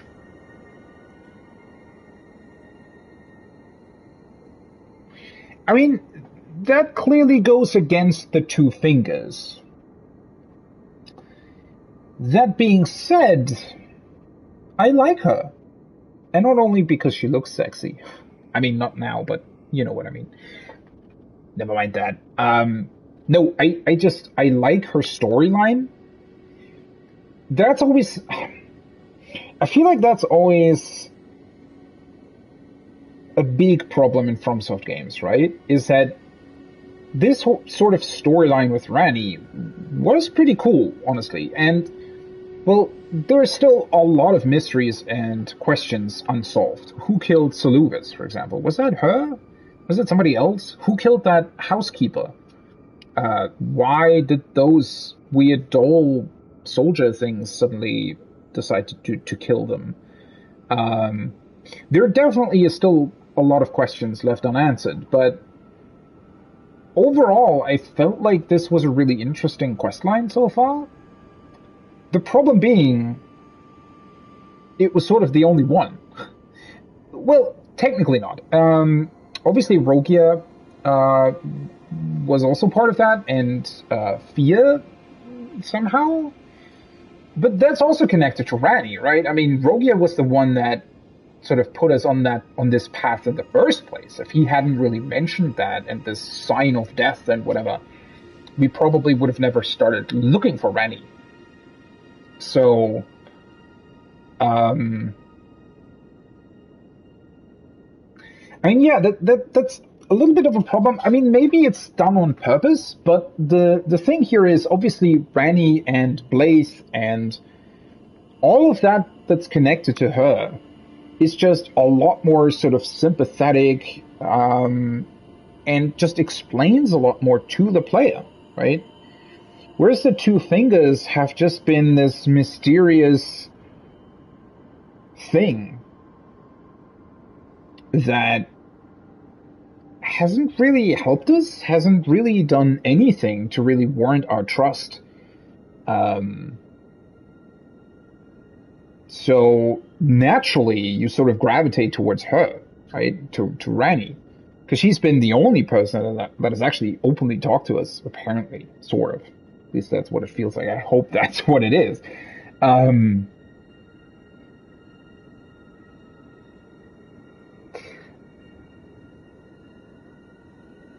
The question obviously being, what kind of consequences does this have if I do it? Do the other NPCs even know about that? Will Gideon know? clearly I can still go to the Eldest Plateau and to the Earth Tree, so what will that mean in the grand scheme of things? But I think I'm going to do it, simply for the fact that, I mean, that's usually how I've approached FromSoft games so far, is that whatever's been presented to me, unless it was clearly a choice that was bad, although that has never really happened so far, I think. But I more or less always took the first sort of chances that were presented to me, simply for the fact that there was nothing else that was presented to me, right? So let's do it.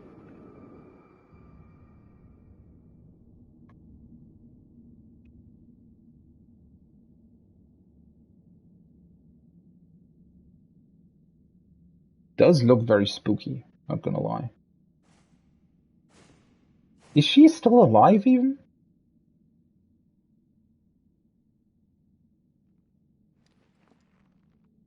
Oh, we're gonna put the thing. I thought we were putting the ring on ourselves to make clear that we are, or maybe that's what it means. Like we're putting the ring on her so that we're now her servant, or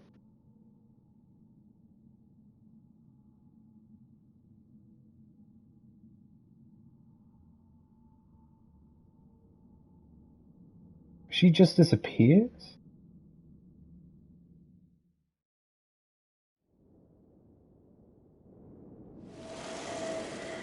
Oh.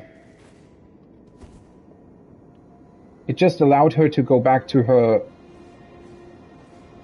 actual body, or what? Now I'm really confused. Huh? She's still in the doll body though, right? She's actually taller than I thought she would be. Wasn't the whole joke about her that she's, like, not very tall at all? That's why she's sitting on, like, books and stuff? She's not that small. So it was thee who would become my lord.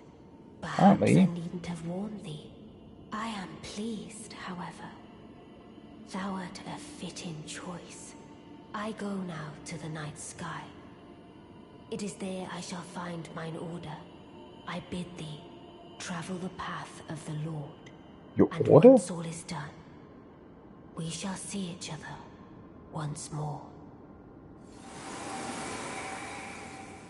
Your order? There is an order? The fuck? What? Now I'm even more confused. Dark Moon Greatsword. What? Stupid fingers. What is it? Okay, so these fingers were clearly still alive though, right? I mean, they look a lot more alive than the fingers that we've seen on top of the other Divine Towers, correct?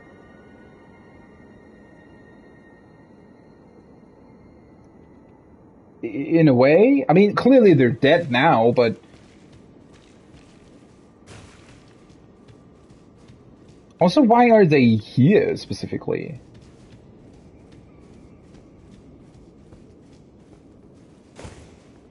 Wait, where the fuck did I come from in the first place? I think this way, right?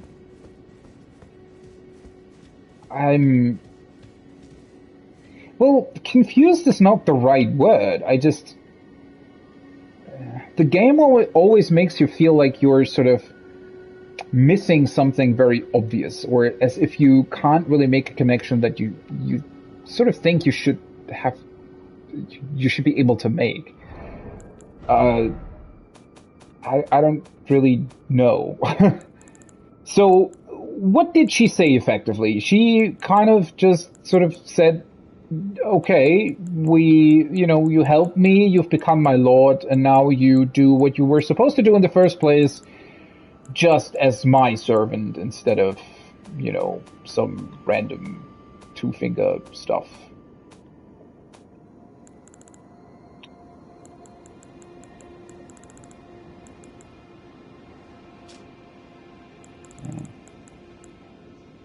Also, yeah, just visually it was kind of weird, right? I mean, what did the ring do specifically?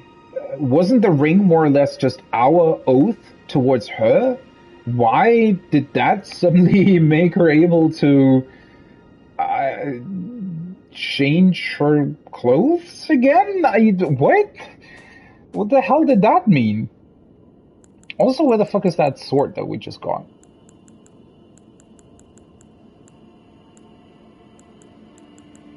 I don't know, it's just always a bit... I feel like almost... Oh, there it is. It's almost always sort of... how do I put it? Like, more confusing than it needs to be, right? I mean, the game's not really on the nose in the first place, but then they make it even more confusing by doing stuff like that, where suddenly she sits there all sort of almost broken, very bloody. You put the finger on her, and instead of her just becoming animated again and talking to you, she sort of vanishes and reappears with other clothes for seemingly no reason at all, and then talks to you. And you sort of left there, because now I'm asking myself, well, did that mean something, right? Did we, like, reactivate some sort of alternate state of her? Does she have multiple doll bodies that she can swap between? Right? Now you're sort of asking yourself all of these questions, when in reality, that potentially doesn't even really matter? Like, why? It's just unnecessarily confusing, I feel like. Anyway, let's look at the sword. The Dark Moon Greatsword. A moon greatsword bestowed by a carrion queen upon her spouse to honor long-standing tradition. One of the legendary armaments. Rhaenys sigil is a full moon, cold and leaden, and this sword is but a beam of its light. Unique skill Moonlight Greatsword. Raise the sword aloft, bathing in the light of the dark moon. Temporarily increases magic attack power and imbues blade with frost. Charged attacks release blasts of moonlight. I mean, that sounds pretty awesome, not gonna lie. A moon greatsword.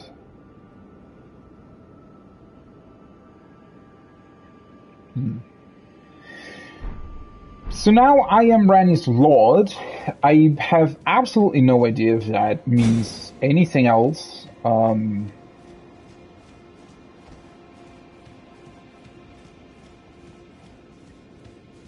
I mean, I guess somewhere somebody must have a reaction to that, right? Or was this just... What?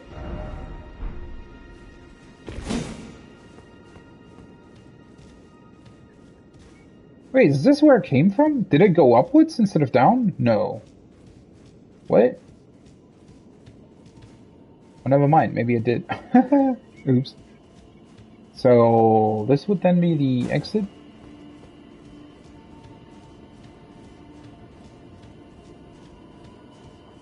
Yes, okay.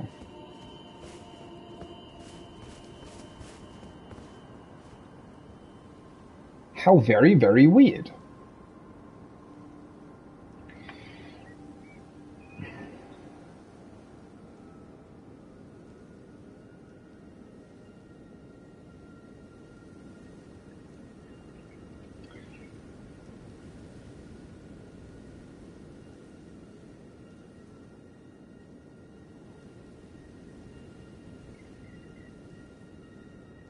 One second.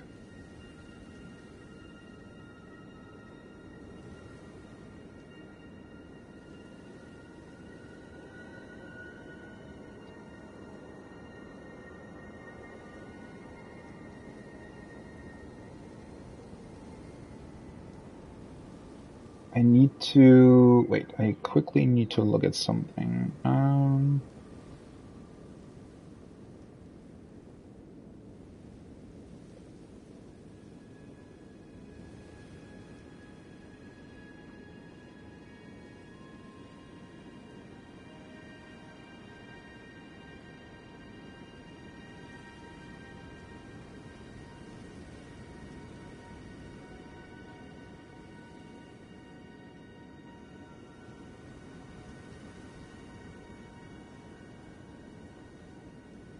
1 second.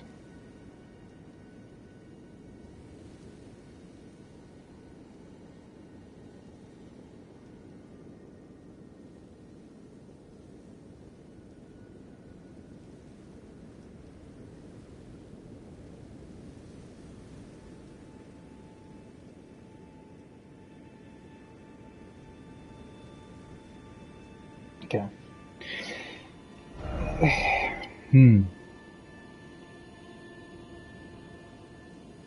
I don't know.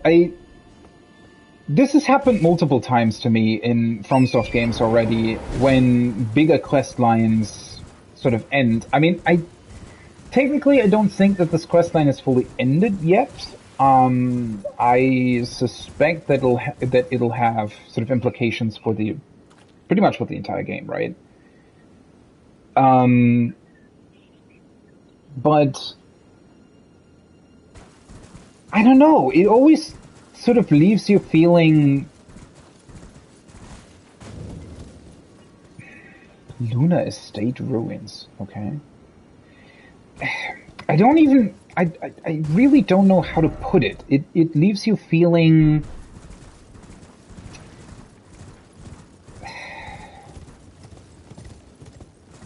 Okay, so the reason why I kind of struggle to find words here is because I don't really want to put the game down, right? I think that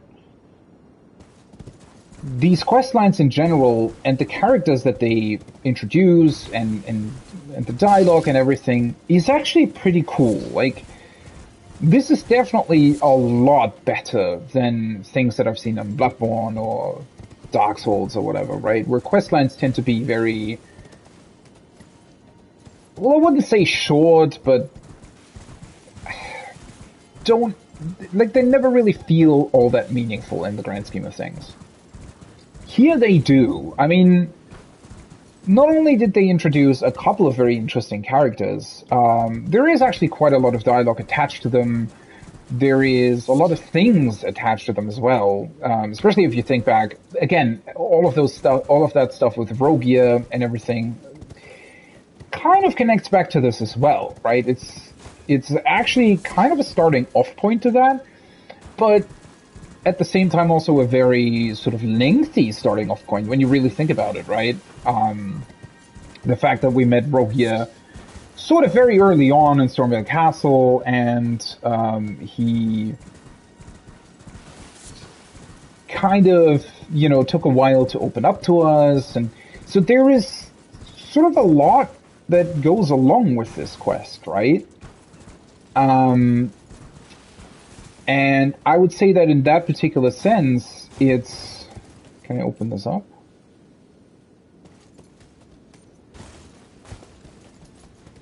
Wait, I wanna... What? Can I not... What? Finally. How do you open this again? Don't you usually just jump onto these things? Weird. But yeah, in a lot of ways, this questline was pretty cool. I liked it in a lot of ways, but having said that... Oh, 3. Okay. Having said that, it still sort of leaves me a little bit... Again, disappointed would be the wrong word. I'm not disappointed with the questline. Like, at all, in fact. I do think, however, that... hello.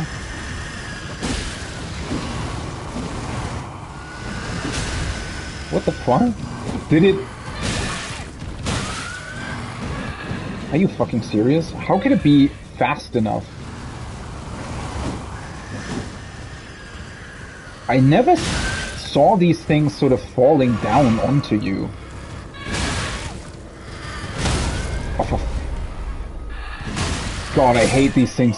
I hate these things so much. You can't really get away from them.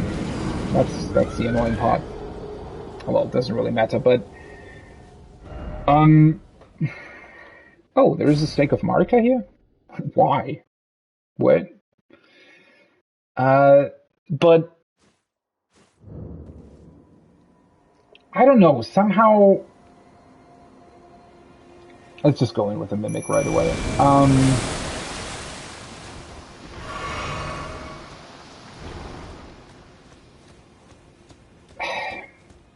God, it's really, really difficult to describe what I'm trying to say, but it just feels as if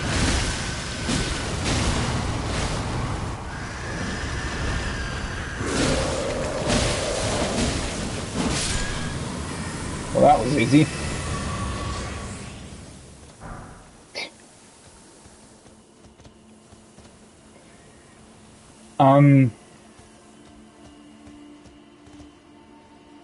Yeah, I don't know. It always feels as if you're sort of... Man, this is difficult to describe. Maybe it's sort of the way in which these quests are presented or something.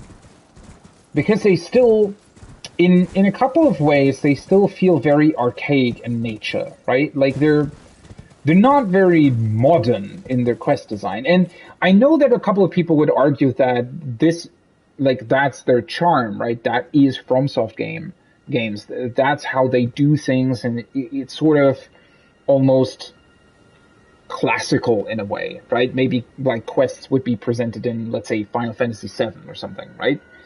And to a certain degree, I actually agree with that. I do think that there is a uniqueness about how FromSoft designs quests that certainly warrants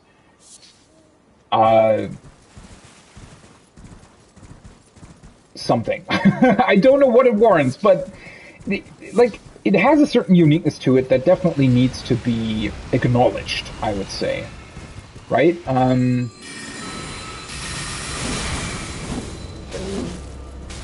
To the point where another one of these, seriously.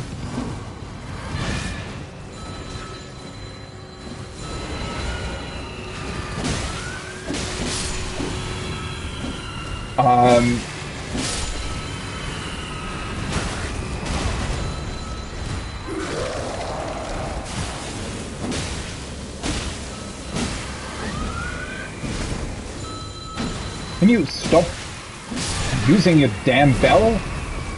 Really annoying after a while.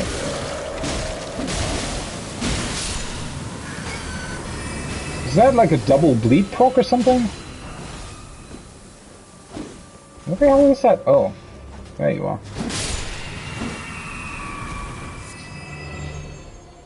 Grave Violet.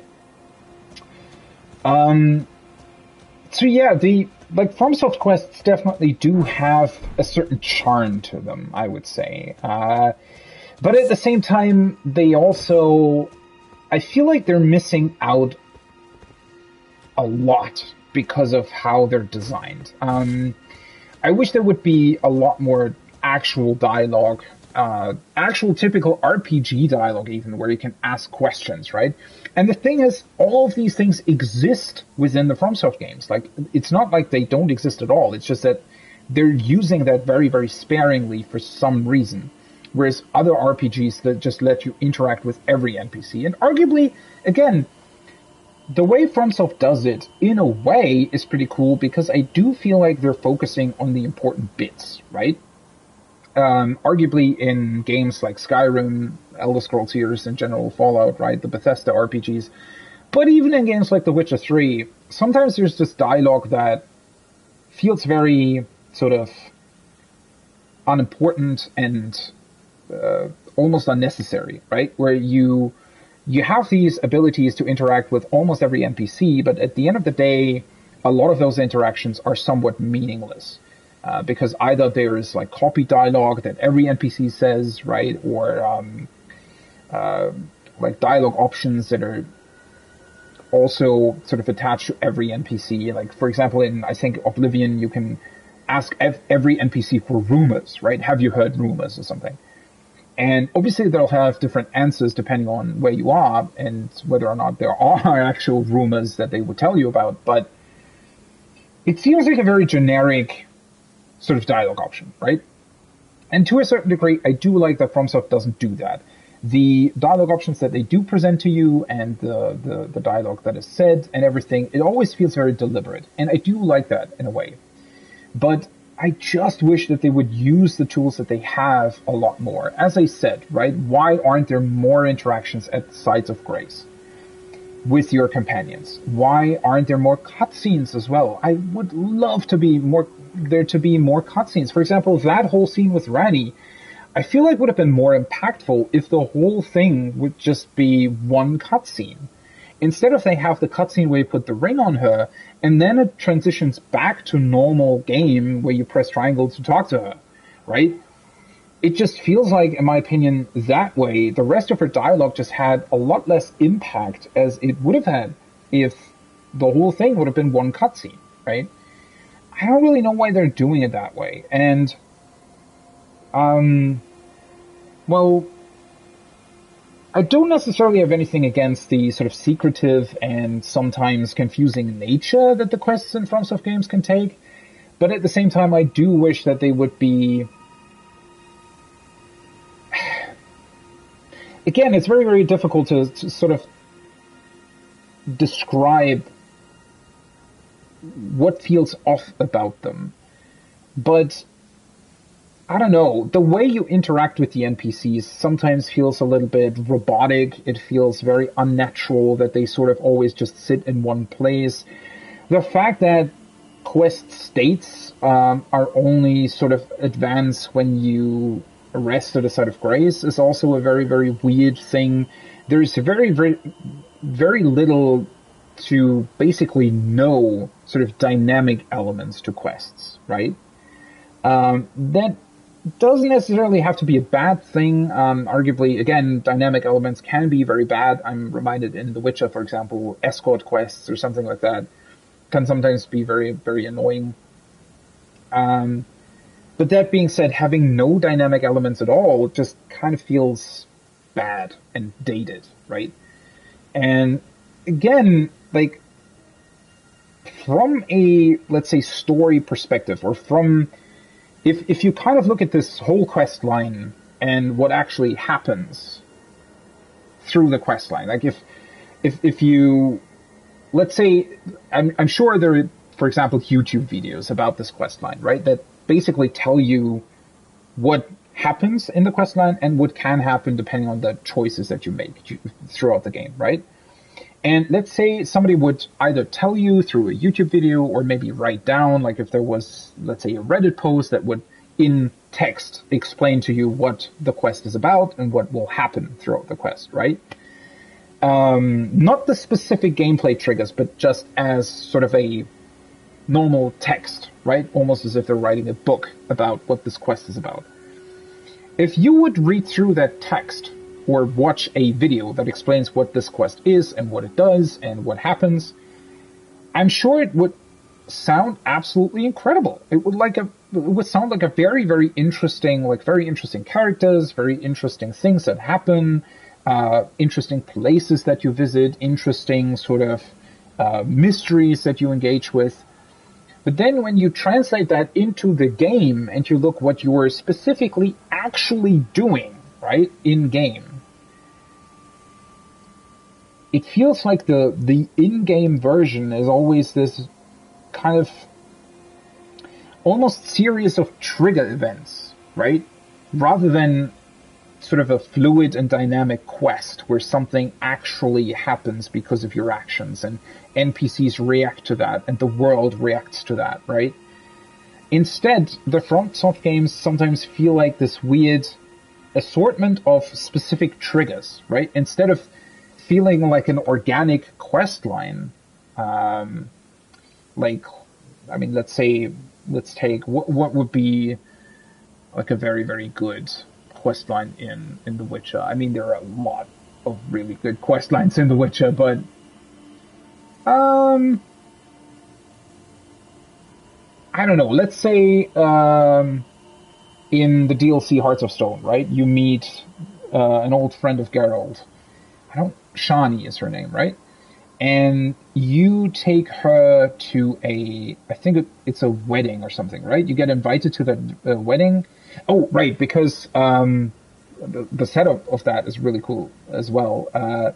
So you basically you need to fulfill sort of not wishes, but you need to fulfill certain tasks for this sort of mystical, godlike creature, guy, person, whatever. Not really important. The important thing is, at the end of the day, you have sort of a second spirit within yourself that sometimes takes over Geralt, which is funny, right? And there are a lot of very interesting interactions that happen because of that. And you sort of, as that spirit, take Shani to that wedding. And the whole quest sort of takes place in that wedding, and you talk to a lot of people, and there's a lot of really funny dialogue that is happening, right? A lot of really cool interactions between you, the spirit, Shani, the people at the wedding, all of that stuff, right? And it feels dynamic, it feels interesting, it's just a very, very well-designed questline.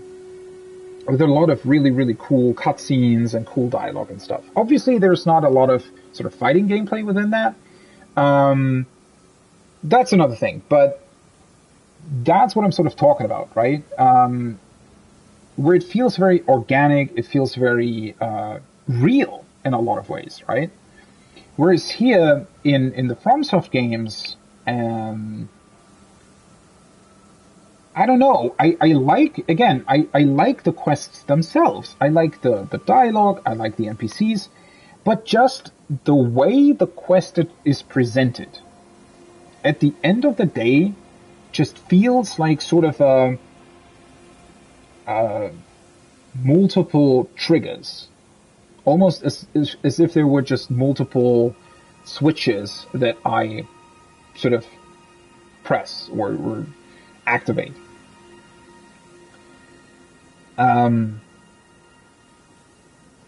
And there are just certain events that are connected to these specific switches, right? That's what it sort of feels like. I don't know how else to describe it, but that's sort of what I mean, right? Everything else, like, feels very cool and very, interesting and very different as well from a lot of games, as I said a couple of times already. But at the same time, it also feels just sort of weirdly gamey, I guess. Would be a way to put that. Cerulean Amber Medallion +2. I think I have the normal one already, right? Oh, they actually look different. Vastly raises maximum FP. Cool. But yeah, that's, I don't know, somehow it's just,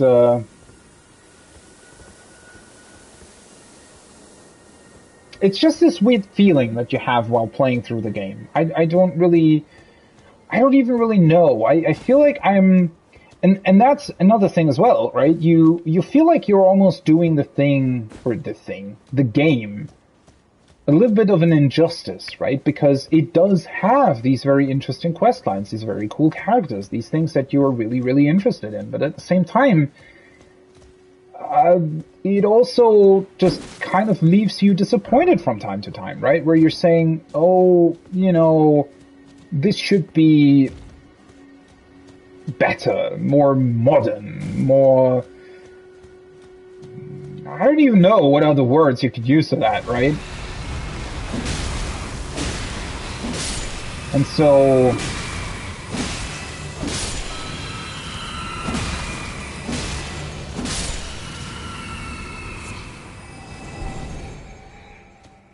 I don't know. That specific feeling sort of specifically overcomes you. That was a lot of specifics, right? Especially at the end of those quest lines, right? Right now, for example, I'm sort of sitting here contemplating, well, do I like this quest line? Do I like Rani? Right? Do I like these NPCs? What am I supposed to make of this? And I feel like, on one hand, I'm doing these NPCs an injustice by saying that the quests don't really feel good to play through, or that they're not dynamic or not well written or something, because that's not really the problem. That's not like they're not badly written or anything, right? But it's just the whole thing, how they're presented, how they work within the framework of the game, that makes them weird.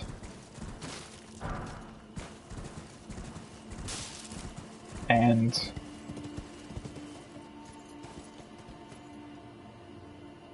I don't know if I said that already, but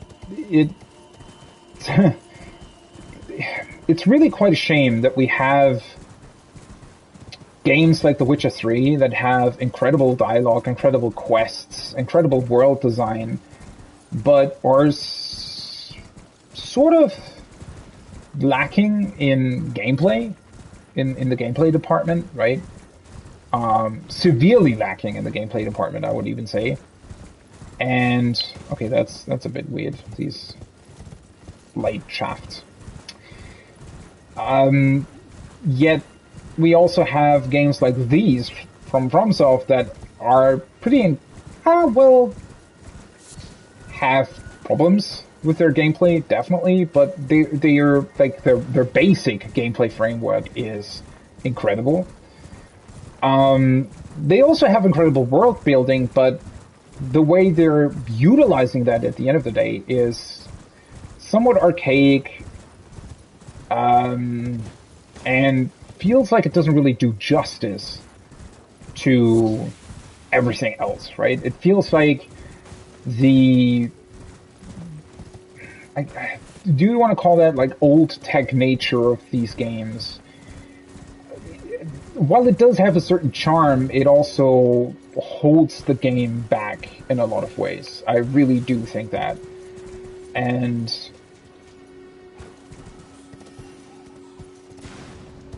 hello.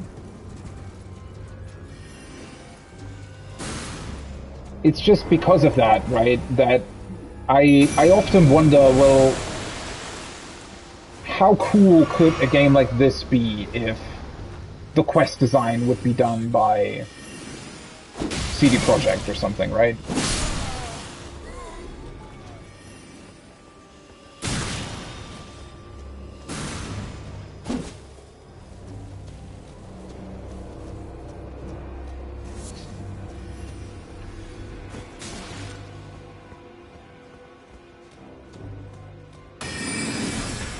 Oh. Whoa. I haven't seen these things for a while. It's pretty cool that they actually also destroy the structure itself.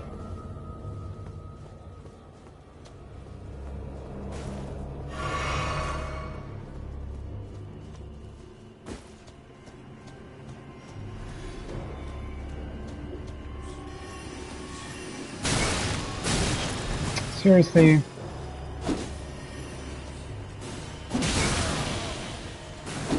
Why are they not dead if I hit them once? They look like they should be dead.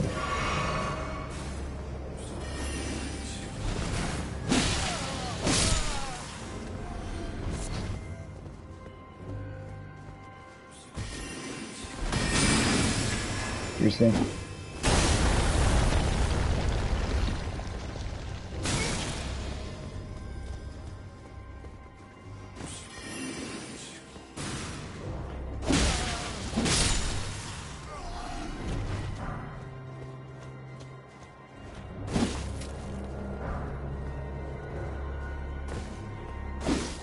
This is actually quite weird. So we have a couple of these structures here, and they all have one hidden room with a chest in them or something.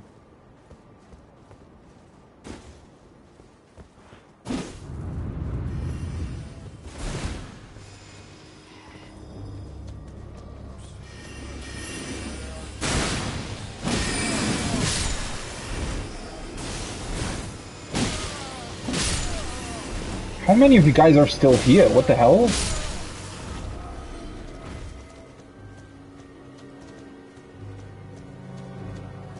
Where's the last one? Come on. Is it even the last one? Oh.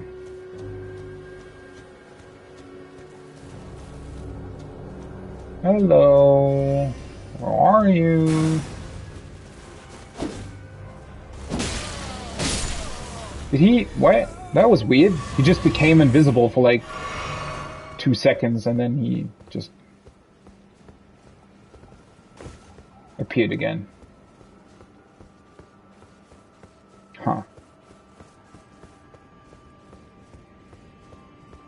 Weird, right? That they just give you a bunch of somewhat rare items here, but that's about it.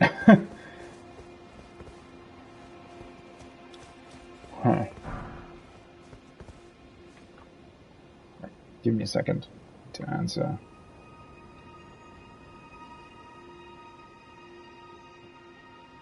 Okay. I think that has more or less been the major structures here. So I'm going to check out this area, and then we'll go back and check out this stuff as well.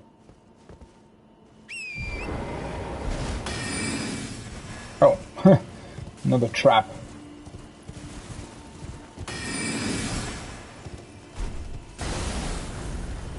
How many of these goddamn traps are here?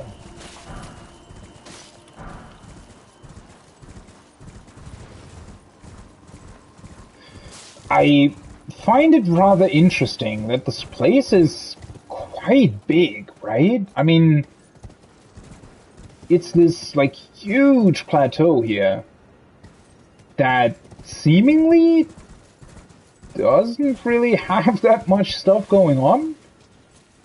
I mean, there is another dragon here, but okay. It's a bit weird, isn't it? That they give you access to this, like, huge area all of a sudden again,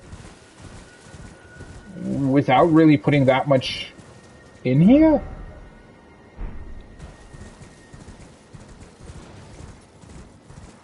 Can I summon for this dragon, or not? I don't think I can. He's also sleeping. Hmm.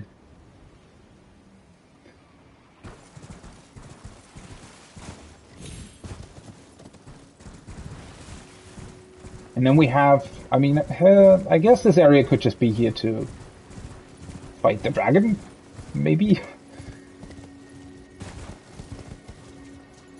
This area belongs here as well. Also, there's just this random, what were they called? Prison thing.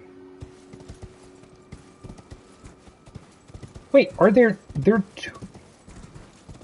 Oh. Oh, that's a bunch more dragons than I thought there would be. That's 3 dragons. Well, technically, they might not be that threatening, all things considered. Usually, the sort of unique dragons are way more threatening because they have like the specific breath attacks that these typically don't.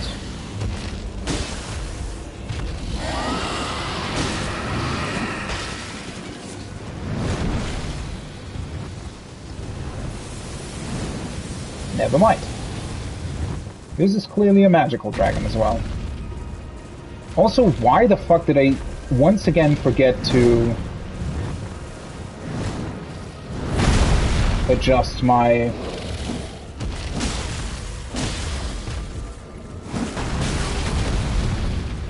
What?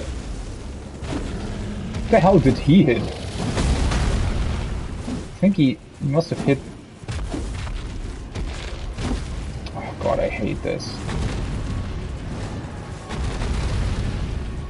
Great.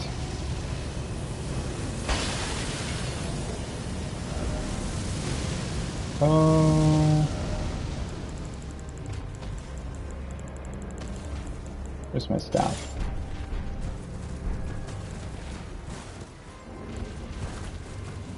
Okay. Oh, of course.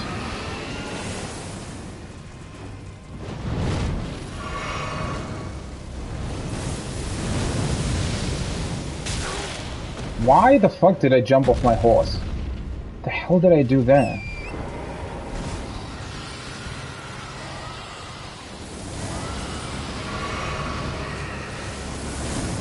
this is not annoying at all.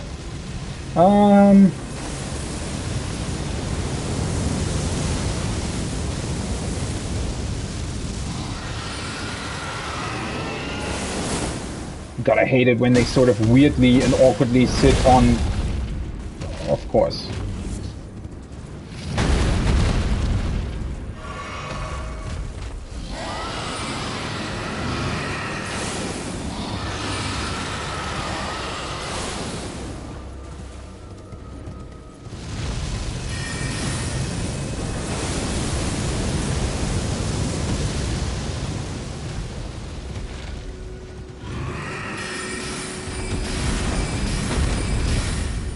Can you please target him? Oh, for fuck's sake. Oh, of course. Yeah. Unfortunately, dragon encounters are not very well designed at all. They're a cool idea, I'll give them that. But they're sadly, like, really bad in their design.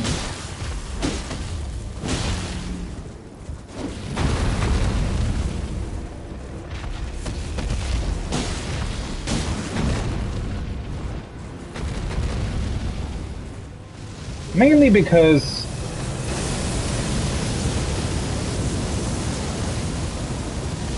they see, because of that. Because they, for some reason, are just this awkward thing where they... I don't know. It just doesn't work really well, unfortunately, like, at all.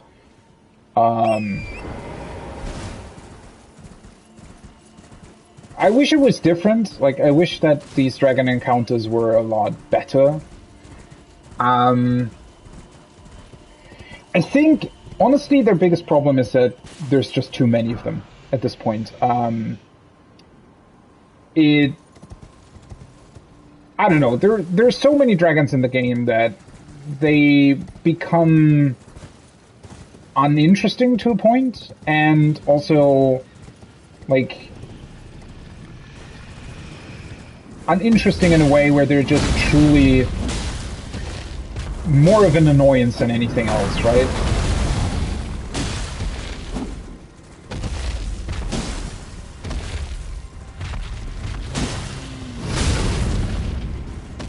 Why did that hit both my horse and me?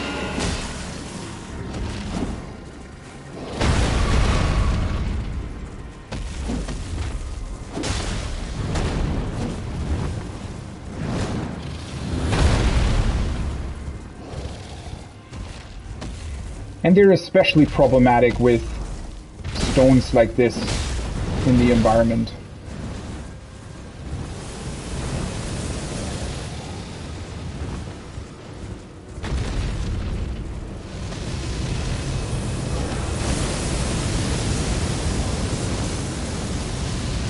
See, the problem is I can't really fight him at all because he's... well...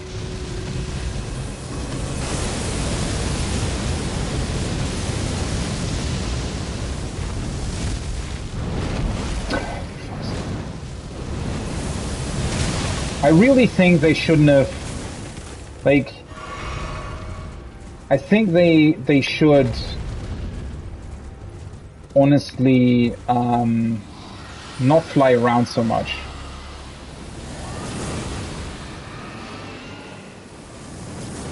See, this is just awkward. Where now? He's just down there and I'm up here, and that's not even...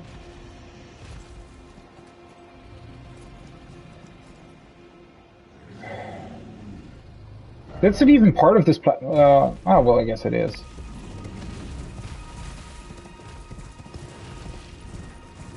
Yeah, it's very unfortunate. I don't know.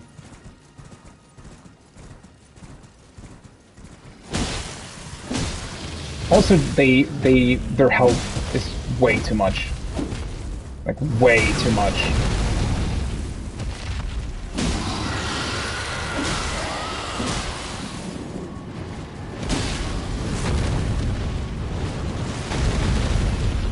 Oh, did the other one respawn? Great.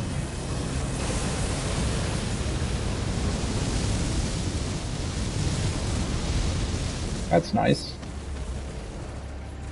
So now I can fight both of them at once.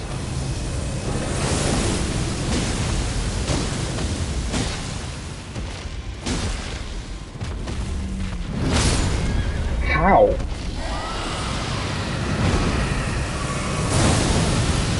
The fuck was that? Oh, the other one turned around and just randomly decided to join. Great. That's fun.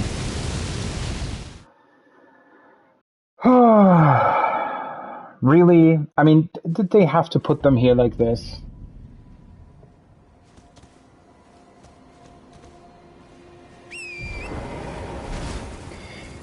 Also, like, if there would be one dragon in an open field like this, he would be incredibly easy to defeat. Like, I killed the other one.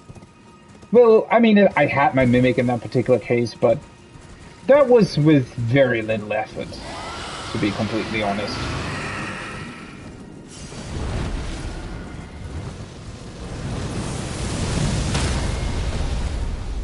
Sure.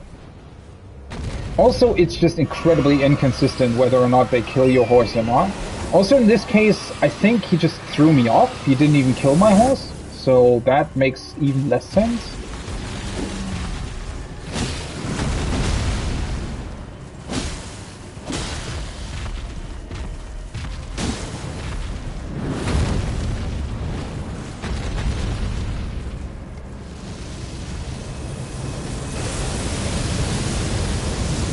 I also like how the other dragons are basically just sleeping, right? How did that even...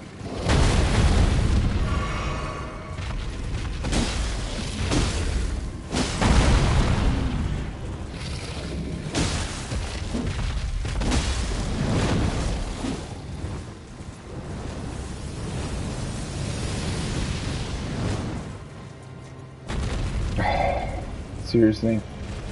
I should probably start trying to poison them again or something.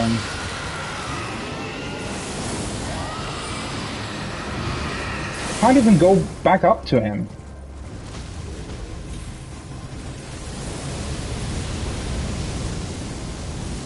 I swear if that would have hit me. Oh, he killed some animal.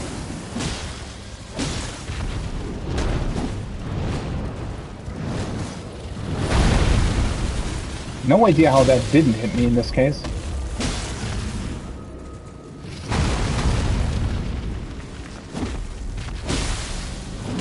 That was the bleed prop.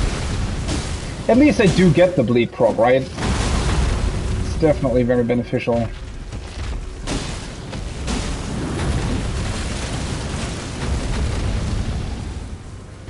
Is he gonna despawn? Yes. That is probably the dumbest thing about them, right? I mean, I guess to a certain degree it makes sense, because that prevents you from... Or that prevents... But, I don't know.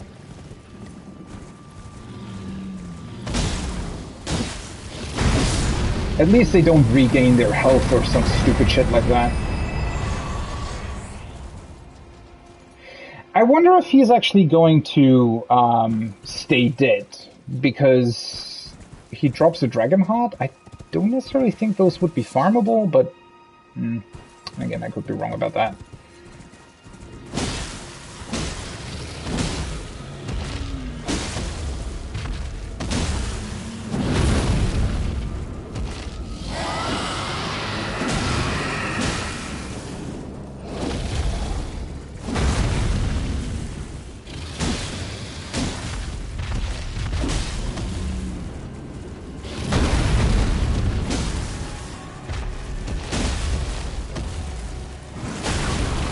How?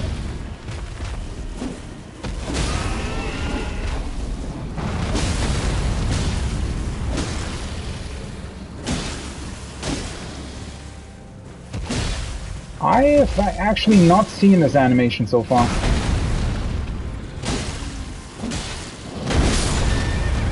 Okay, sure.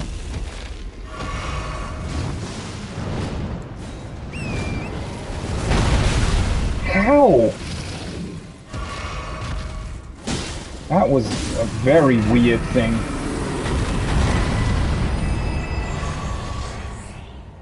I was gonna say, like, the other one gave me back flasks, but this one didn't, but then at the end it actually did.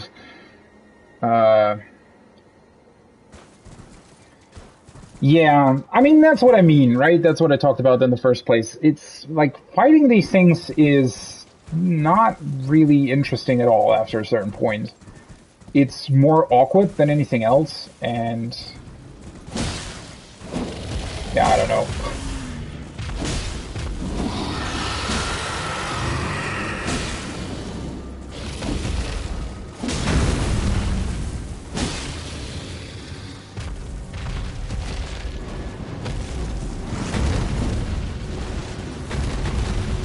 Seriously.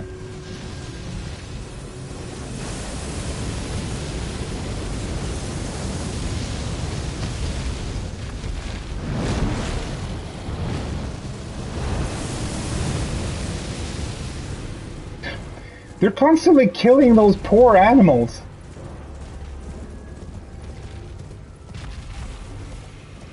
Yeah, also the fact that, like, imagine that, but without the horse, right? Arguably, you could say, what the fuck is happening to the frame rate? Arguably, you could say that, oh, the game is not, holy shit. It didn't, like, that was the physics engine actually going nuts. Okay, that was bullshit.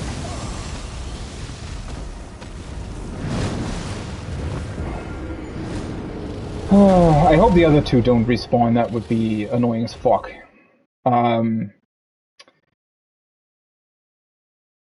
was I gonna say? I was gonna say something. I forgot about it. Oh yeah, with the horse. So, fighting these without the horse is even less fun, I feel like. At least on horseback you have a lot of movement options. Or rather, not a lot of movement options, but you're fast, right?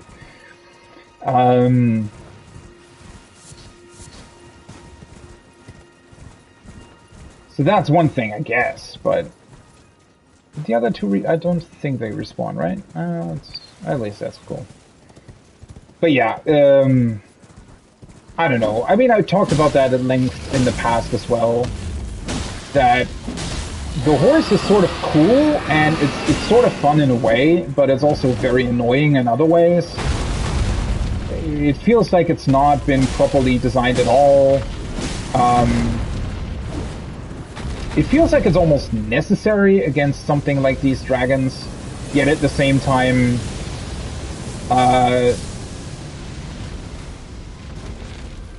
it's just kind of awkward and quirky. No! I didn't want to kill the turtle! I'm sorry. And then something like this, right? The fact that you sort of constantly glitch through his hitbox. Something like that as well, where you just randomly die. See, so the reason I just died there is because usually that damage only gets applied once, right? But in this particular case, it got applied while I was still on horseback, and then I fell down and it got applied again. Great. Which is a one-shot that you just can't do anything against. That combined with the fact that your horse, for some reason, you can run against those weird rabbit things that are running around all over the place. Like, you can get stuck on them, you can get stuck on all other kinds of things, right? Something like this, right? The encounter just starts off with me missing twice for some awkward reason. Now he just killed my horse? I don't even really know why. Even though the horse looked as if it still had HP.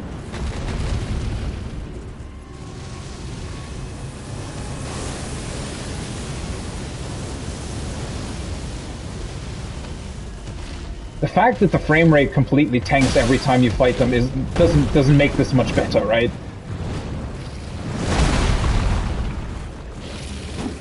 No idea how this sort of hit my horse, but didn't hit anything else.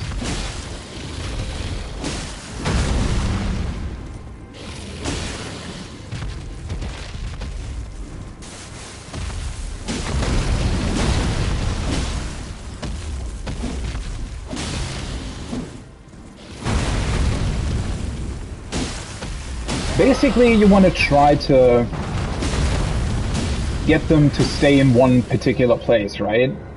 Like, if they just stay in one place and don't really move from there, then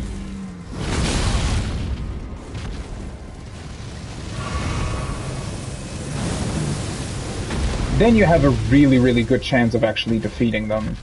It's when they move that they become a problem, especially when they just randomly fly away and stuff like that. And if you don't hit them randomly, that's also always great. See, there was one hit missing, and I just sort of awkwardly rode through him the entire time. Oh, man. Yeah. I mean, as I said, fighting them sometimes, right? If there would have been one dragon here, I mean, we already fought one, right? There was an actual one with an actual boss health bar. That would have been more than enough. They don't need to put 3 other ones here. They're ultimately no threat at all, right? Again, the biggest problem that arises from this is that they feel more like an awkward annoyance than anything else. They don't feel threatening at all. They don't feel, well, certainly don't feel unique anymore at this point. So, yeah, that's sort of really unfortunate, right? That an enemy like this, that is usually like a very, very cool, very strong, very unique, very powerful, ancient, legendary foe, is cheap, annoying, and just awkward. Simply because they, for some reason, decided, oh, we need to put like 1 million different dragons everywhere after a certain point, right? I don't know. One good thing, though, I now have a bunch of dragon hearts again, so I wonder if I could actually like make more of that. I mean, clearly something does change with your character when you're doing the dragon communion thing. So, I'm sort of looking forward to that. I want to know what happens if I consume like a bunch of dragon hearts. How many do I actually have again? I think I had 1 left. I have 7 now. Okay. So that should be enough for at least 1, maybe 2 abilities. Depending. The names of these places are also interesting, right? So this at one point had to be some sort of second manor or something that also belonged to Rani and Renala. The Carrion royal family, that is. Or maybe it belonged more to the academy itself, and I mean, that could also be a case, right? That this was maybe a place that once belonged, because the 2 fingers are here, which leads me to believe that this might have been a more, well, I wouldn't call it public space, but certainly a space that was maybe more connected to, well, not the Carrion royal family specifically, but maybe more,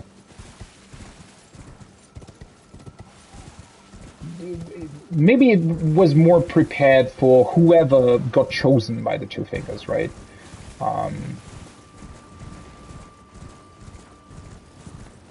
I guess.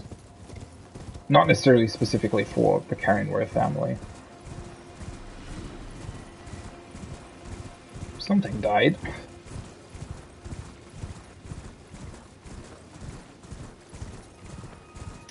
In a way, that's rather interesting, though. What are the dragons actually doing here? Why are they here, right? Does seem somewhat random. I don't know. I mean, well, not necessarily random, but seriously. Praise the Elden Ring? What? Liar required ahead?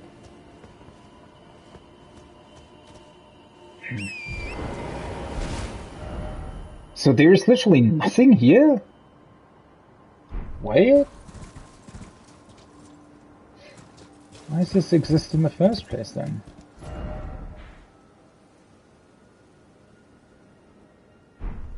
It does somewhat look like there should be something here though. Let me go back up again, because there was a place that you could jump down to this place, so maybe I just missed something there.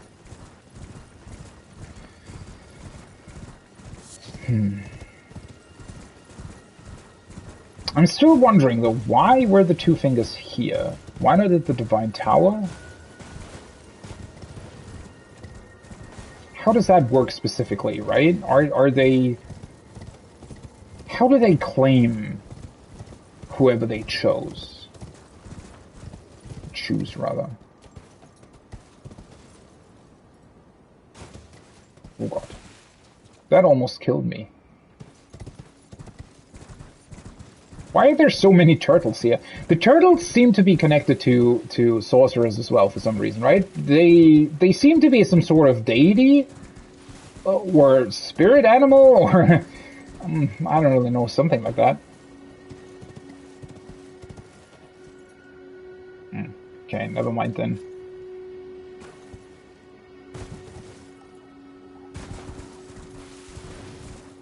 Nothing here apparently.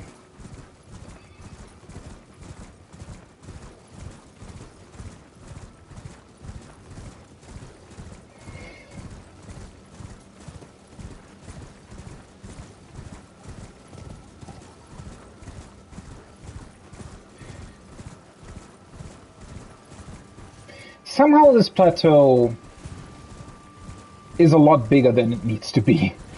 I don't really know what to make of that, to be honest. Like, I feel like there's just sort of unnecessary space here. What the hell are you? Oh, these weird crystals. Okay, I remember them. Weird crystal snakes. Not snakes. Slugs. That's the word. There's a lot of them here as well. I feel like I might almost be missing some sort of tunnel entrance or something.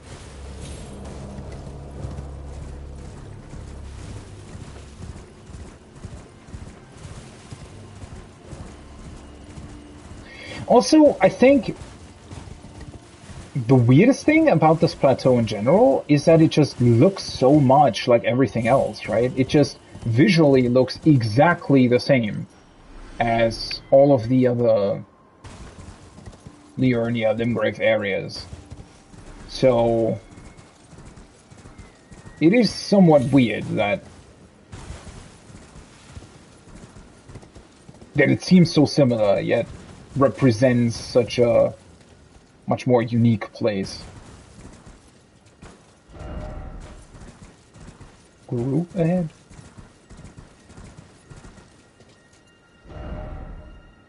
Okay, so we have a sorcerer tower here, and then over there is the Everjail. Interestingly enough, there is even another site of grace here. Almost didn't expect that.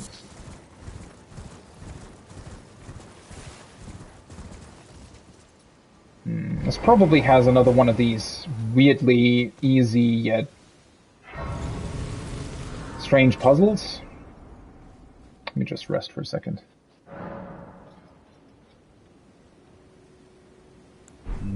How many runes do I have? 42,000. Well, I mean, I should probably return to a merchant in a bit anyways. Okay, let's see. What does this say? Seek 3 great wise beasts, as always.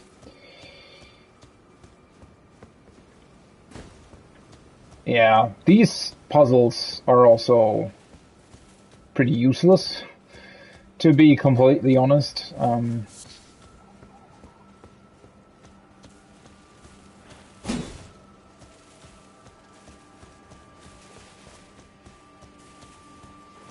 Wonder if they're somewhat close to the tower.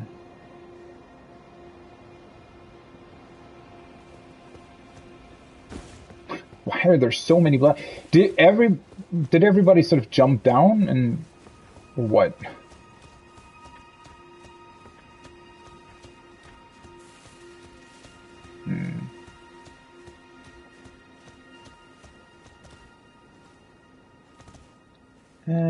Well, the question being, where are they potentially? I honestly wonder now, usually these tiles give you another memory slot, which would be overkill at this point, definitely. Oh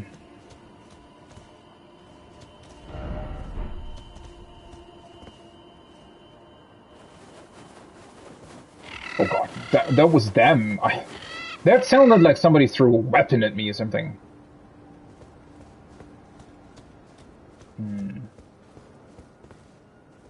Okay, I feel like there has to be some sort of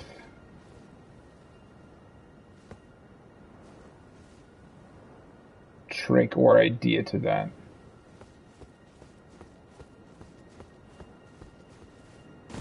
Nope, definitely don't want to jump up there.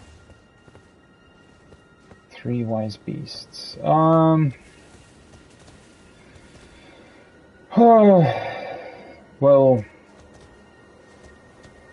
it could literally be anywhere, right?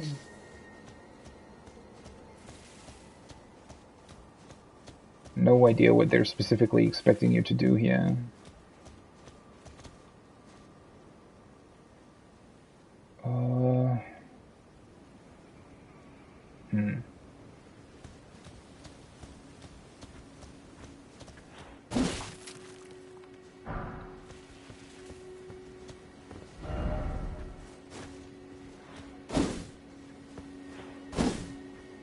Are they just hidden again, or...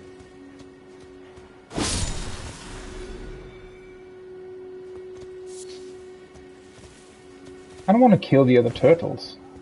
The hell? Where am I supposed to do that?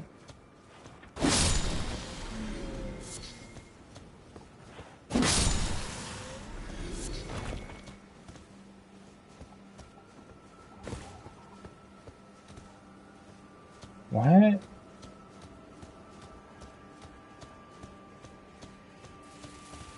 Thought maybe they would sort of reveal the actual beasts. Seek north, seek cliff. Maybe they're just further away than usual?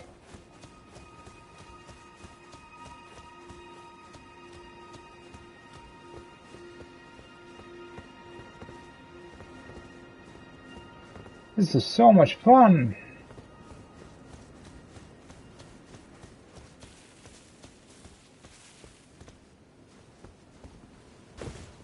I mean, that's the thing, right? They also never really establish any sort of rules for these quote-unquote puzzles. They could literally be anywhere.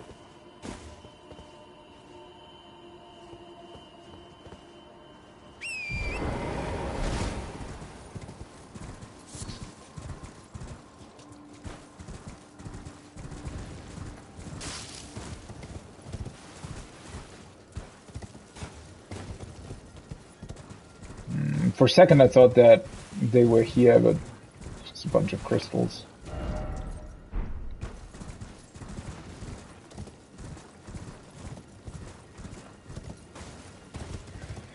Oh, are you serious?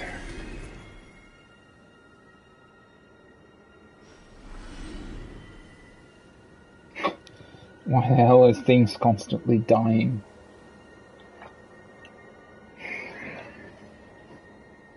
I mean, they're never that far away, though. I don't think that they would put them this far away, to be completely honest. At least that would be very inconsistent to the other things.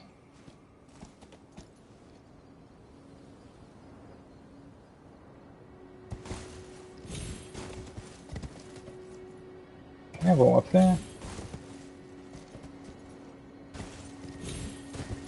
Of course. Man, this is dumb. Well, at least they did put a site of grace there, so... Guess they were a bit fair in that regard. Let's go pick up the runes first. The thing that's slightly weird about this, though, is that you never sort of quite know if...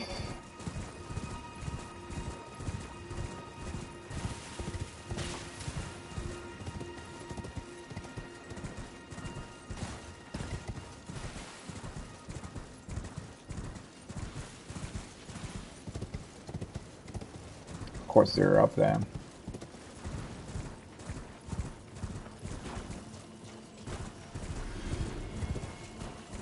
I don't know, it's just, I mean, these puzzles have been weird in general.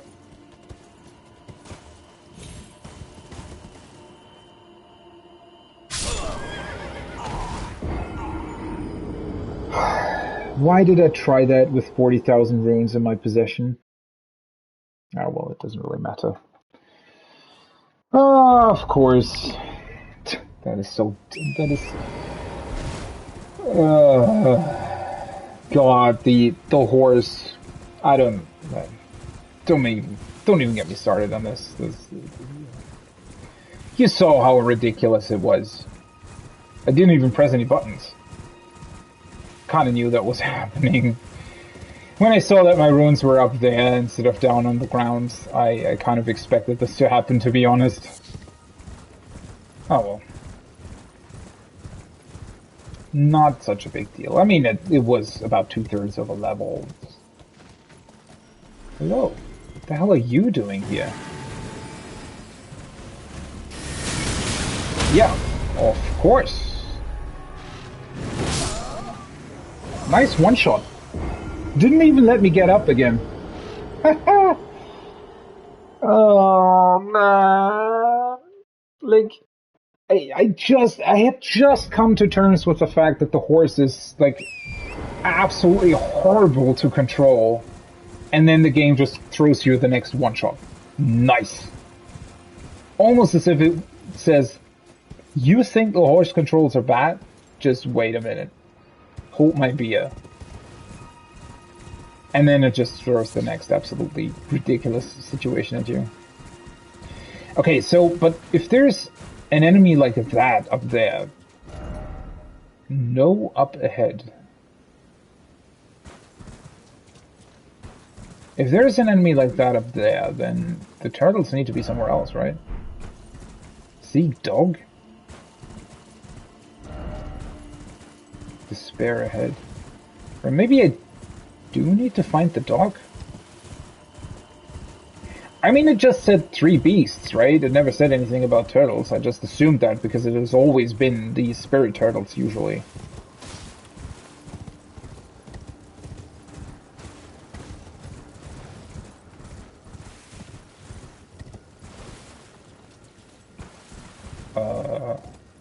Oh, it's one higher.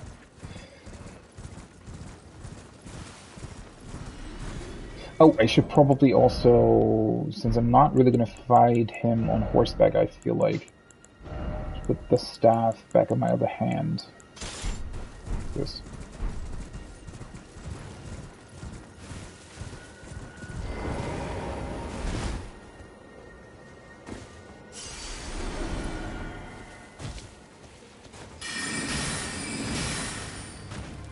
God, I hate that.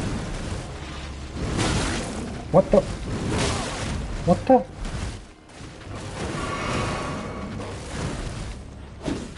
Why am I not reaching him? Are you fucking kidding me?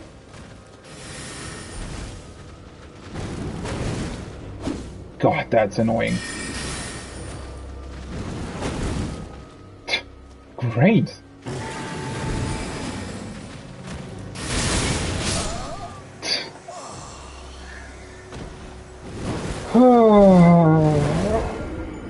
How to design a bad enemy encounter 101.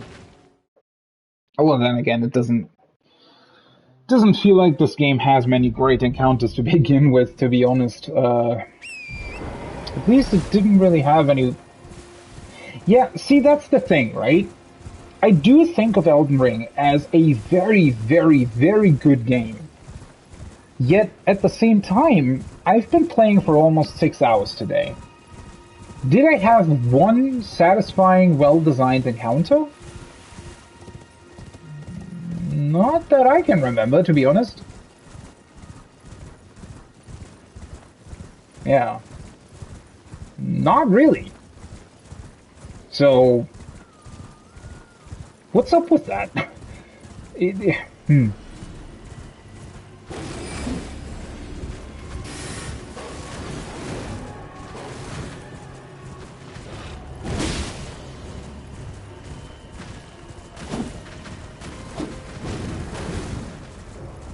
Well, this is going to be fun.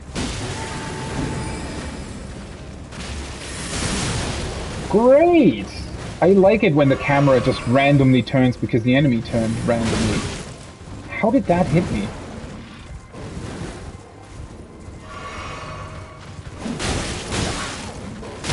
Oh, it is so great! Horseback combat is absolutely incredible because obviously that made sense.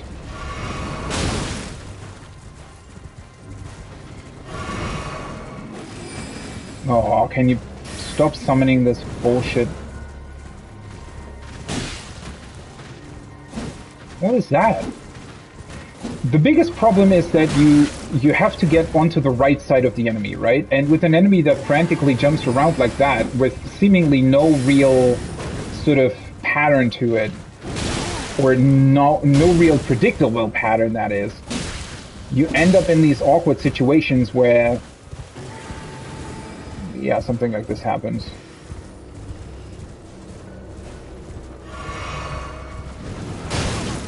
Why?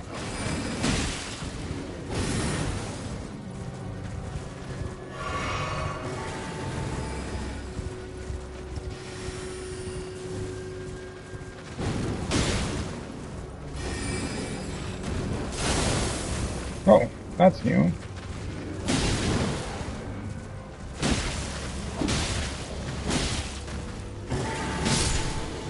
Bye-bye. Well, that wasn't annoying at all.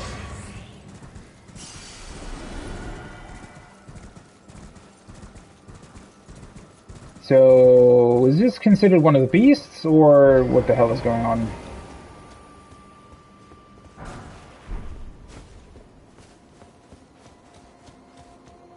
Is there some significance to the fact that there is 3 statues here, or what? Time for ranged battle. Wait, what?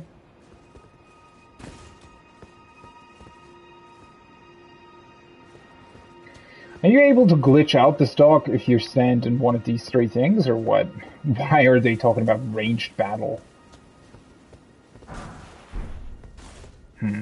Somehow I don't think that this is actually what they were talking about when they said 3 beasts. Also, didn't I actually defeat 3 beasts, technically, with the 3 dragons? At least that would be a reason for why there are 3 dragons here, but...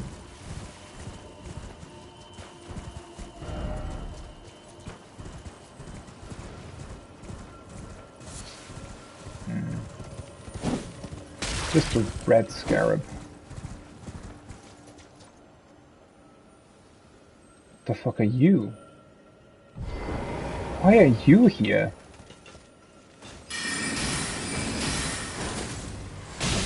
Oh, for fuck's sake.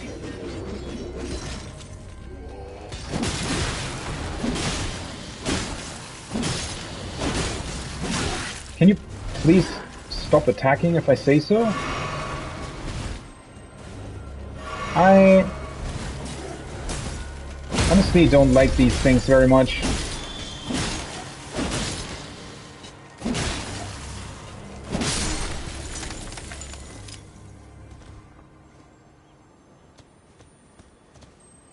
I don't think these are meant to be the 3 beasts that they're talking about, though.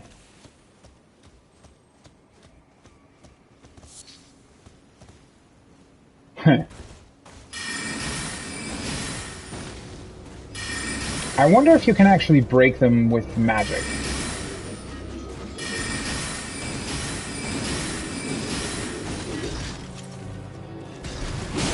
Good.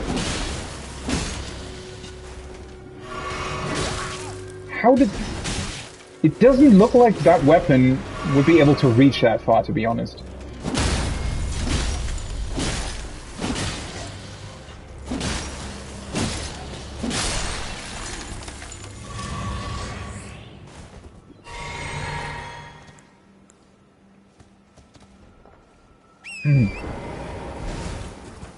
What now? This can't be what they were talking about with beasts, right? I mean, clearly these were not 3 beasts. Unless there are 2 more wolves somewhere.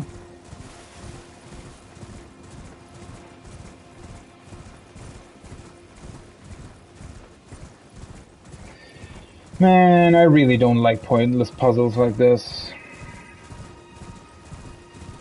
Because there's nothing to solve, right? It's literally just go get lucky in finding 3 things that we randomly put somewhere and you don't even know what they are.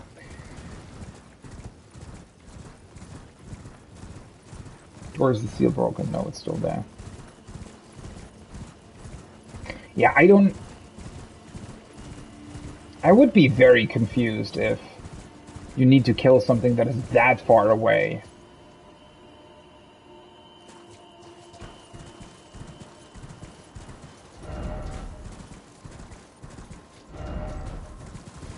And then again...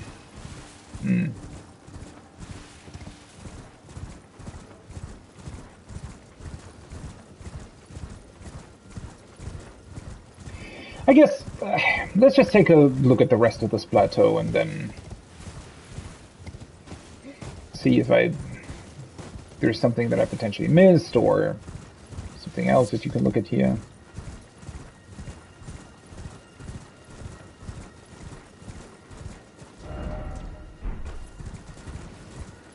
Let's see.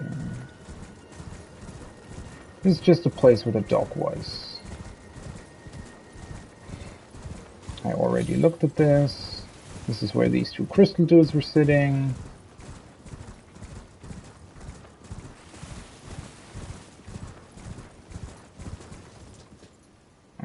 More of them. Do want to fight them? It's kind of unnecessary, isn't it? Why are they here in the first place? That is so random, right? Because they're also, like, technically, they're also, boss enemies in certain, dungeons? So it just feels kind of weird that they're suddenly here as well.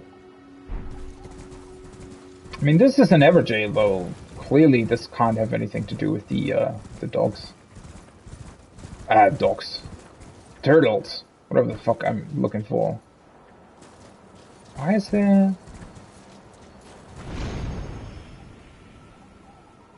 Wait.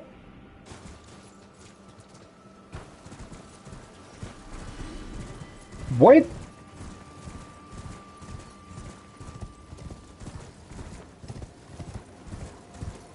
Why is this wind thing here?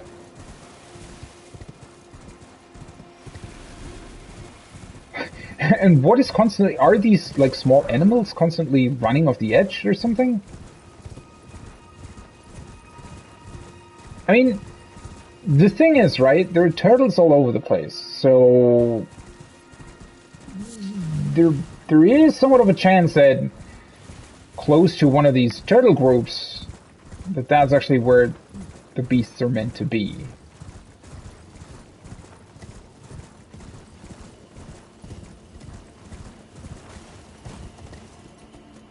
But now I'm back where the dragons were, I think.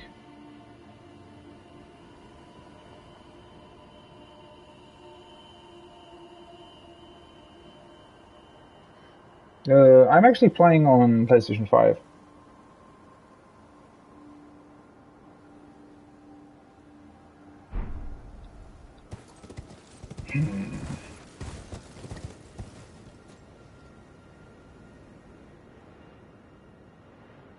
Maybe they're on top of those 3 things over there?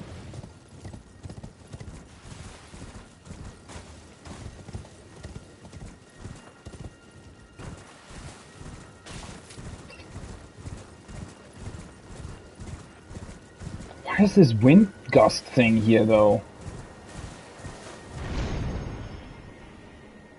That seems equally as random as everything else here.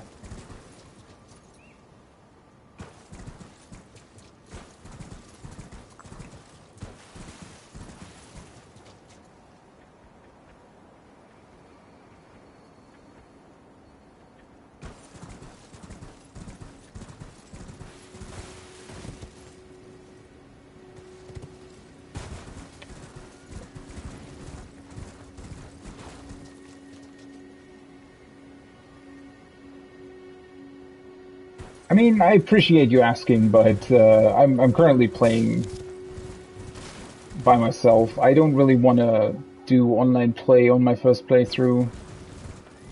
And with, like, helping, can't you just... I mean, there's always people that are helping, right? If you just summon close to the boss.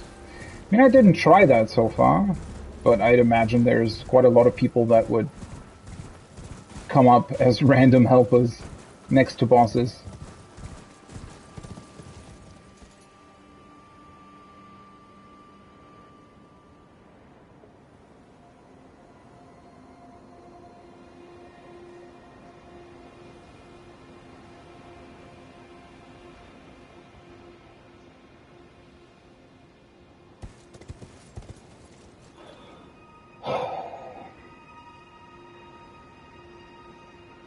This is just weird. Where the hell are they supposed to be?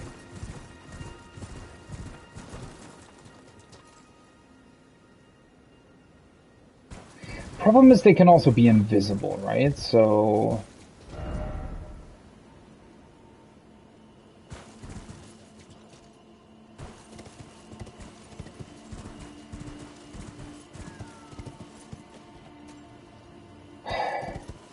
I wish they would have actually built puzzles out of these. Like, give me 3 really, really cool riddles that I need to solve, and they would lead me to, I don't know, 3 specific locations.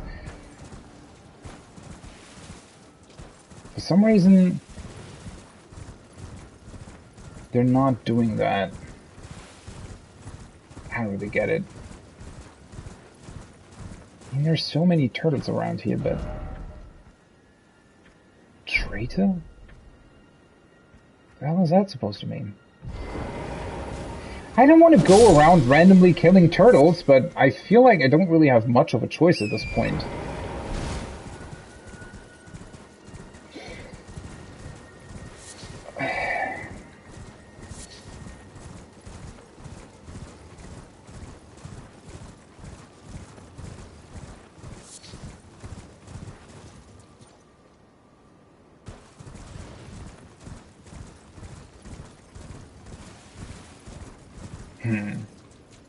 At least in the other case of most of the other of these puzzles, there were a lot of hints that were very helpful. Seek 3 great wise beasts. I mean, that's clearly referencing turtles, right? It has to, because that's the exact same thing that all the other towers said.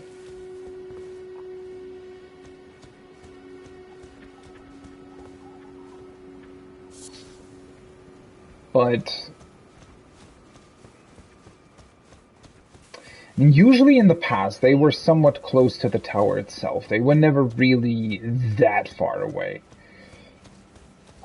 Technically, this place is somewhat unique in that regard, because it's...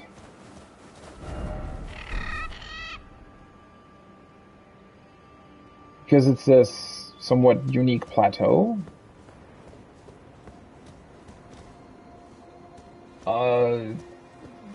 But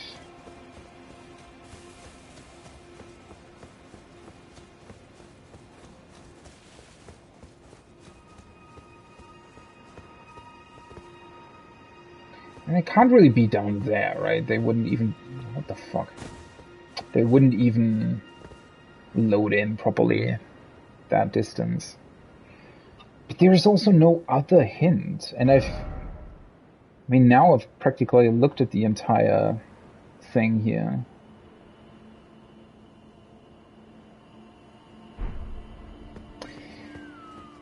I mean, they're probably invisible.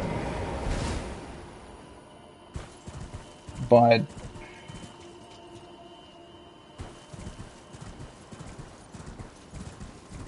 at least usually they had some form of, well, something close to them that sort of made it possible to guess where they might be. I remember one of them being at another tower, being in like the middle of a lake or something. So even though it was somewhat cryptic, it did make sense to a degree, but now it just feels completely random. I honestly don't think that they would be... Well, that's the thing, right? You can't really think about anything with them. They could literally be randomly placed anywhere, really.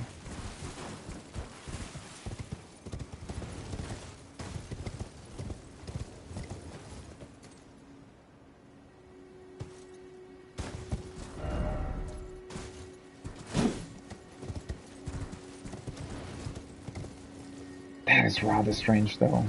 I don't want to be seeking fucking turtles for 30 minutes. What the hell? Maybe these...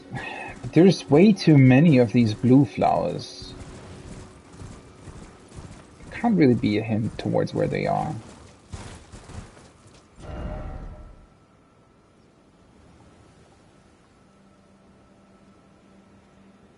That's random, right?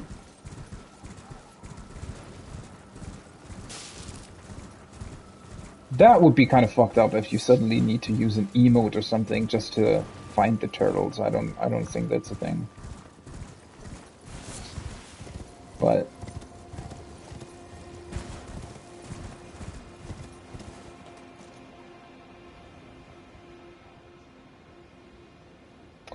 are they maybe... No, that's not playable area down there. Definitely not.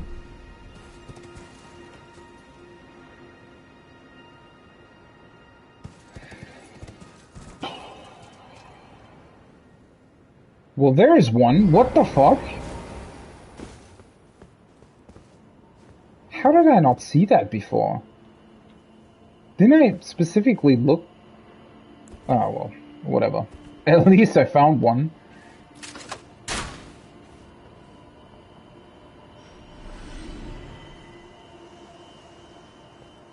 Okay, so they're what? Just clinging to the cliff? I mean, honestly, that is what I thought at first, but... Oh, well. Well, in this particular case, I was also confused because one message said no up ahead, and I thought that meant... Well, now I find the message that says bow ahead.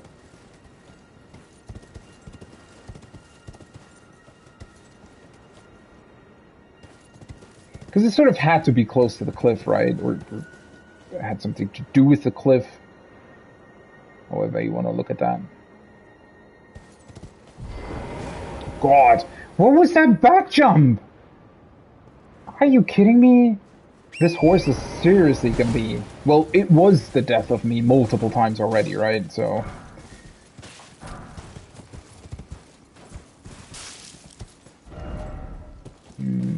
Not here ahead. What was that supposed to mean?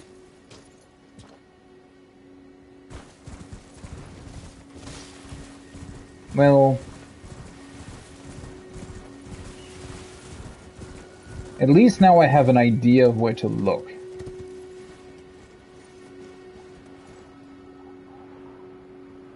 I hope.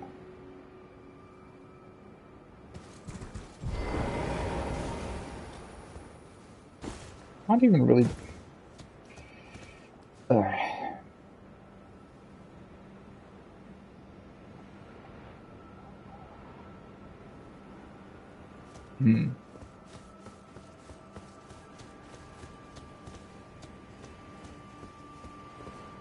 mean, I looked down here so much.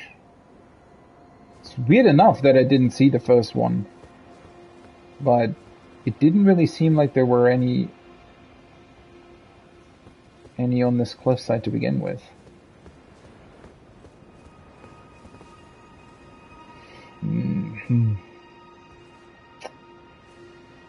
Maybe there's some sort of special angle that you need to look from in order to see them?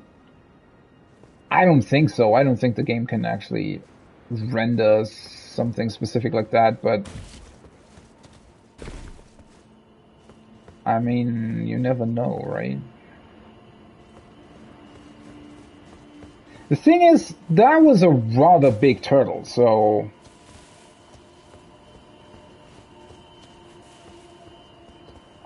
You'd think that they would be somewhat obvious to find. That was pretty close to the tower, though.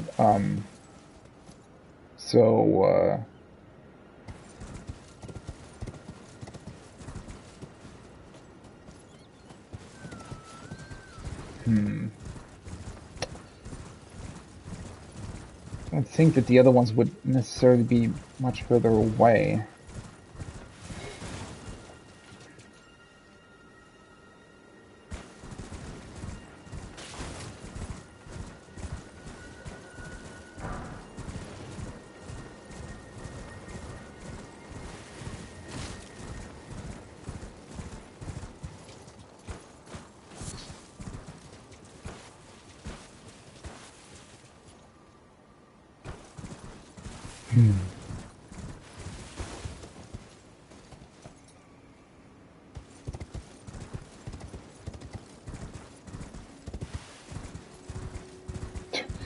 These search things are just weird as hell.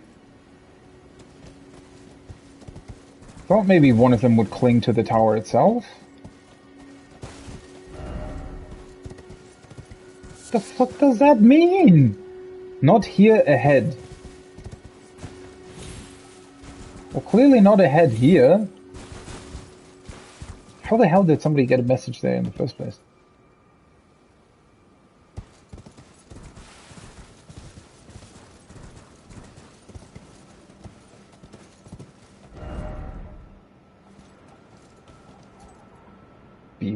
What? Be wary of Dastard? What the hell is that? You think you can sort of jump around there? I don't think you should, but maybe that's why they put the Site of Grace here. God. I always think that the horse kills me when you're so close to the edge.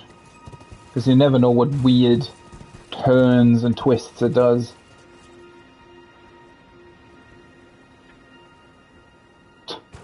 There's honestly just...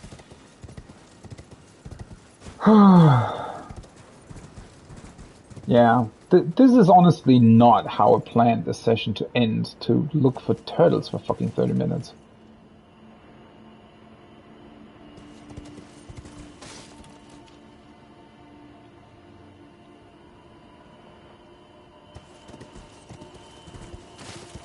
Would they be potentially further away? But then again,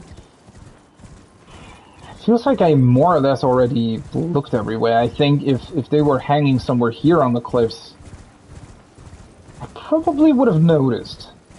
At least I hope so.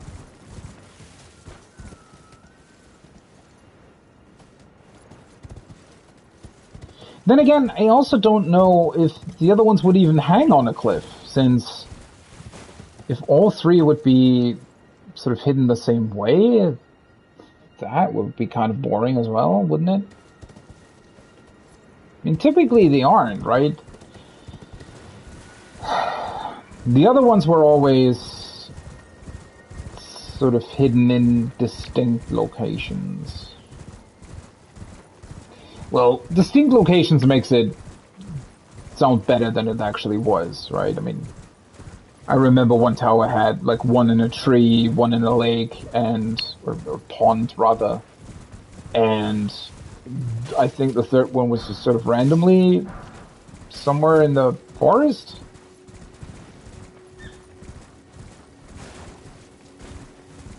What kind of just concerns me is that there's literally no, like, hint. Except a couple weird ones.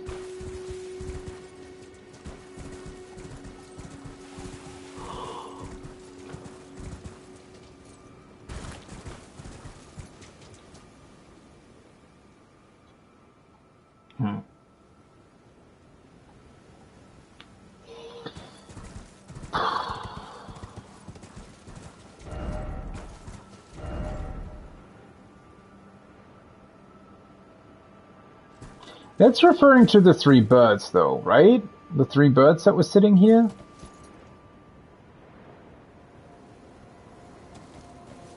Also, I can't believe that I'm still missing 2 of those turtles. Oh, of course. You died. I can see that. As I said, the horse is gonna kill me once more. Oh, for fuck's sake. I honestly am close to just Googling this, because this has absolutely nothing to do with any kind of clever puzzle, right? It's just literally, oh, find 3 big turtles that are just randomly hidden somewhere.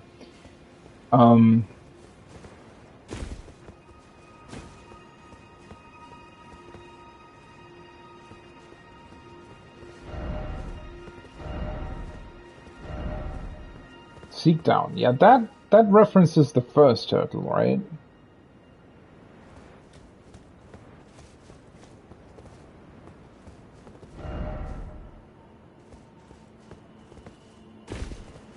Where you can actually jump over here.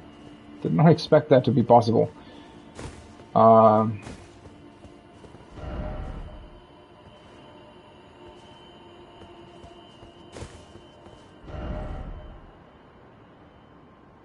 What?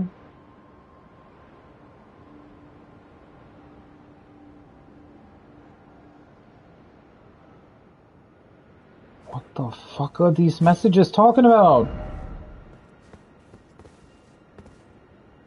Is this thing really somewhere down here? I mean, you can't jump down there, though.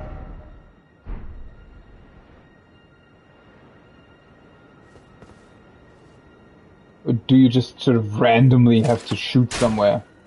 Of course.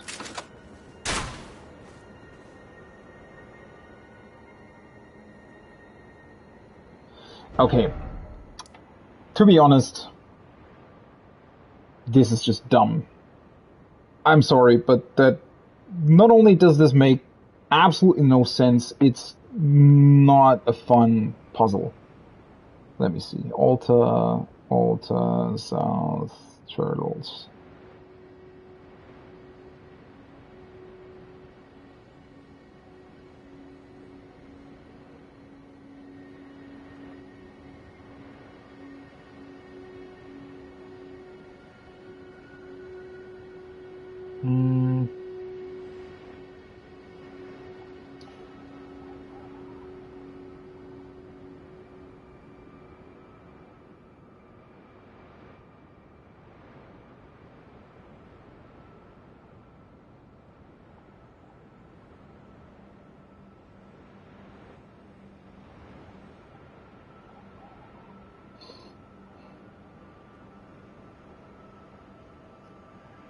Seek 3 Great Ways Peace and question giant ghostly turtles, so we need to search for an attack. Unlike most turtles location. Okay, locations are spread very far apart on the entire plateau. Do not fast travel or rest while looking for the turtles, or the turtles you have not destroyed will despawn. Or until you examine the statue again. Okay.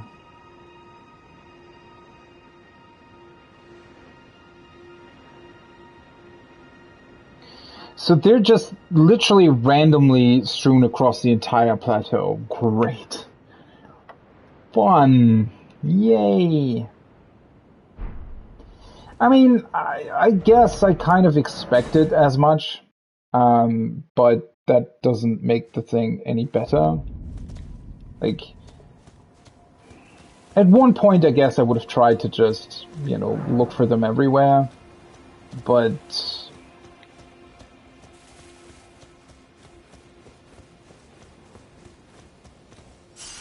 I don't know. I feel like they thought by making them larger that it would be fair, but yeah. As I said, there is no hint whatsoever that in this particular case you suddenly need to look for them, I don't know, very far away. So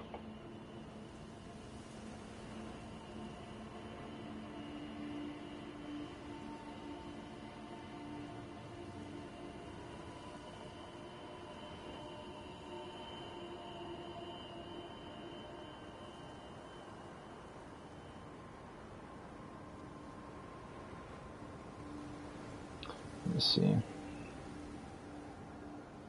Okay. Well, I mean, in a way, I guess it makes sense because that's like the second one is at the location where I wondered why there wasn't anything there, right? I guess that's a connection that you could make, sort of say to yourself, oh, there's nothing here, maybe that's where the turtle spawns, but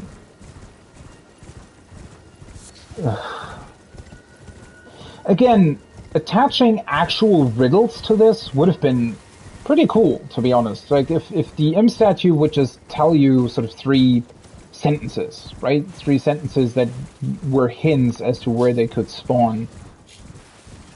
That would be pretty cool.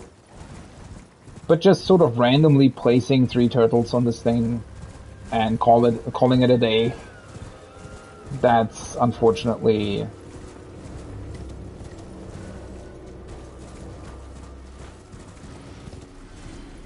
not really all that interesting. Also, the fact that this plateau is literally giant doesn't make this any more enjoyable.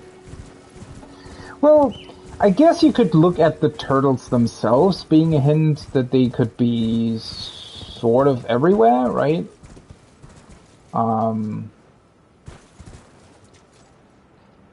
let me see.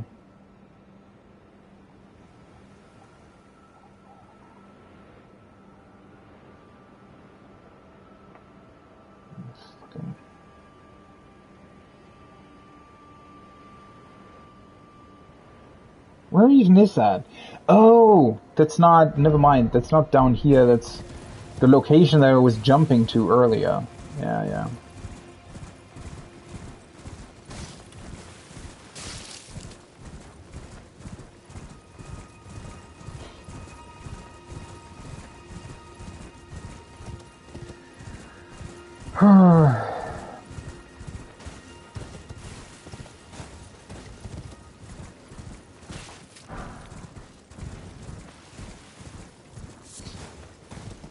Also, I feel like the reason why I didn't really mind the other towers, or the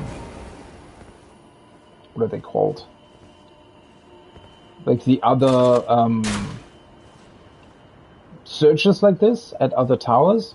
The reason why I mostly didn't mind them is also because the message system very much worked in favor of those puzzles, right? So I would get it if they set these up as something that the players quote-unquote need to solve together, right? So you can leave messages where the things are, you can leave messages towards where you find them, all those kinds of shenanigans.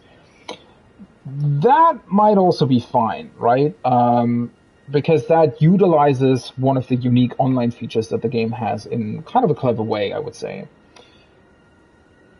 But these are spread so far apart that the chances of you actually reading a message that relates to the turtles and also figuring out that it actually relates to the turtles is somewhat weird, or somewhat unlikely.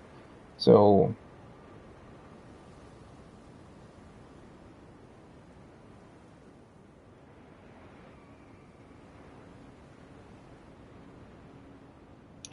Okay, so the last one is actually above the spirit spring that I found earlier.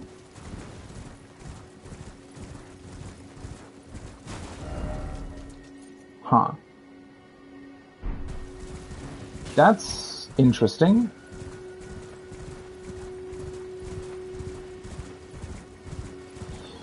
Maybe I accidentally rested or something in between, which made the turtle not spawn, or maybe the camera perspective was twice, like, really,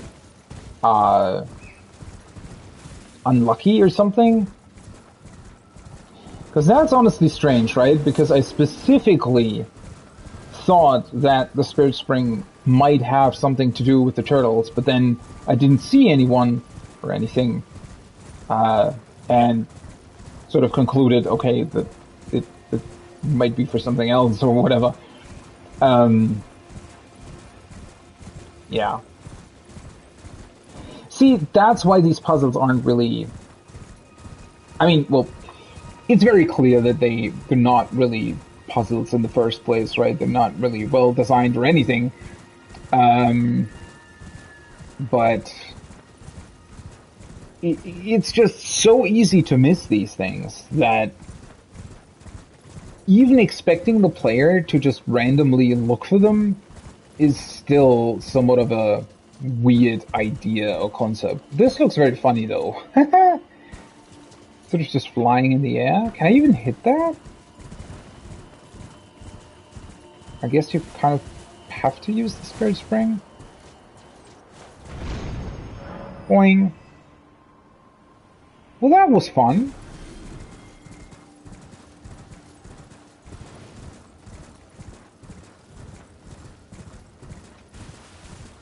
But I mean, yeah. I guess the only explanation is that I probably accidentally rested after I clicked on the M statue. I mean, that's the only sort of explanation as to why I didn't find the turtle earlier, right? Because that's the thing, right? That's why these things are badly designed, is because they're like... If you design something like this, where the player has to venture quite far away from the actual puzzle in order to find these turtles, then you can't suddenly design it in a way where they despawn when you rest, or fast travel or something like that, right? That's completely dumb. Not only would the player never know that that's a thing, right, that they actually despawn, but it also, like, doesn't really give you a hint towards it, especially since if you find one of them, it'll still be dead, right? So let's say the one that was on the cliff here, had I rested and it would have been back, I would have immediately known, oh, okay, you need to find all three without resting. Or if the M statue would have some sort of visual indicator that now the puzzle is active, right? And while you didn't click on it, it's not active anymore. Then it would be fine. But the game literally gives you no hint whatsoever towards the fact that they despawn if you rest.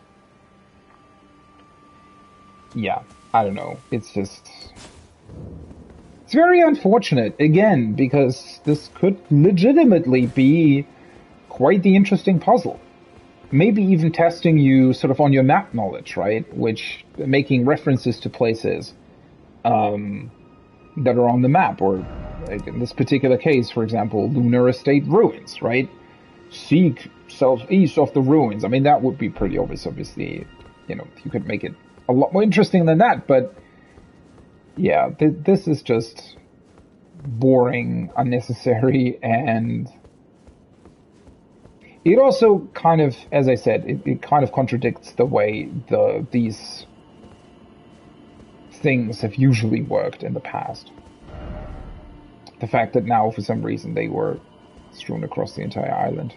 Or plateau, it's not an island, but you know what I mean. Same copycat tower.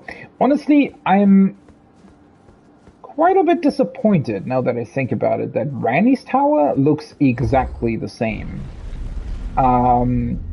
That's kind of fine with these random towers that you just find throughout the world. But Ranni's tower... honestly, they should have done something different. They could have still used sort of the same layout or something, and just, I don't know, change up the materials or whatever, but change it up somehow, right? Ranni's Dark Moon. What is that? Is that an incantation?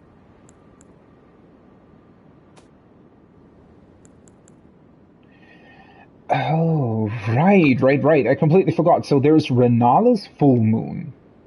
Incarnate a full moon and launch it at foes. Requires 70 intelligence.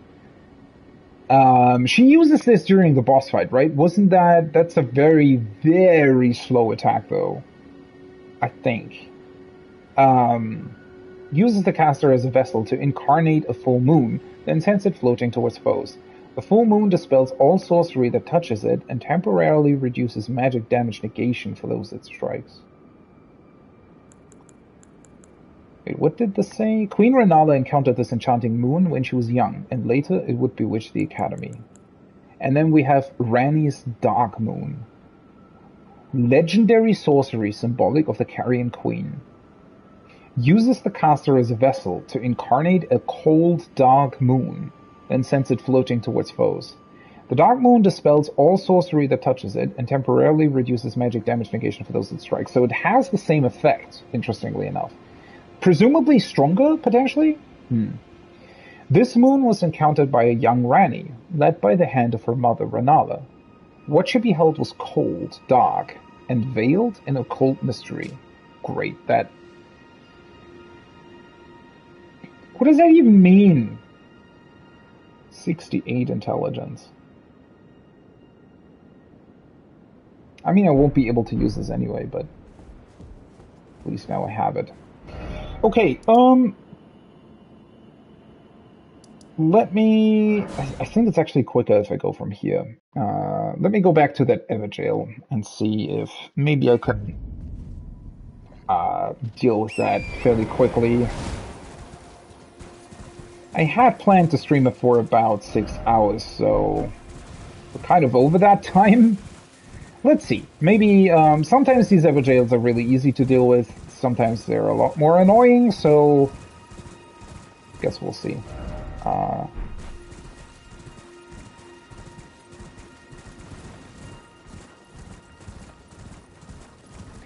don't know about this plateau in general. Honestly, in terms of its design, it just seems a bit too random, right? It seems like part of the normal map that has just been elevated, and the only really unique thing is the big cathedral with the cave and the two fingers beneath it. But even that just feels sort of awkwardly shoehorned in here. The Carrion Manor felt way more satisfying as a place. Especially with the three towers behind it and them sort of being shrouded in this magical fog constantly. Ringleader's Everjail. That felt a lot more interesting than this, to be honest. Okay. Let's see what this is about.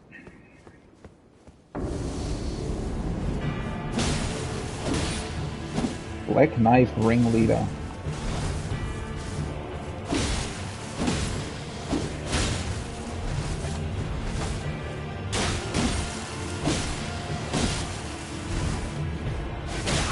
Whoa, that was...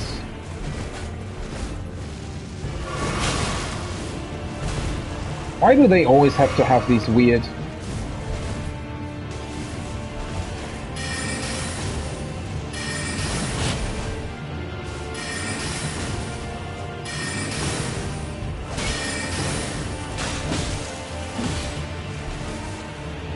I never quite understand when they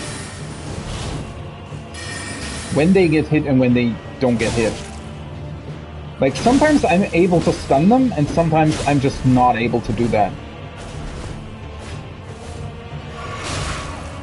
How?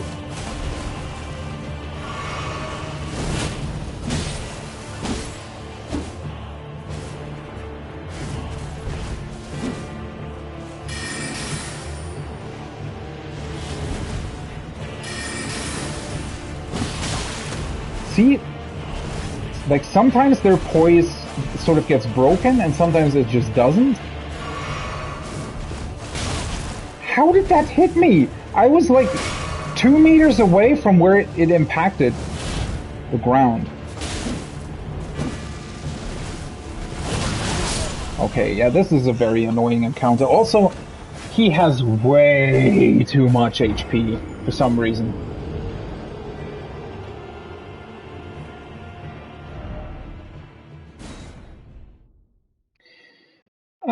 Probably need to be a little bit more aggressive with this, all things considered. Don't really know if I should maybe use...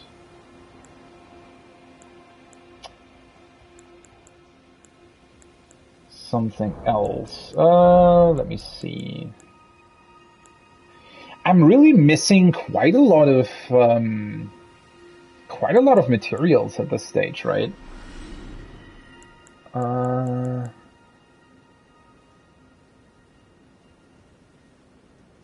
Acid mist from the mouth.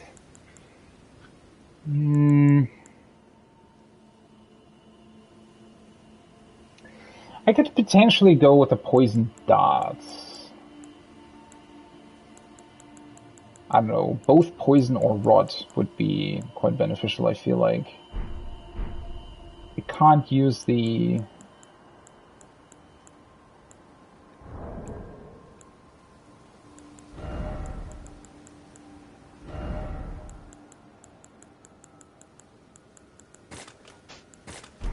I can't use this, right?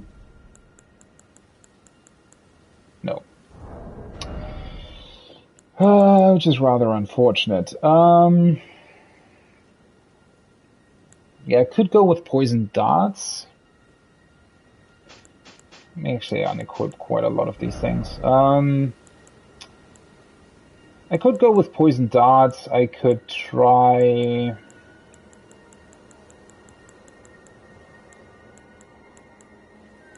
Because with something with extra damage, that's always quite good, right? Build-up of sleep, deadly poison, but this also poisons myself, right? I think.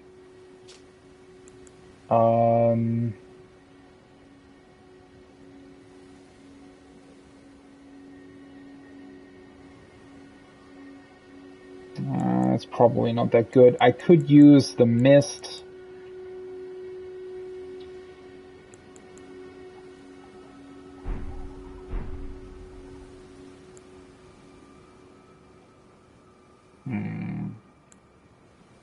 Lightning strike I'm not too sure about. Do you want to try using this decay stuff?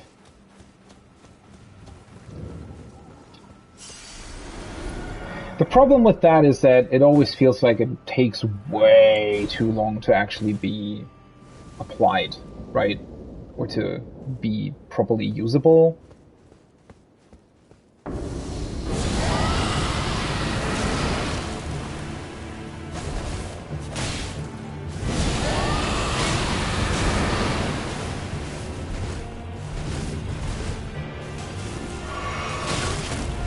hate that so much.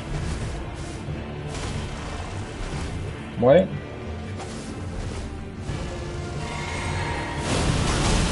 The fuck was that? See, this is... man, like, you have this really, really cool incantation, right? Where you think, oh, this, like, there's, like, this dragon head that's coming out and I can spew rot, and, like, it looks really, really powerful, and then you realize, oh, it's actually not usable at all. Because it takes, like, in the time where I've used that once, he can do, like, 3 attacks. So you're sort of left standing there going, wait, so why exactly am I using this?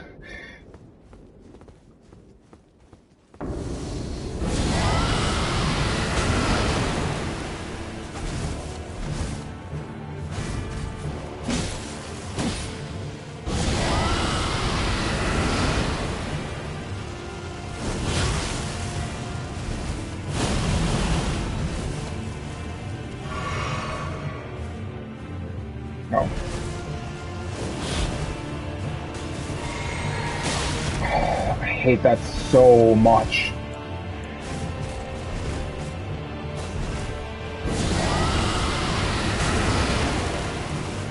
Can I even, like, hit him with rot, or does that not work? I feel like he can't be affected by that or something.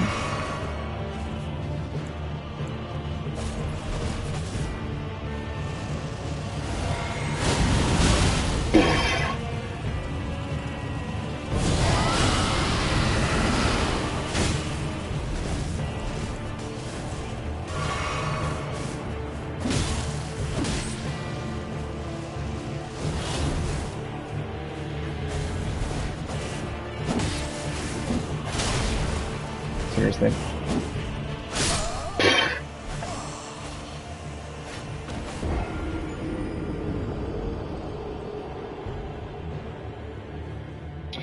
Who is he anyways? Electo the Black Knife ringleader. That seems like somebody that Rani potentially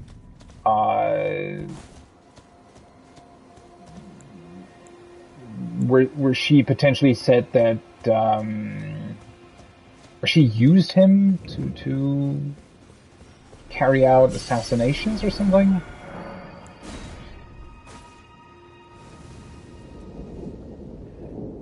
Honestly, you know what? If you're close to a statue of Marika, I think what should actually happen is that you just don't lose runes on death. Because it's just, that's, like, why? Right? It's just annoying. You're just sort of standing there having to pick up your runes again for no reason whatsoever.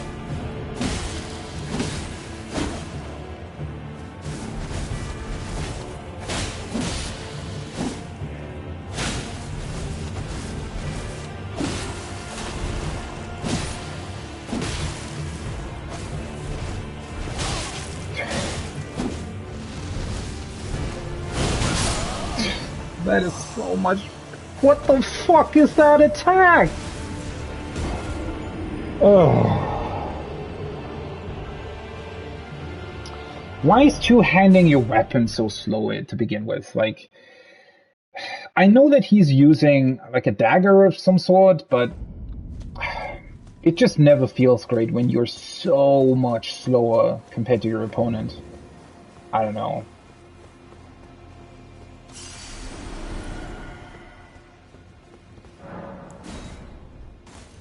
The thing is, I would, you know, every time I do these, I would sort of like to, I don't know, do something really cool, do something fancy, defeat them with whatever, right? But that never really happens because I'm sort of...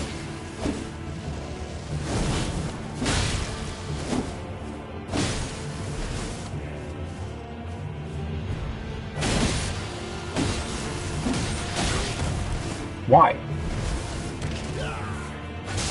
The fuck was that? What?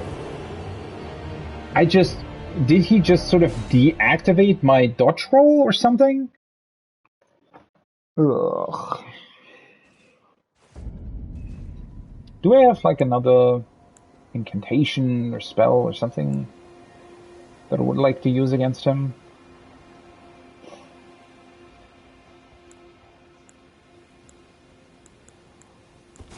I mean,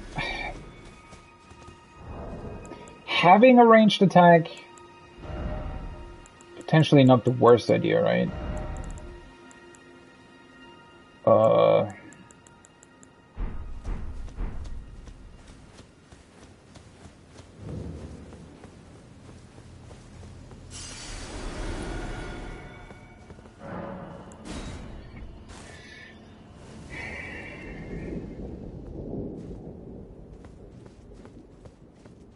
I don't know. Again, these encounters never really feel that great, unfortunately.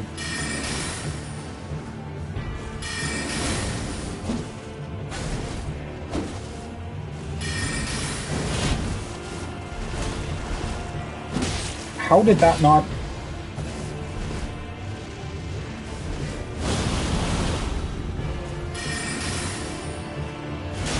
Oh. That was his grappling attack once again.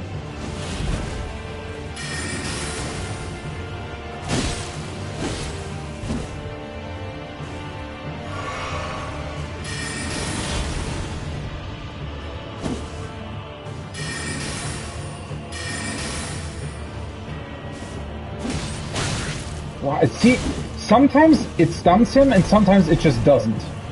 I don't get it.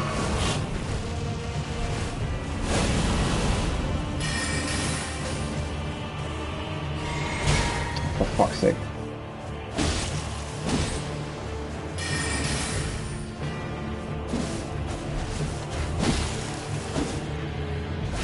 Ah. That was the wrong flask. And then the first two times, for some reason, I evaded that particular attack by jumping back, and then now it just didn't work. And you just don't know why. I hate swapping between flasks. That is one of the most annoying things ever. Because the press or hold to change back to the first item in your list just takes way too long. But I said that a million times in the past already. The way the UI works, or not the UI, but the way you select items is just like bad. Really, really bad. Like a game in 2022 shouldn't work this way.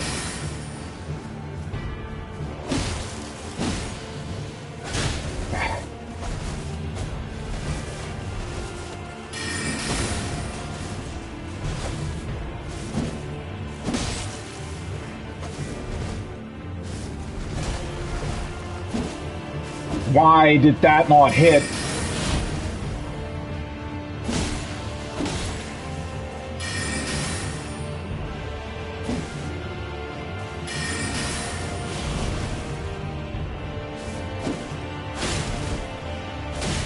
Well, that didn't make any sense. For fuck's sake.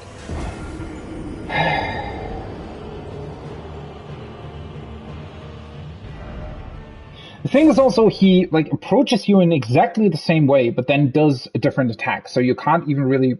I tried there to sort of preemptively attack, because that typically stuns him, but it somehow just only works sort of 2/3 of the time for some reason.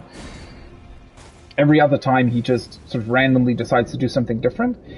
But then again, maybe I just attacked too early or something.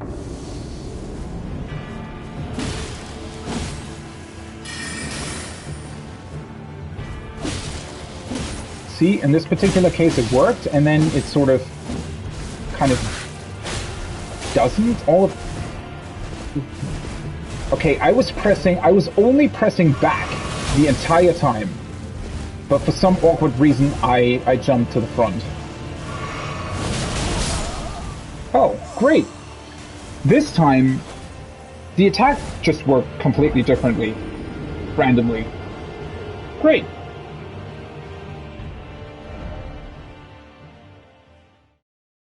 I mean, to be honest, the trick with these enemies is also, like, you should sort of never really jump back. I think. But jumping forward is also very, very inconsistent. I mean, the problem is also the design of these Everjails, right? I talked about that in the past as well. The problem is that they're sort of concave, is how you call it, right? They're curved, is the point. So that adds to the inconsistency of how attacks sometimes work.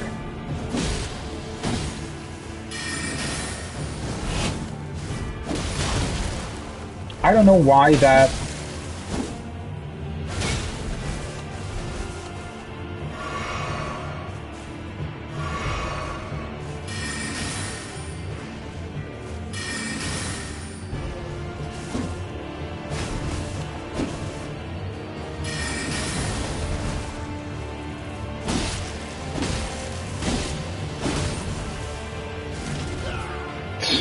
That is so much bullshit.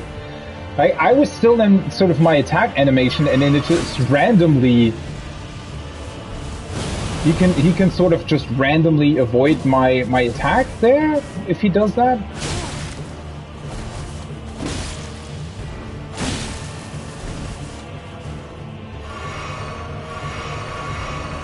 Yeah, of course I wanted to press that 3 fucking times.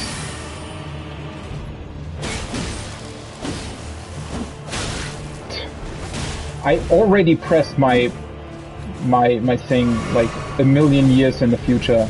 I only...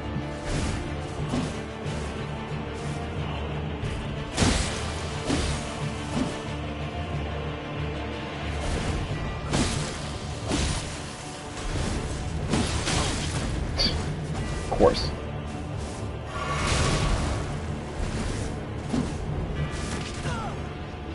That is such a bullshit attack.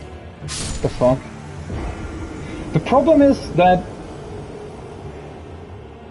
it feels like the game's not taking my inputs properly. And I mean, I know that it isn't, right? I think that's been proven that the game just randomly skips inputs from time to time. The problem here is that, might be related to frame rate or something. His attacks do cause somewhat of a frame rate dip. And if you try to sort of jump into them, it's just very inconsistent. I think that's the main problem, right? It's not necessarily that the game like majorly bugs out or anything. It's just way more inconsistent than it should be, considering how fast this opponent is, really. Sure. For some reason, it didn't properly launch me forward when I dodge roll towards him. It's also very interesting, you dodge roll towards him, and he immediately starts an attack that from that position, you're pretty much, I would say, impossible. That is pretty much impossible to dodge out of that specific situation. I don't think that it should actually start an attack like that if it's literally impossible to dodge at that particular point, because you can't know that he will do that attack at that point, right? It just, you dodge roll forward and then he starts the attack, and that means that you're pretty much screwed.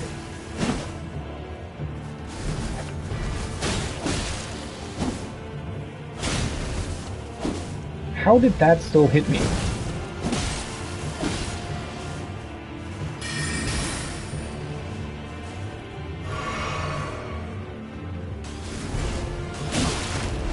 Why? I should have... Like, it was like a million years ago that I pressed my attack button, and still it just sort of didn't go off. But that's also this weird thing with how the scythe attack sometimes. Right. Like, that's a thing that's... I don't know if it's specific to this weapon, or if it's specific to how the game, like, handles weapons or something. It's very, very, very weird, because there is also another inconsistency where sometimes you dodge roll, like, sometimes you roll, right, like this, and then he does a normal attack. And sometimes you roll and he does, like, a very slow attack. In this particular case, I think it's only when you're actually locked onto an enemy. Not entirely certain about that.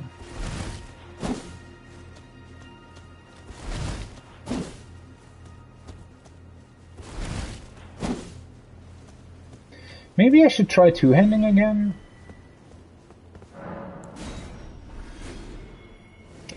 It's just a strange fight, I don't know.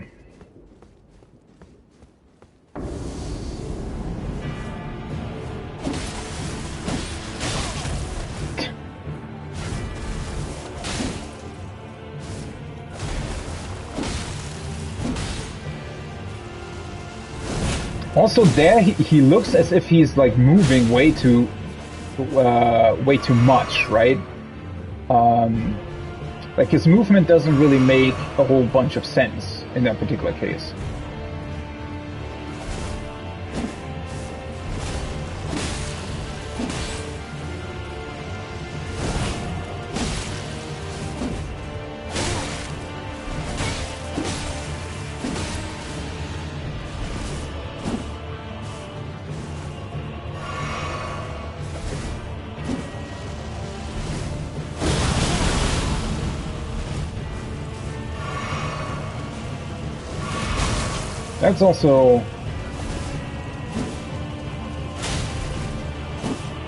That's also a very weird attack. I don't really get why he's sometimes that I dodged the same way I did earlier. That was a problem because I was standing on the slope.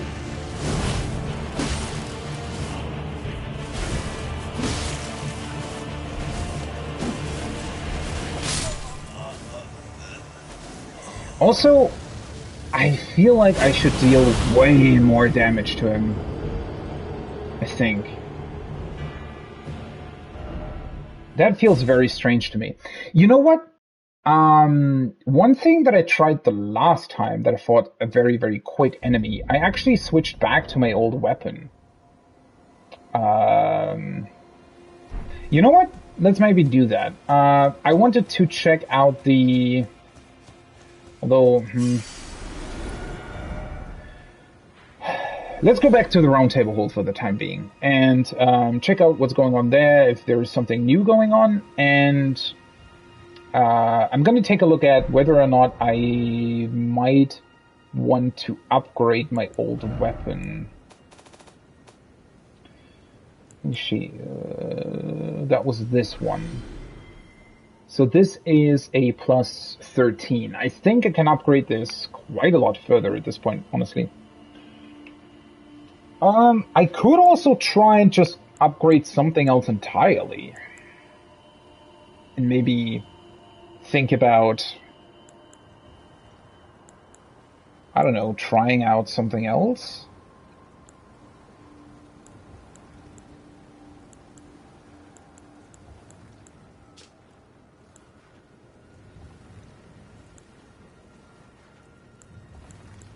I mean, this is already upgraded though, right? So I don't really want to switch to a great sword at this point, and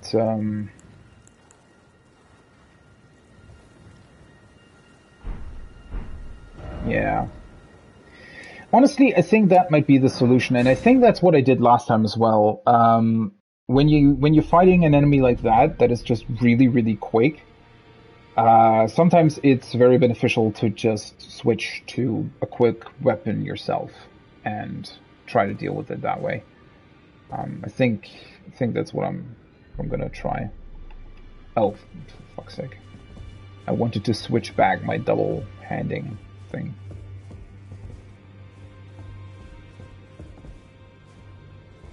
Do you... like...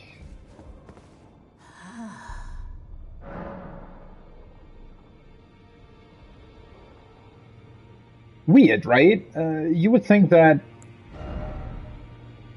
they would sort of...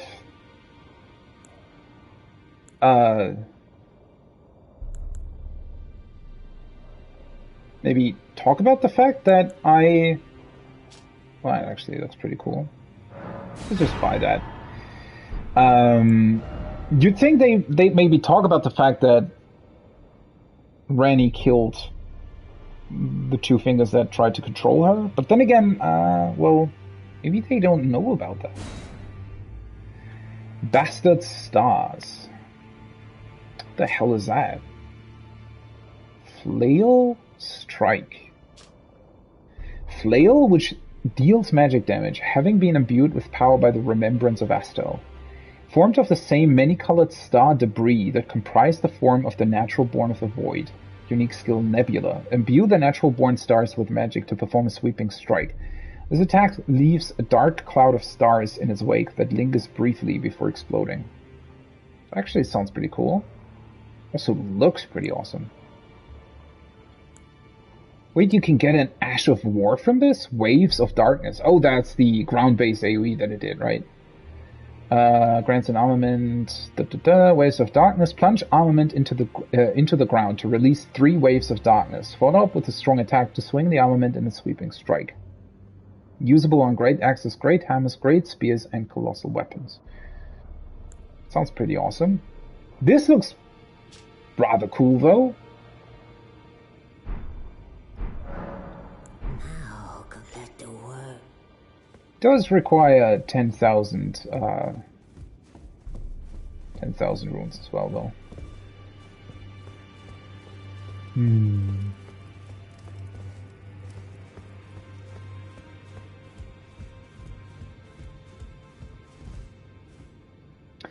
Isn't this somewhat weird that nothing really seems to change here, even though we seem to have done something pretty major with Ranni?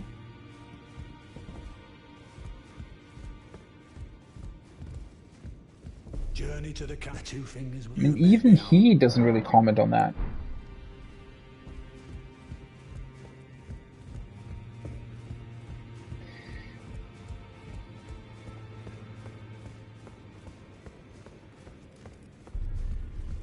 Well, I guess you could sort of argue that the two fingers probably wouldn't really know of our involvement, right?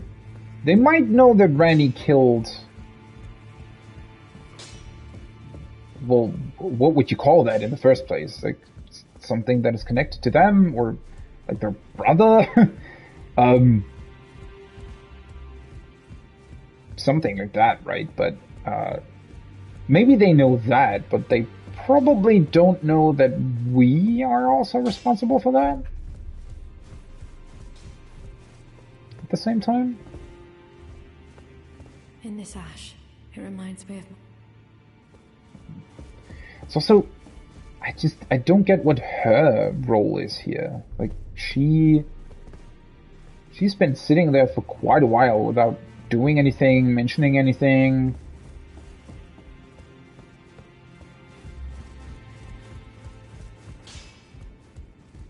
Well, I took you for no matter it. Lay out your arms.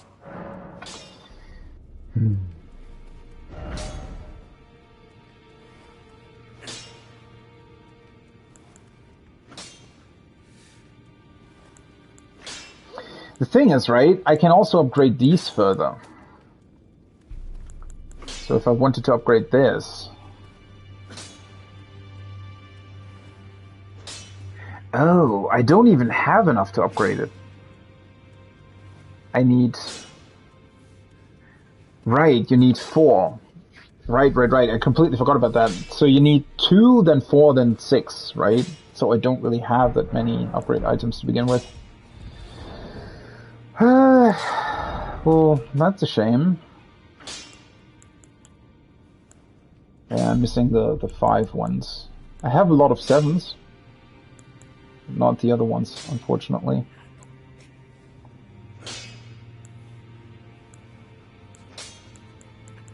These ones I have a bunch of. Back already, no matter. Maybe I should... Maybe I should take a look at another sort of unique weapon. So these, for example, they also require somber smithing stones. I could upgrade them quite far, I feel like. Question obviously being, do I want to?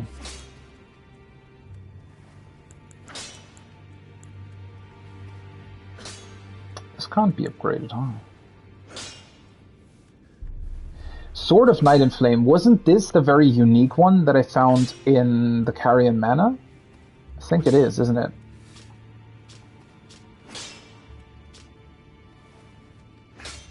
So yeah, since I only require one of those items, I could potentially upgrade a bunch more of the more unique weapons. I would need to try out how quick they are, though. I mean, technically this is a normal sword as well, so they should probably be exactly as quick as this one. How does fire damage scale?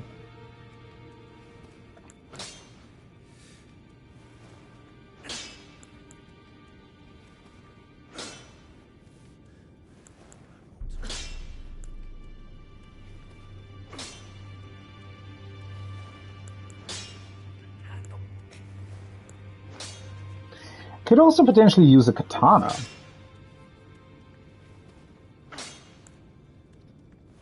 Moonveil.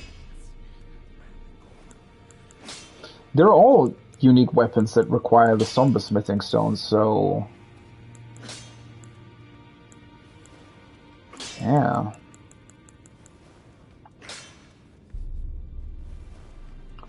Maybe I should actually try those. Because, to be completely honest, visually I do like the scythe that I'm currently using, but it is somewhat of a slow weapon, and it feels like some of its sort of animations in how it works does sometimes feel not that great, to be completely honest.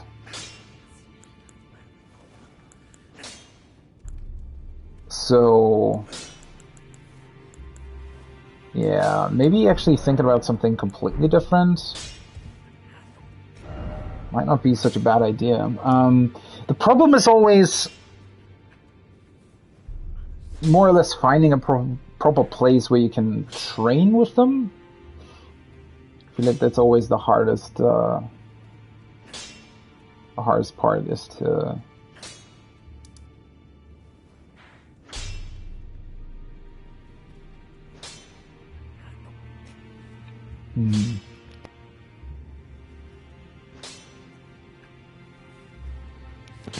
Alright, I have to sneeze. You know what? Maybe... well, it's only the caravan thing. Trying to think of a site of grace that has enemies next to it that are pretty good to try these weapons out on. You know what? Maybe this might be the best place. The gate front. Because there are quite a lot of enemies here.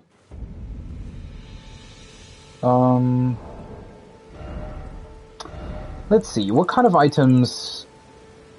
Can I see which ones are... I don't really want to use a dagger. I feel like daggers are often a bit boring. So I have the Carrion straight sword, which looks pretty cool. Doesn't really fit my look currently. I mean, that's like quite a fast weapon, right? And the other swords are more or less the same. I mean, this one worked the same as well, right? Yeah. Pretty much the same attack pattern, so...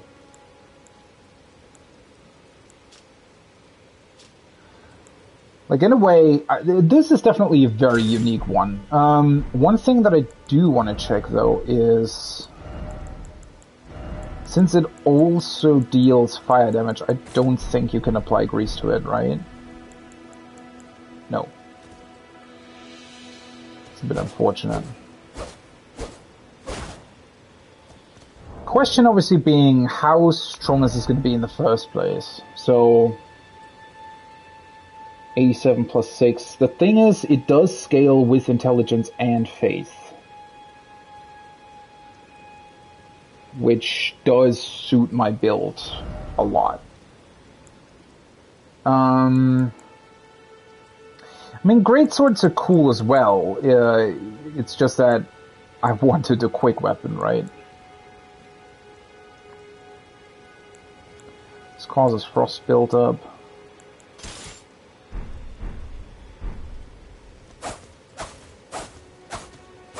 I mean, this could also be... I don't know how effective I would be able to fight with this. I've never really been, like, a big rapier guy.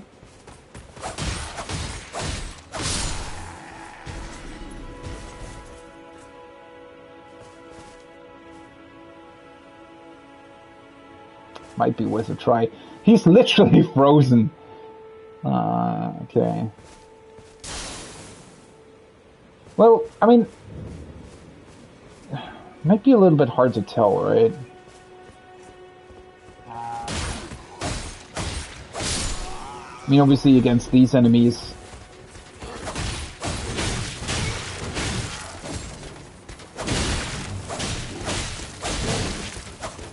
The thing is, obviously, you can't really stun enemies with this, right? So... like, the small guys, sure, but not the big dude.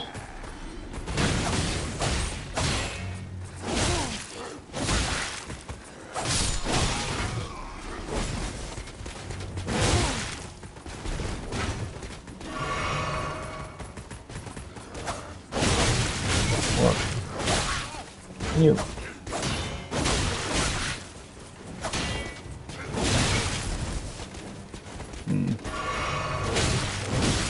Feels like it's very, very hard to actually get through.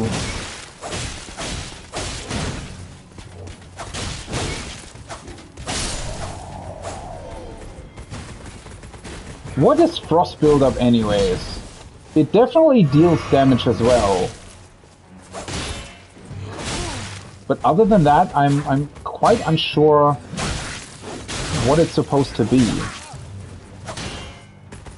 Also, I don't know, but the recovery time after enemies attack sometimes feels very, very weird. Like, very inconsistent as well. Don't know what that's about, to be honest.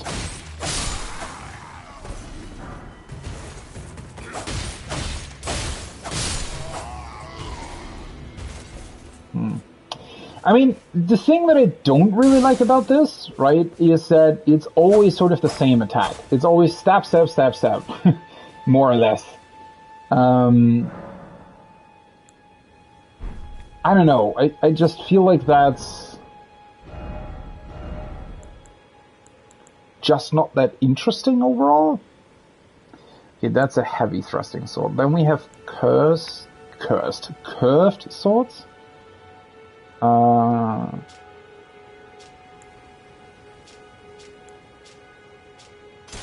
Yeah, I don't...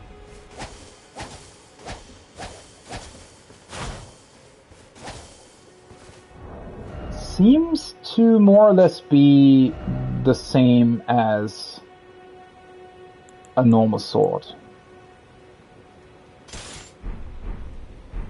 Well, that's a curved grade, so that's definitely a lot slower, holy shit. Yeah, and then we have the katana. Magic, causes blood loss buildup, causes blood loss buildup. Can you actually combine these two? You can two-hand these things, right?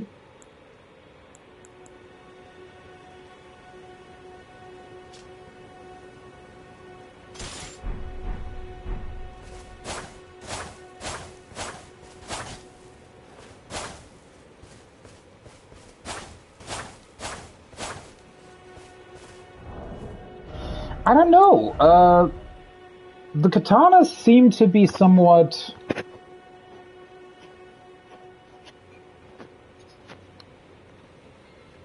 like, slightly slower than swords.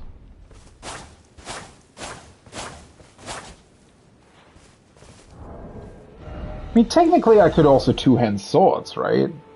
Doesn't necessarily have to be katana. Let's see here.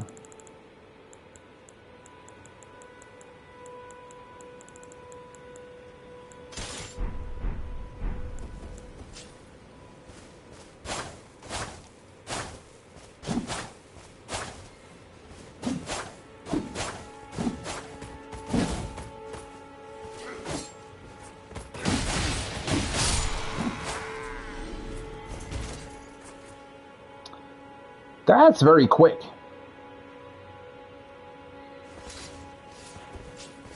Oh, okay, that's...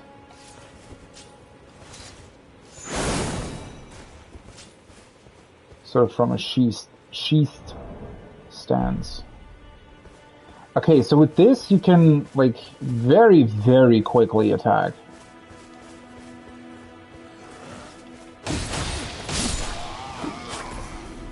This probably causes a very, very quick blood loss buildup, right? If you have two katanas that actually do that. Did he just counter me? What the hell did he actually do?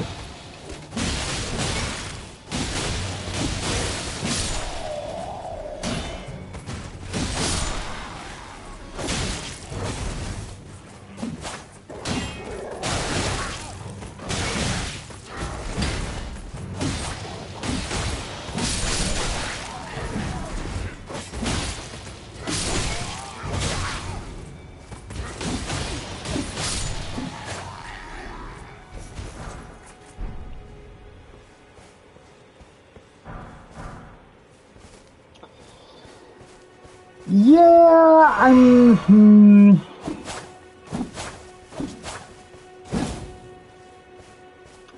it's kind of cool, but also,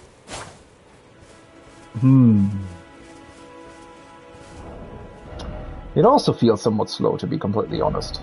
The problem is also, well, I mean, I have these two, right? So technically I could potentially do that with swords as well. Can you... what happens if you do this? Okay, that doesn't work. So you can't... you can only double wield swords of the same, or weapons of the same type, I assume. So I'd either... well, I could technically use this, or continue using this.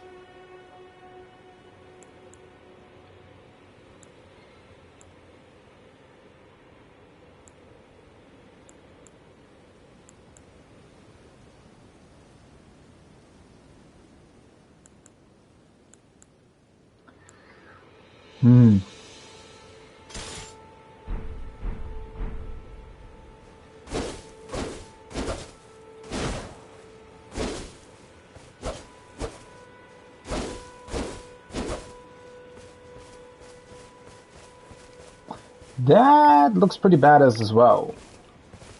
Not gonna lie. The problem is I'd have to potentially swap between these again, right?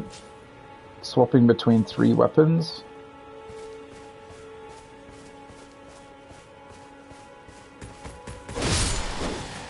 Whoa, he's just instantly dead. Oh, yeah, okay, that's because of the... Right, because the Warhawk Talon is upgraded. I mean, to be completely honest, I kind of still like the swords the best. They're definitely one of the quickest weapons.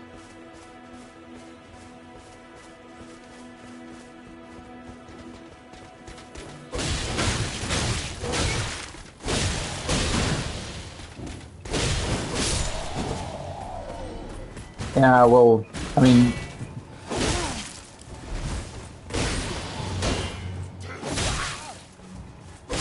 It's not really a fair representation because one of them is upgraded, right?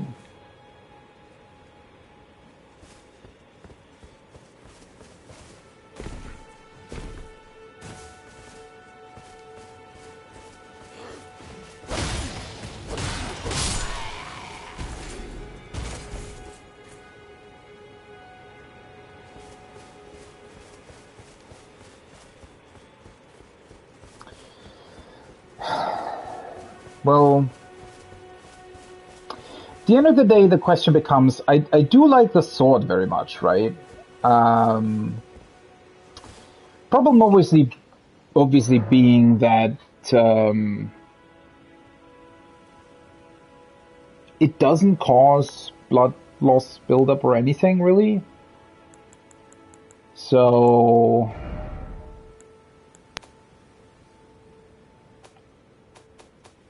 yeah, I can't use Ashes of War on it. What wait, what kind of skill does it have?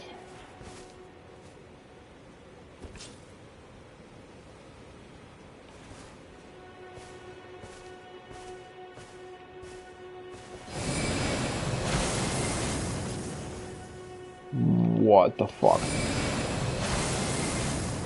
Okay. So once again, the hitbox, for whatever reason, is just kind of weird. What the hell? What? Why doesn't that hit him? That hits, okay.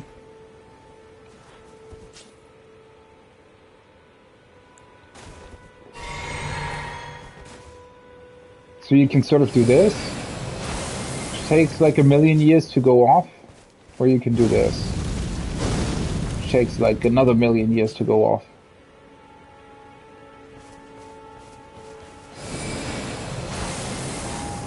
Why does that... oh, can you hold that?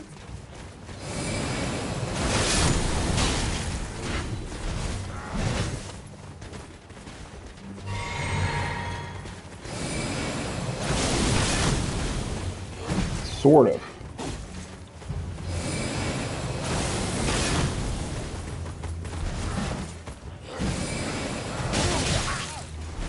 Yeah, see, that's what I always hate about these effects, is you can just... they can literally just come up to you and...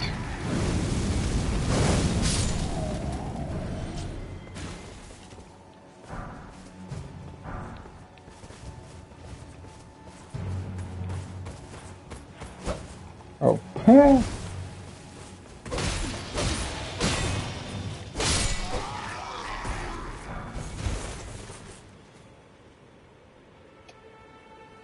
The other ones don't really want to engage with me. Man, that's a really hard decision, isn't it? In a way, I really like this. So, like, obviously, it's a very, very cool sword, very cool effects, all of that, shenanigans, blah, blah, blah. But...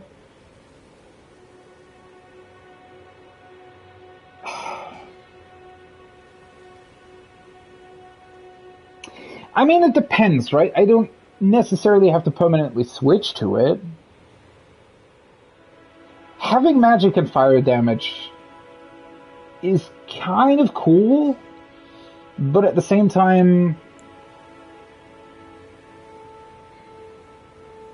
the question is always sort of is, well, are you really going to use it, right?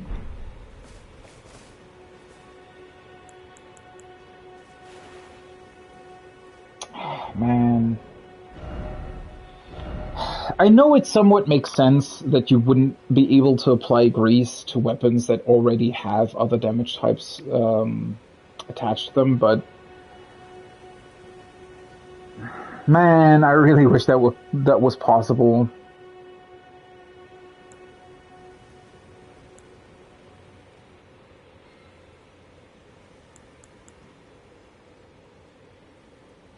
I mean, this is a cool sword, don't get me wrong.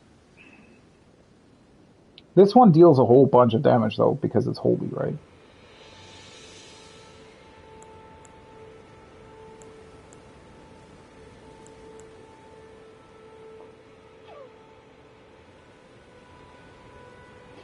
I could just try upgrading this. I don't know what the base damage on it would be to begin with. Because it's a little bit heavier, right?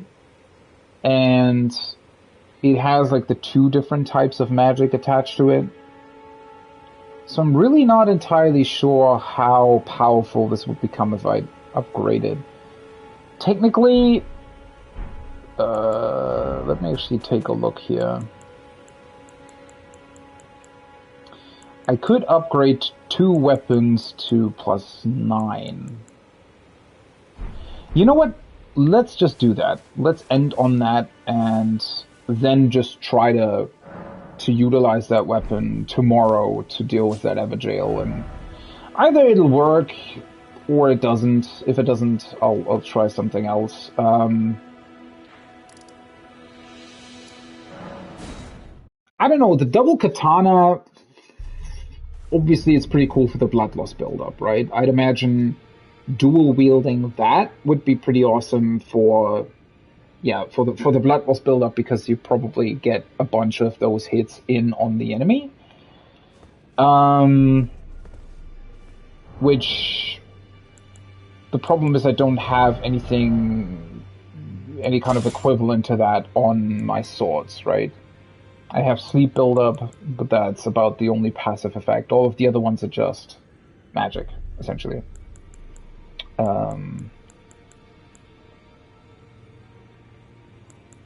I could go with daggers as well, but I mean, it's not that I don't like daggers, it's just that I feel like they're just not that interesting, all things considered.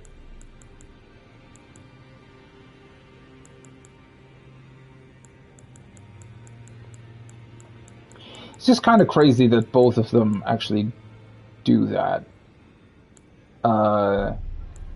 Though...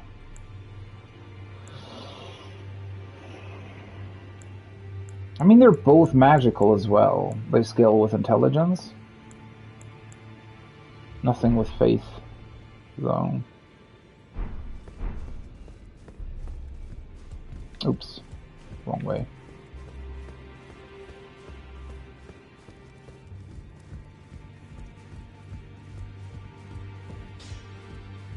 I mean, it's a very, very cool and unique sword to begin with, right? So... I don't necessarily have a problem with upgrading it. Only question being, what the hell do I actually sell in order to have the runes to upgrade them? How much do I need in the first place? I actually got some runes. I completely forgot about that.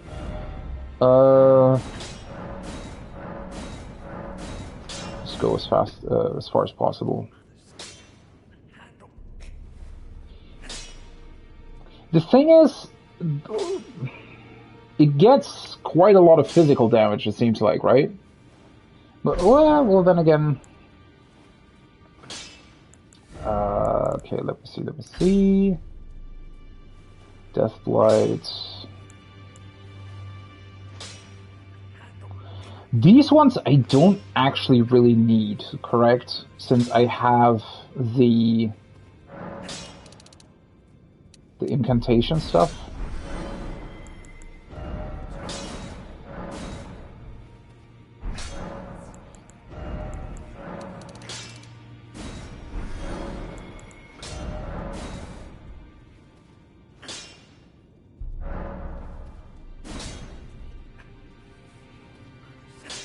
Somber Ancient Dragon Smithing Stone. Well, that's a name.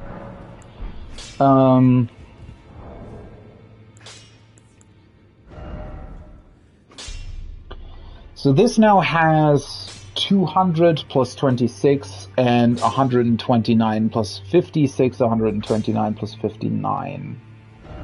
How does that compare to other weapons that I have? So this has more holy damage. Not much though, it's just 2 points. No, it's actually less, because this scales better, I think. The physical damage on this is kind of nuts comparatively. Though once again, I don't really know how the game actually counts this, because it's 3 different damage types. And my scythe also has 200 physical damage, so that would be the same. But it scales a lot better with dexterity, which gives it a lot more bonus on that. And has 239 holy damage plus 98. So technically I think it's about the same in terms of damage, and it causes blood loss buildup. Though having said that, right, this one's quicker. What does it actually display when I go on character status? 601, but that's because it counts it weirdly, right? So if I switch to my scythe, I think for the scythe it says something like 400 something, right? 592.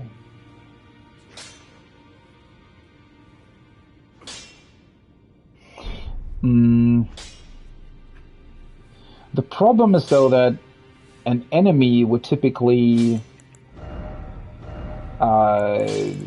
like this weapon here, this one,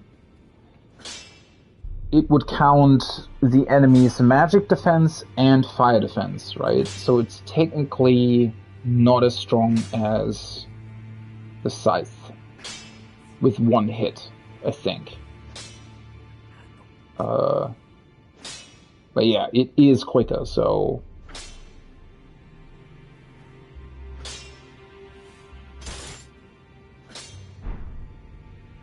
Can I equip both the scythe and the sword, or would that go overboard? Why did that rhyme? No, okay, that would get me to heavy load, so I need to specifically switch between the two.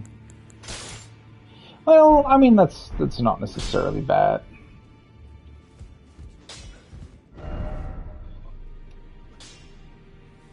I kind of want to try it out, I'm not gonna lie. Is there like a strong enemy that I know that I could test it on? Not really, I fear.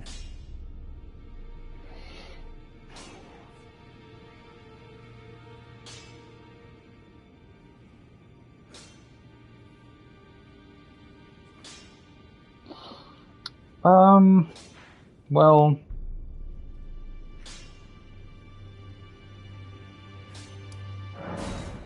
Let me very quickly go back here and test it on the crystal dudes.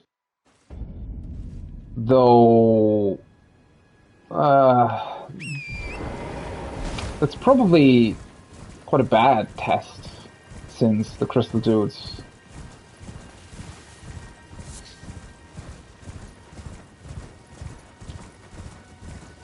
They're sort of independent on that. Ah, well... I'm just gonna try, right? Tomorrow I'm just gonna try the Jail and hopefully succeed. I still have a bunch of other weapons that I can test as well, that I could try. Wait, what?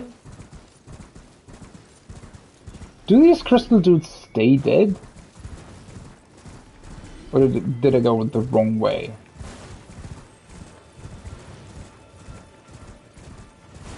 Oh no, never mind. They're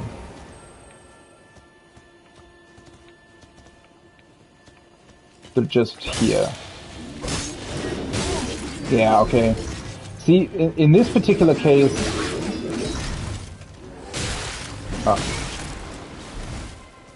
in this particular case, I'm gonna die. Yeah, I need to... I think I need to two-hand the weapon. What the fuck?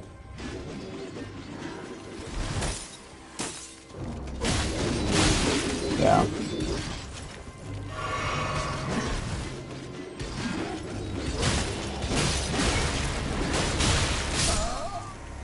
Ah, well, whatever.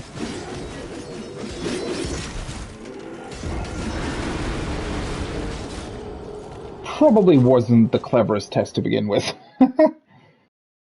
Ah, well. That's going to be it for the time being. I'm going to try the Everjail with this weapon.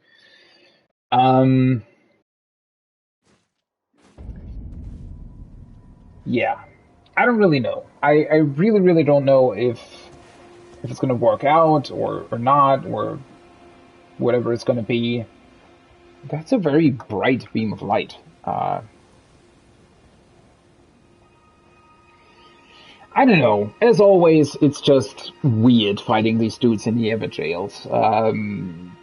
Somehow that's just... I don't know, the way their attack patterns work and everything... I never really feel quite comfortable with those fights. Also, the thing is just... like, even when I defeat them, right? And I talked about that every single time that I actually fought one of these guys. Even if I defeat them, it never really feels like I've actually beaten them. It always feels like I've sort of either brute forced my way through, or I don't know. Even if I figured out how they worked, the conclusion sort of was that you had to do sort of some weird shenanigans and weird dodges and stuff. I don't know. We'll see, I guess. I try that tomorrow. I actually, well, did I manage to do quite a lot?